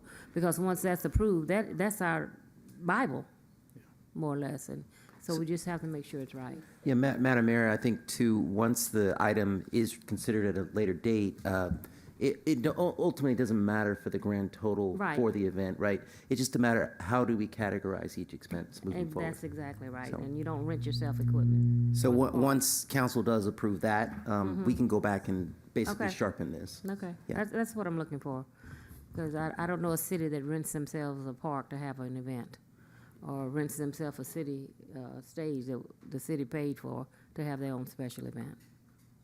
So as a recap of this last sheet, the total cost for the adopted budget for 2022-2023 that we're in right now is $527, $527,172. For our total direct costs, it's $900. I'm like Rawson, I need my glasses as well. $596. Our indirect cost is $79,172. And for our very last one is the total proposed budget with the increases that we originally talked about, and that totals $672,768. And I'm definitely willing to entertain any questions that we may have in regards to these projections. Those numbers are they on my sheet? I didn't see them, but anyway, okay. Any questions? No, I'm glad you merged some of these events. I just think that some of them were so small, and the amount of labor that you put into them and get 100 and some people out there just doesn't it's not cost effective. And I want to say to our colleagues, we're a special event out, so let's go with what we have. Our staff is working around the clock. This is a lot of events, but it keeps our staff employed and busy. Good explanation, Mayor. It is. It's a lot. Any questions? Councilwoman, MPT, Councilman, none? Okay. Thank you for that excellent report. Nobody can see tonight. What's next? Yeah, next is our Director of Public Works, Mr. Arlington, will present the CIP program for the City Council.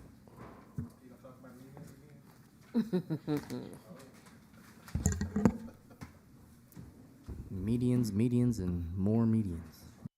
And MLK Street? MLK? Oh, he's going to mention MLK. Okay. Yeah.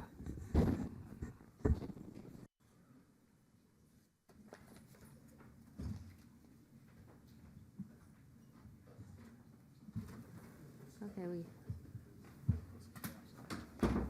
what's a draft?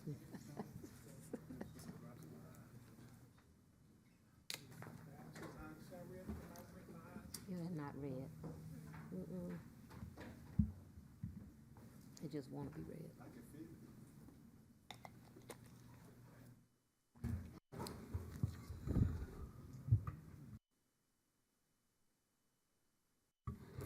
Good evening, Mayor, Mayor Pro Tem Dr. Hilton, and members of the council. Public Works Department wants to present to you some highlights of our CIP program. Our mission in the Department of Public Works is to provide quality and responsive services to our residents, businesses, visitors of the city of Carson. We are dedicated to the enrichment of our community through sustainable delivery of our projects and the construction and maintenance of our local infrastructure. Coming up, what you see on this particular slide is in our 5-year total CIP budget. We're expecting to spend over the next 5 years $387 million. The first line of arrows that you see where it says 5-year totals, a total of 7 bikeway projects, 9 stormwater projects, 21 parks projects, 22 building projects, and 73 roadway projects. What I want to focus on this evening is the $56 million that we're proposing that we're going to spend in next year's fiscal year. Of that is going to be 3 stormwater projects, 5 bikeways, 15 buildings, 16 parks, and then 40 roadways. Currently in our streets overview, we have 14 projects that are in construction, 17 projects that are in design. And on the design portion, what we mean by that is that they're in various stages of design. They could have just gone to an engineering firm on their way out of the engineering firm, but they have not transferred into the construction phase. This estimates about $30 million of our budget, and that's 54% of our 23-24 CIP budget. To highlight some of these projects, we wanted to make sure that we were tackling as many in every ward as we could based on, district. I'm sorry, I come from wards. I'm still learning. Districts. 23rd Street widening and pavement. Project number PW1606, the Wilmington Avenue Street Improvement Project from Carson to Del Amo, the Gardena Boulevard Rehabilitation. You have a question, Councilman Hicks? You sounded like... Yeah. Councilman Hicks. These are just highlights. He's just making a joke. I just said You could just a ignore correction. that. Your first one is actually in District 3. I apologize. 223rd out for Wilmington. I will make that note. That would be my fault. Charge it, as the mayor said, charge it to my head, not my heart. Actually, that 223rd Street between Wilmington and the city limit is in District 4. The first one?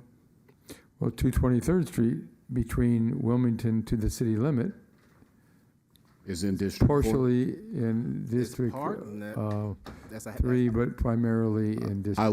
I will Look make on the sure. map. I will make sure I follow up on that and make sure it's accurate. Yeah. So I will make sure I get that It- correction. Transcends both districts. In the city of Thank you. Carson. Thank you. Gardena Boulevard rehabilitation from Figueroa to east of Avalon. Carson Street improvement 405 to Santa Fe Carson Street, and citywide slurry seal. Some of the other ones that we're looking at getting done: Central to Wilmington, Avalon to Main, 213th Street, Avalon to Main, and Figueroa Street to Lomita. Figueroa Street between Lomita and 223rd. Wilmington Avenue between Lomita and 223rd. For our buildings, we're looking at 6 projects that are in construction that we're due to complete next fiscal year. There are 9 projects currently in design, approximately $9 million of 23-24 CIP budget, which is 16% of the total CIP budget. Those include the community center, coiling wall and seismic analysis, and City Hall Community Center elevators, electric vehicles charging infrastructure, the International Sculpture Garden, Community Center courtyard, emergency operations renovation, and corporate yard energy efficient and other improvements, EV bus chargers, and community center master plan.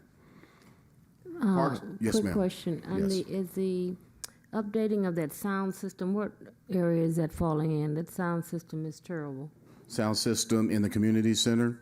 There's a couple of things happening with the community center, and we're also looking at doing a master plan of that because there's a lot of separate projects that are taking place. So we want to group it into one singular master plan where we can attack it systematically and get it done completely. Yes, sir. Madam Dr. Mayor, Lennox. the AV upgrades, the phase 2 of that'll come to you as a separate item. It's not a capital item per se. They'll it's be, not a yeah, capital? they'll be outside of So it'll the be CIP. coming soon? Correct. Okay, because Yeah, it's in fact, I terrible. think the ad hoc will review that first. Okay. Yes. MPT. Thank you, Dr. Lennox. Some of the parks improvements, we have 1 project in construction right now and 15 in design. $6.8 million for the budget next year, which is 12% of the CIP budget. And what that is the athletic field and walking path replacement lighting that we're currently working on as we speak. Coming up, Carriage Crest Park redevelop and development, sidewalk repair and ADA for the city parks, Mills Park renovations, Foysia Park design and construction, Mills Park renovation, replace rubberized play surface and playground structures, security cameras, wading pool demolition and repurpose, and Stevenson Park bungalow removal.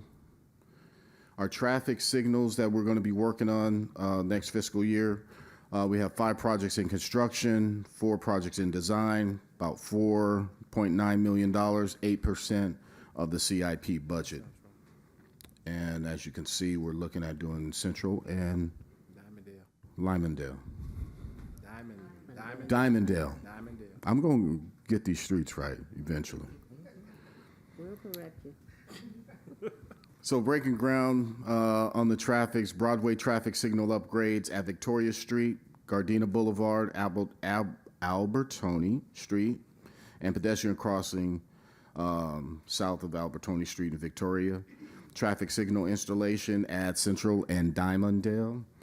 Traffic signal installation at Del Amo Boulevard and Stamps Drive. Okay, that's not District 1 either.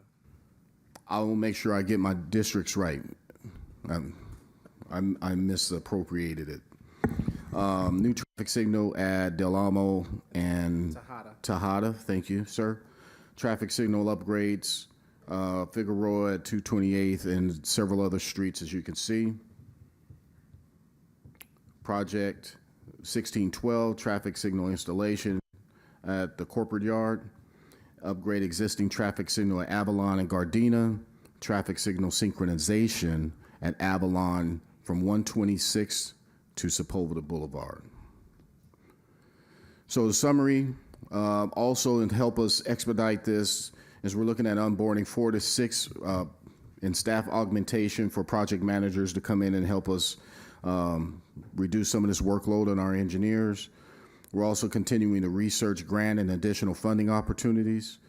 Our projects that we put together are prioritized based on several criteria: pavement condition index, public health and safety, legal compliance, and council vision and mission. And going forward, we just want to make sure that we address deferred maintenance and assess the needs of the city to plan and schedule future CIP programs or plans. And with that, I'll take any questions that you may have. Identifying the funding sources, 56 million. I know there's money coming in from various pockets. Have we? I know it's been identified. Staff, Tariq. Is your question like how are we funding all these projects? Various funding sources, some SB1 funds, some gas tax funds, some general fund, a variety of different sources. Correct. The Public Works Department went through an exercise of linking sources, funds to the project, so including the general fund and other special. I think that's what I'm looking for. What funds or which projects linked to? I think the exhibit in the staff report has that information. Yes. I can't recall the exhibit number, but the budget staff report has that detailed information about the funding source in one of the columns. Great, I'll find it in the report.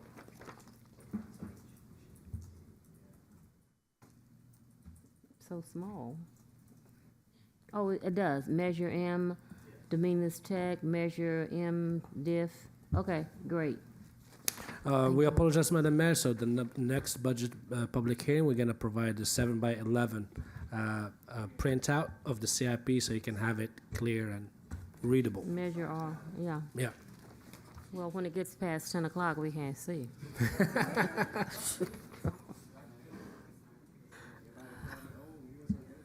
Madam Mayor? Yes, I Councilman. make a motion that we approve the continuation of the agenda until completion. Let's say we should be done by 11:30 at the latest. We have one more item, and it should be finished by 10. Yeah, but if we don't make the motion I before appreciate it. 10:45, Yeah. then we can't make the motion, and we have to stop right at 11 o'clock exactly. Madam City Attorney, you acknowledge that? Okay, Thank it's you. been moved, and I'll second that motion that we end this meeting by 11:30, Or sooner. or sooner, by 11:30, or sooner. All in favor? We're voting electronically.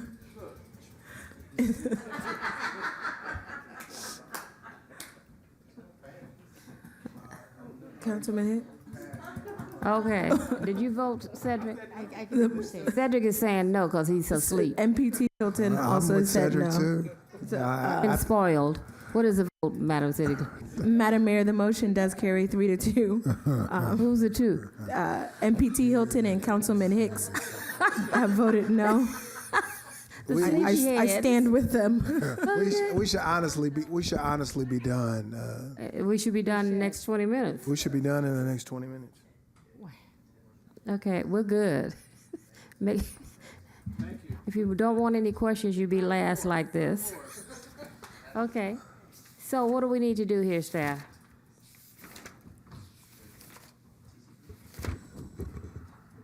General fund. Provide direction to approve Measure C and Measure K Budget Oversight Committee's recommendation. I'm looking under the recommendations. Motion to approve staff's recommendations. Correct. Second. It's been moved and properly second. Any more conversation? Hearing none, let's vote. It's unanimous, Madam Mayor. Item number 35 is to consider local uncontested appointments for various commissions except the Planning Commission, Economic Development, and Environmental Commission. And I think all of them are mine. They need to be, no, I'm gonna do this on, see, there you go. Environmental Commission, I wanna move Dr. Cecilia, what's her last name, Villapando from alternate number 3 to the vacant position. Brian Ford from the alternate position to the other vacant position. That's on the Environmental Commission. Okay, thank you. For the, I'm gonna do them all in one motion. For the Public Relations Commission, Lilibeth Lestino, she wants to move from Women's Issues to the vacant Public Relations Commission. Can you say that again one more time, Madam Mayor? Lilibeth.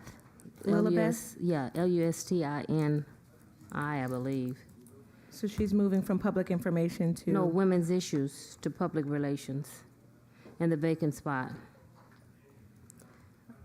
Public Safety, Michael Wilson from alternate number 2 to the vacant spot.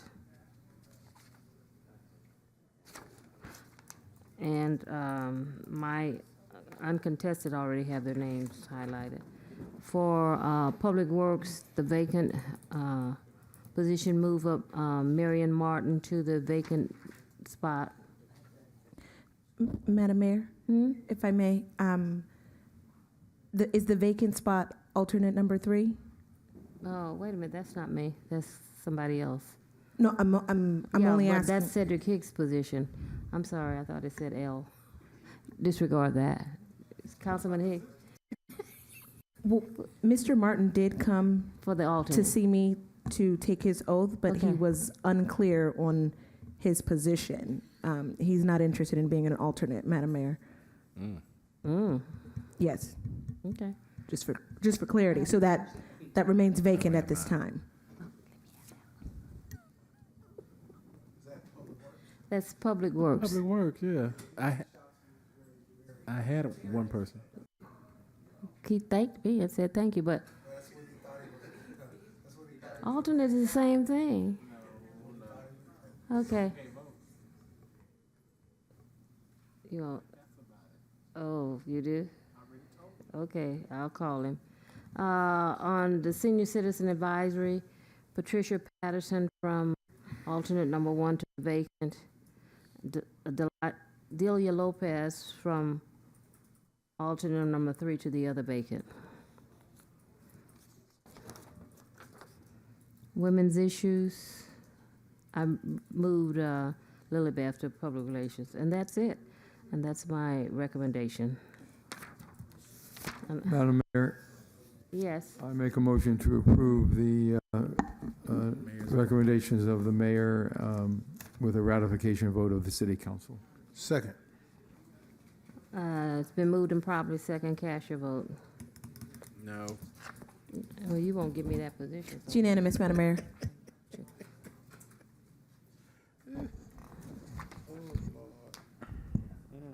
Okay. What do we have next? Ordinance second reading, none. Have any memorial adjournments? We'll be out of here. Any memorial adjournments, Madam City Clerk? Yes, Madam Mayor, thank you. These are the names that I received today for memorial adjournments. Gloria Molina on there? Is Gloria Molina on there? No, but I can add. At Councilman Hicks' request, I will add Gloria Molina.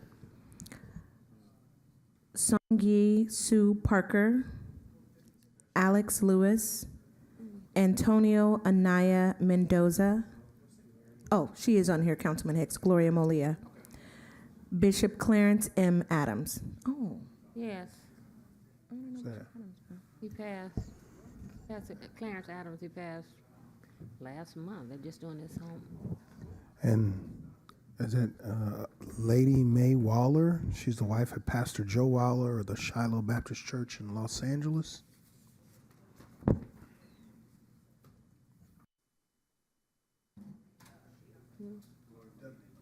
Waller. You don't forget nothing. Come on, no.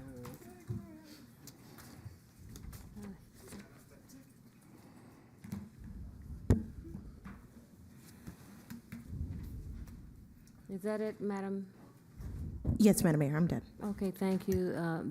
Bishop, Doctor? Yes, let's bow our heads. Father, thank you tonight. We pray that you would bless the families in our communities that are struggling with grief and death tonight. We pray that you would encourage them and strengthen them. In Jesus' name, I pray. Amen. Amen. Council members request to add items to future agendas. And any requests? Madam Mayor, I actually have a request tonight directed to our city attorney for that ordinance as far as the grass needing to be cut and stuff like that. I think we need to fine tune an ordinance around if they're a hazard and stuff like that. If I would like to see something like that. Thank you. Well, 30, 40. I know you can't do it in 2 weeks, so because you're going to be on vacation. The second meeting in July. That's fine, because Robert said we can cut that grass tomorrow. I'm just trying to prevent other people from doing the same thing, and it's on tape. I pass by there in the morning, so I'll know if it's done or not. I'll be passing all day. Okay, anyone else? Madam Mayor. Yes. I just need, for staff, if we can get an update on Fosia Park construction and plans, upgrades for Fosia Park. Can we get an estimate? Where's our public works? Well, he left. He's gone. Okay. That was on the CIP, one of the items that he listed. It was, Madam Mayor, yes. Yeah, that is actually, it's in design right now. There's a firm working on the construction documents today. So yes, it's going to be pushed out as an RFP very soon. Okay. Madam Mayor, to Perfect. piggyback on that, same thing for Mills Park, because I know that the residents, and I'm having a town hall meeting, I think it's next month. Same situation. So Mills Park, Carriage Crest, Foisia, all of those are currently in design as we speak, yes. All right. Yeah. All right. Sounds good. Sounds good. So, let's see, you got 5 minutes here. Any comments? Got 5 minutes. Well, we have longer, but any comments here? None? Yeah, Madam Mayor, I do. Yes. This is addressed to the city attorney. Would you address the issue of the seating on the dais? The federal, state, county, and city COVID-19 protocol is completely finished. And so we're ready to go back and sit properly because Councilwoman Rojas and I are not on television most of the time because of the inability for the staff to put us on TV. And that's clearly unfair to the public and unfair to us. Well, I think you're on there every time you speak. Is that not correct? Every time anybody speaks, they're on camera. Yeah, so it has nothing to do with federal. So, well, I think what the councilman is saying is that the COVID restrictions have been lifted and the seats, the council can go back to sitting next to each other. I think that's what you're saying. And yes, there are no more restrictions under any state or federal law.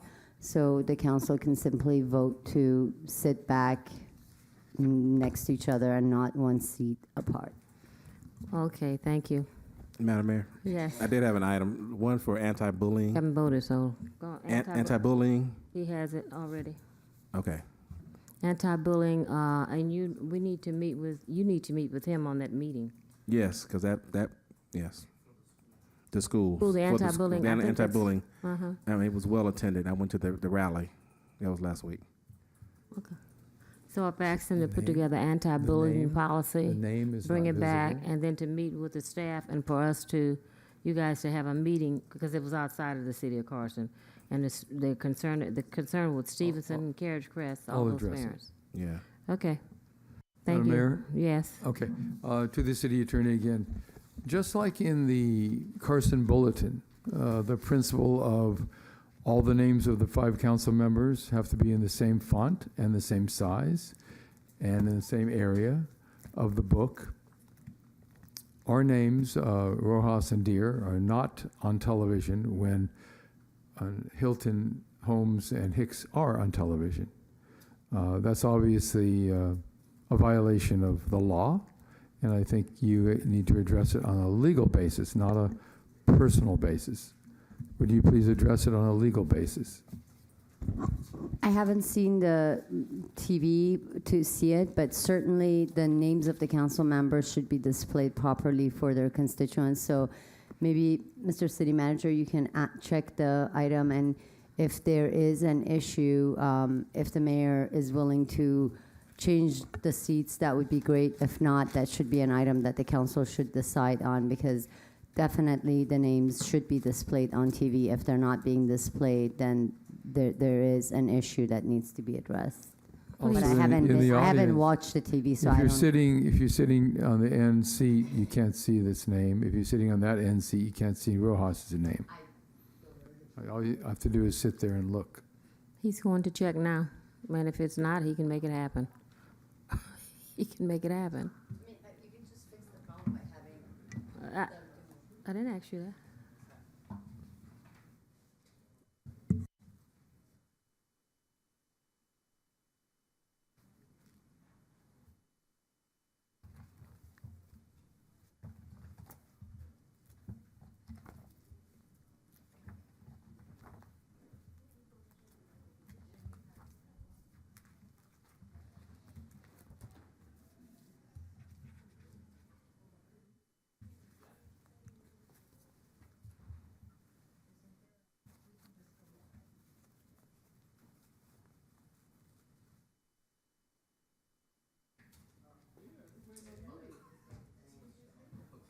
Sorry.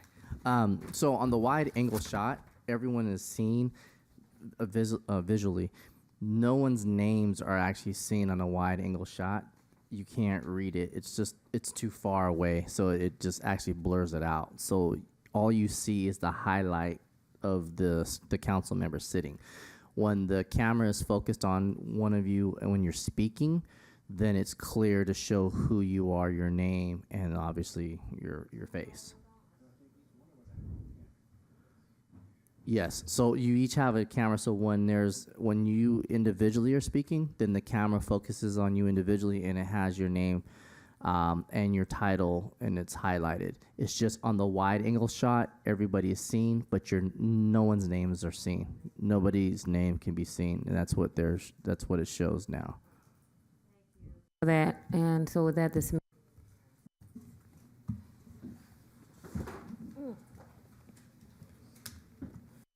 Take us to the wide angle real quick so we can see it. I'm going to send an email to everybody. I'm going to be gone for 2 weeks, starting Friday.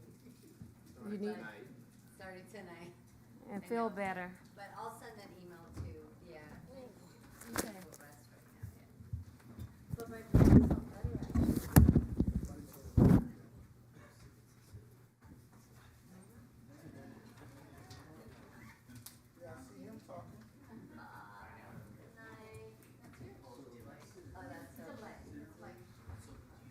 It's delayed.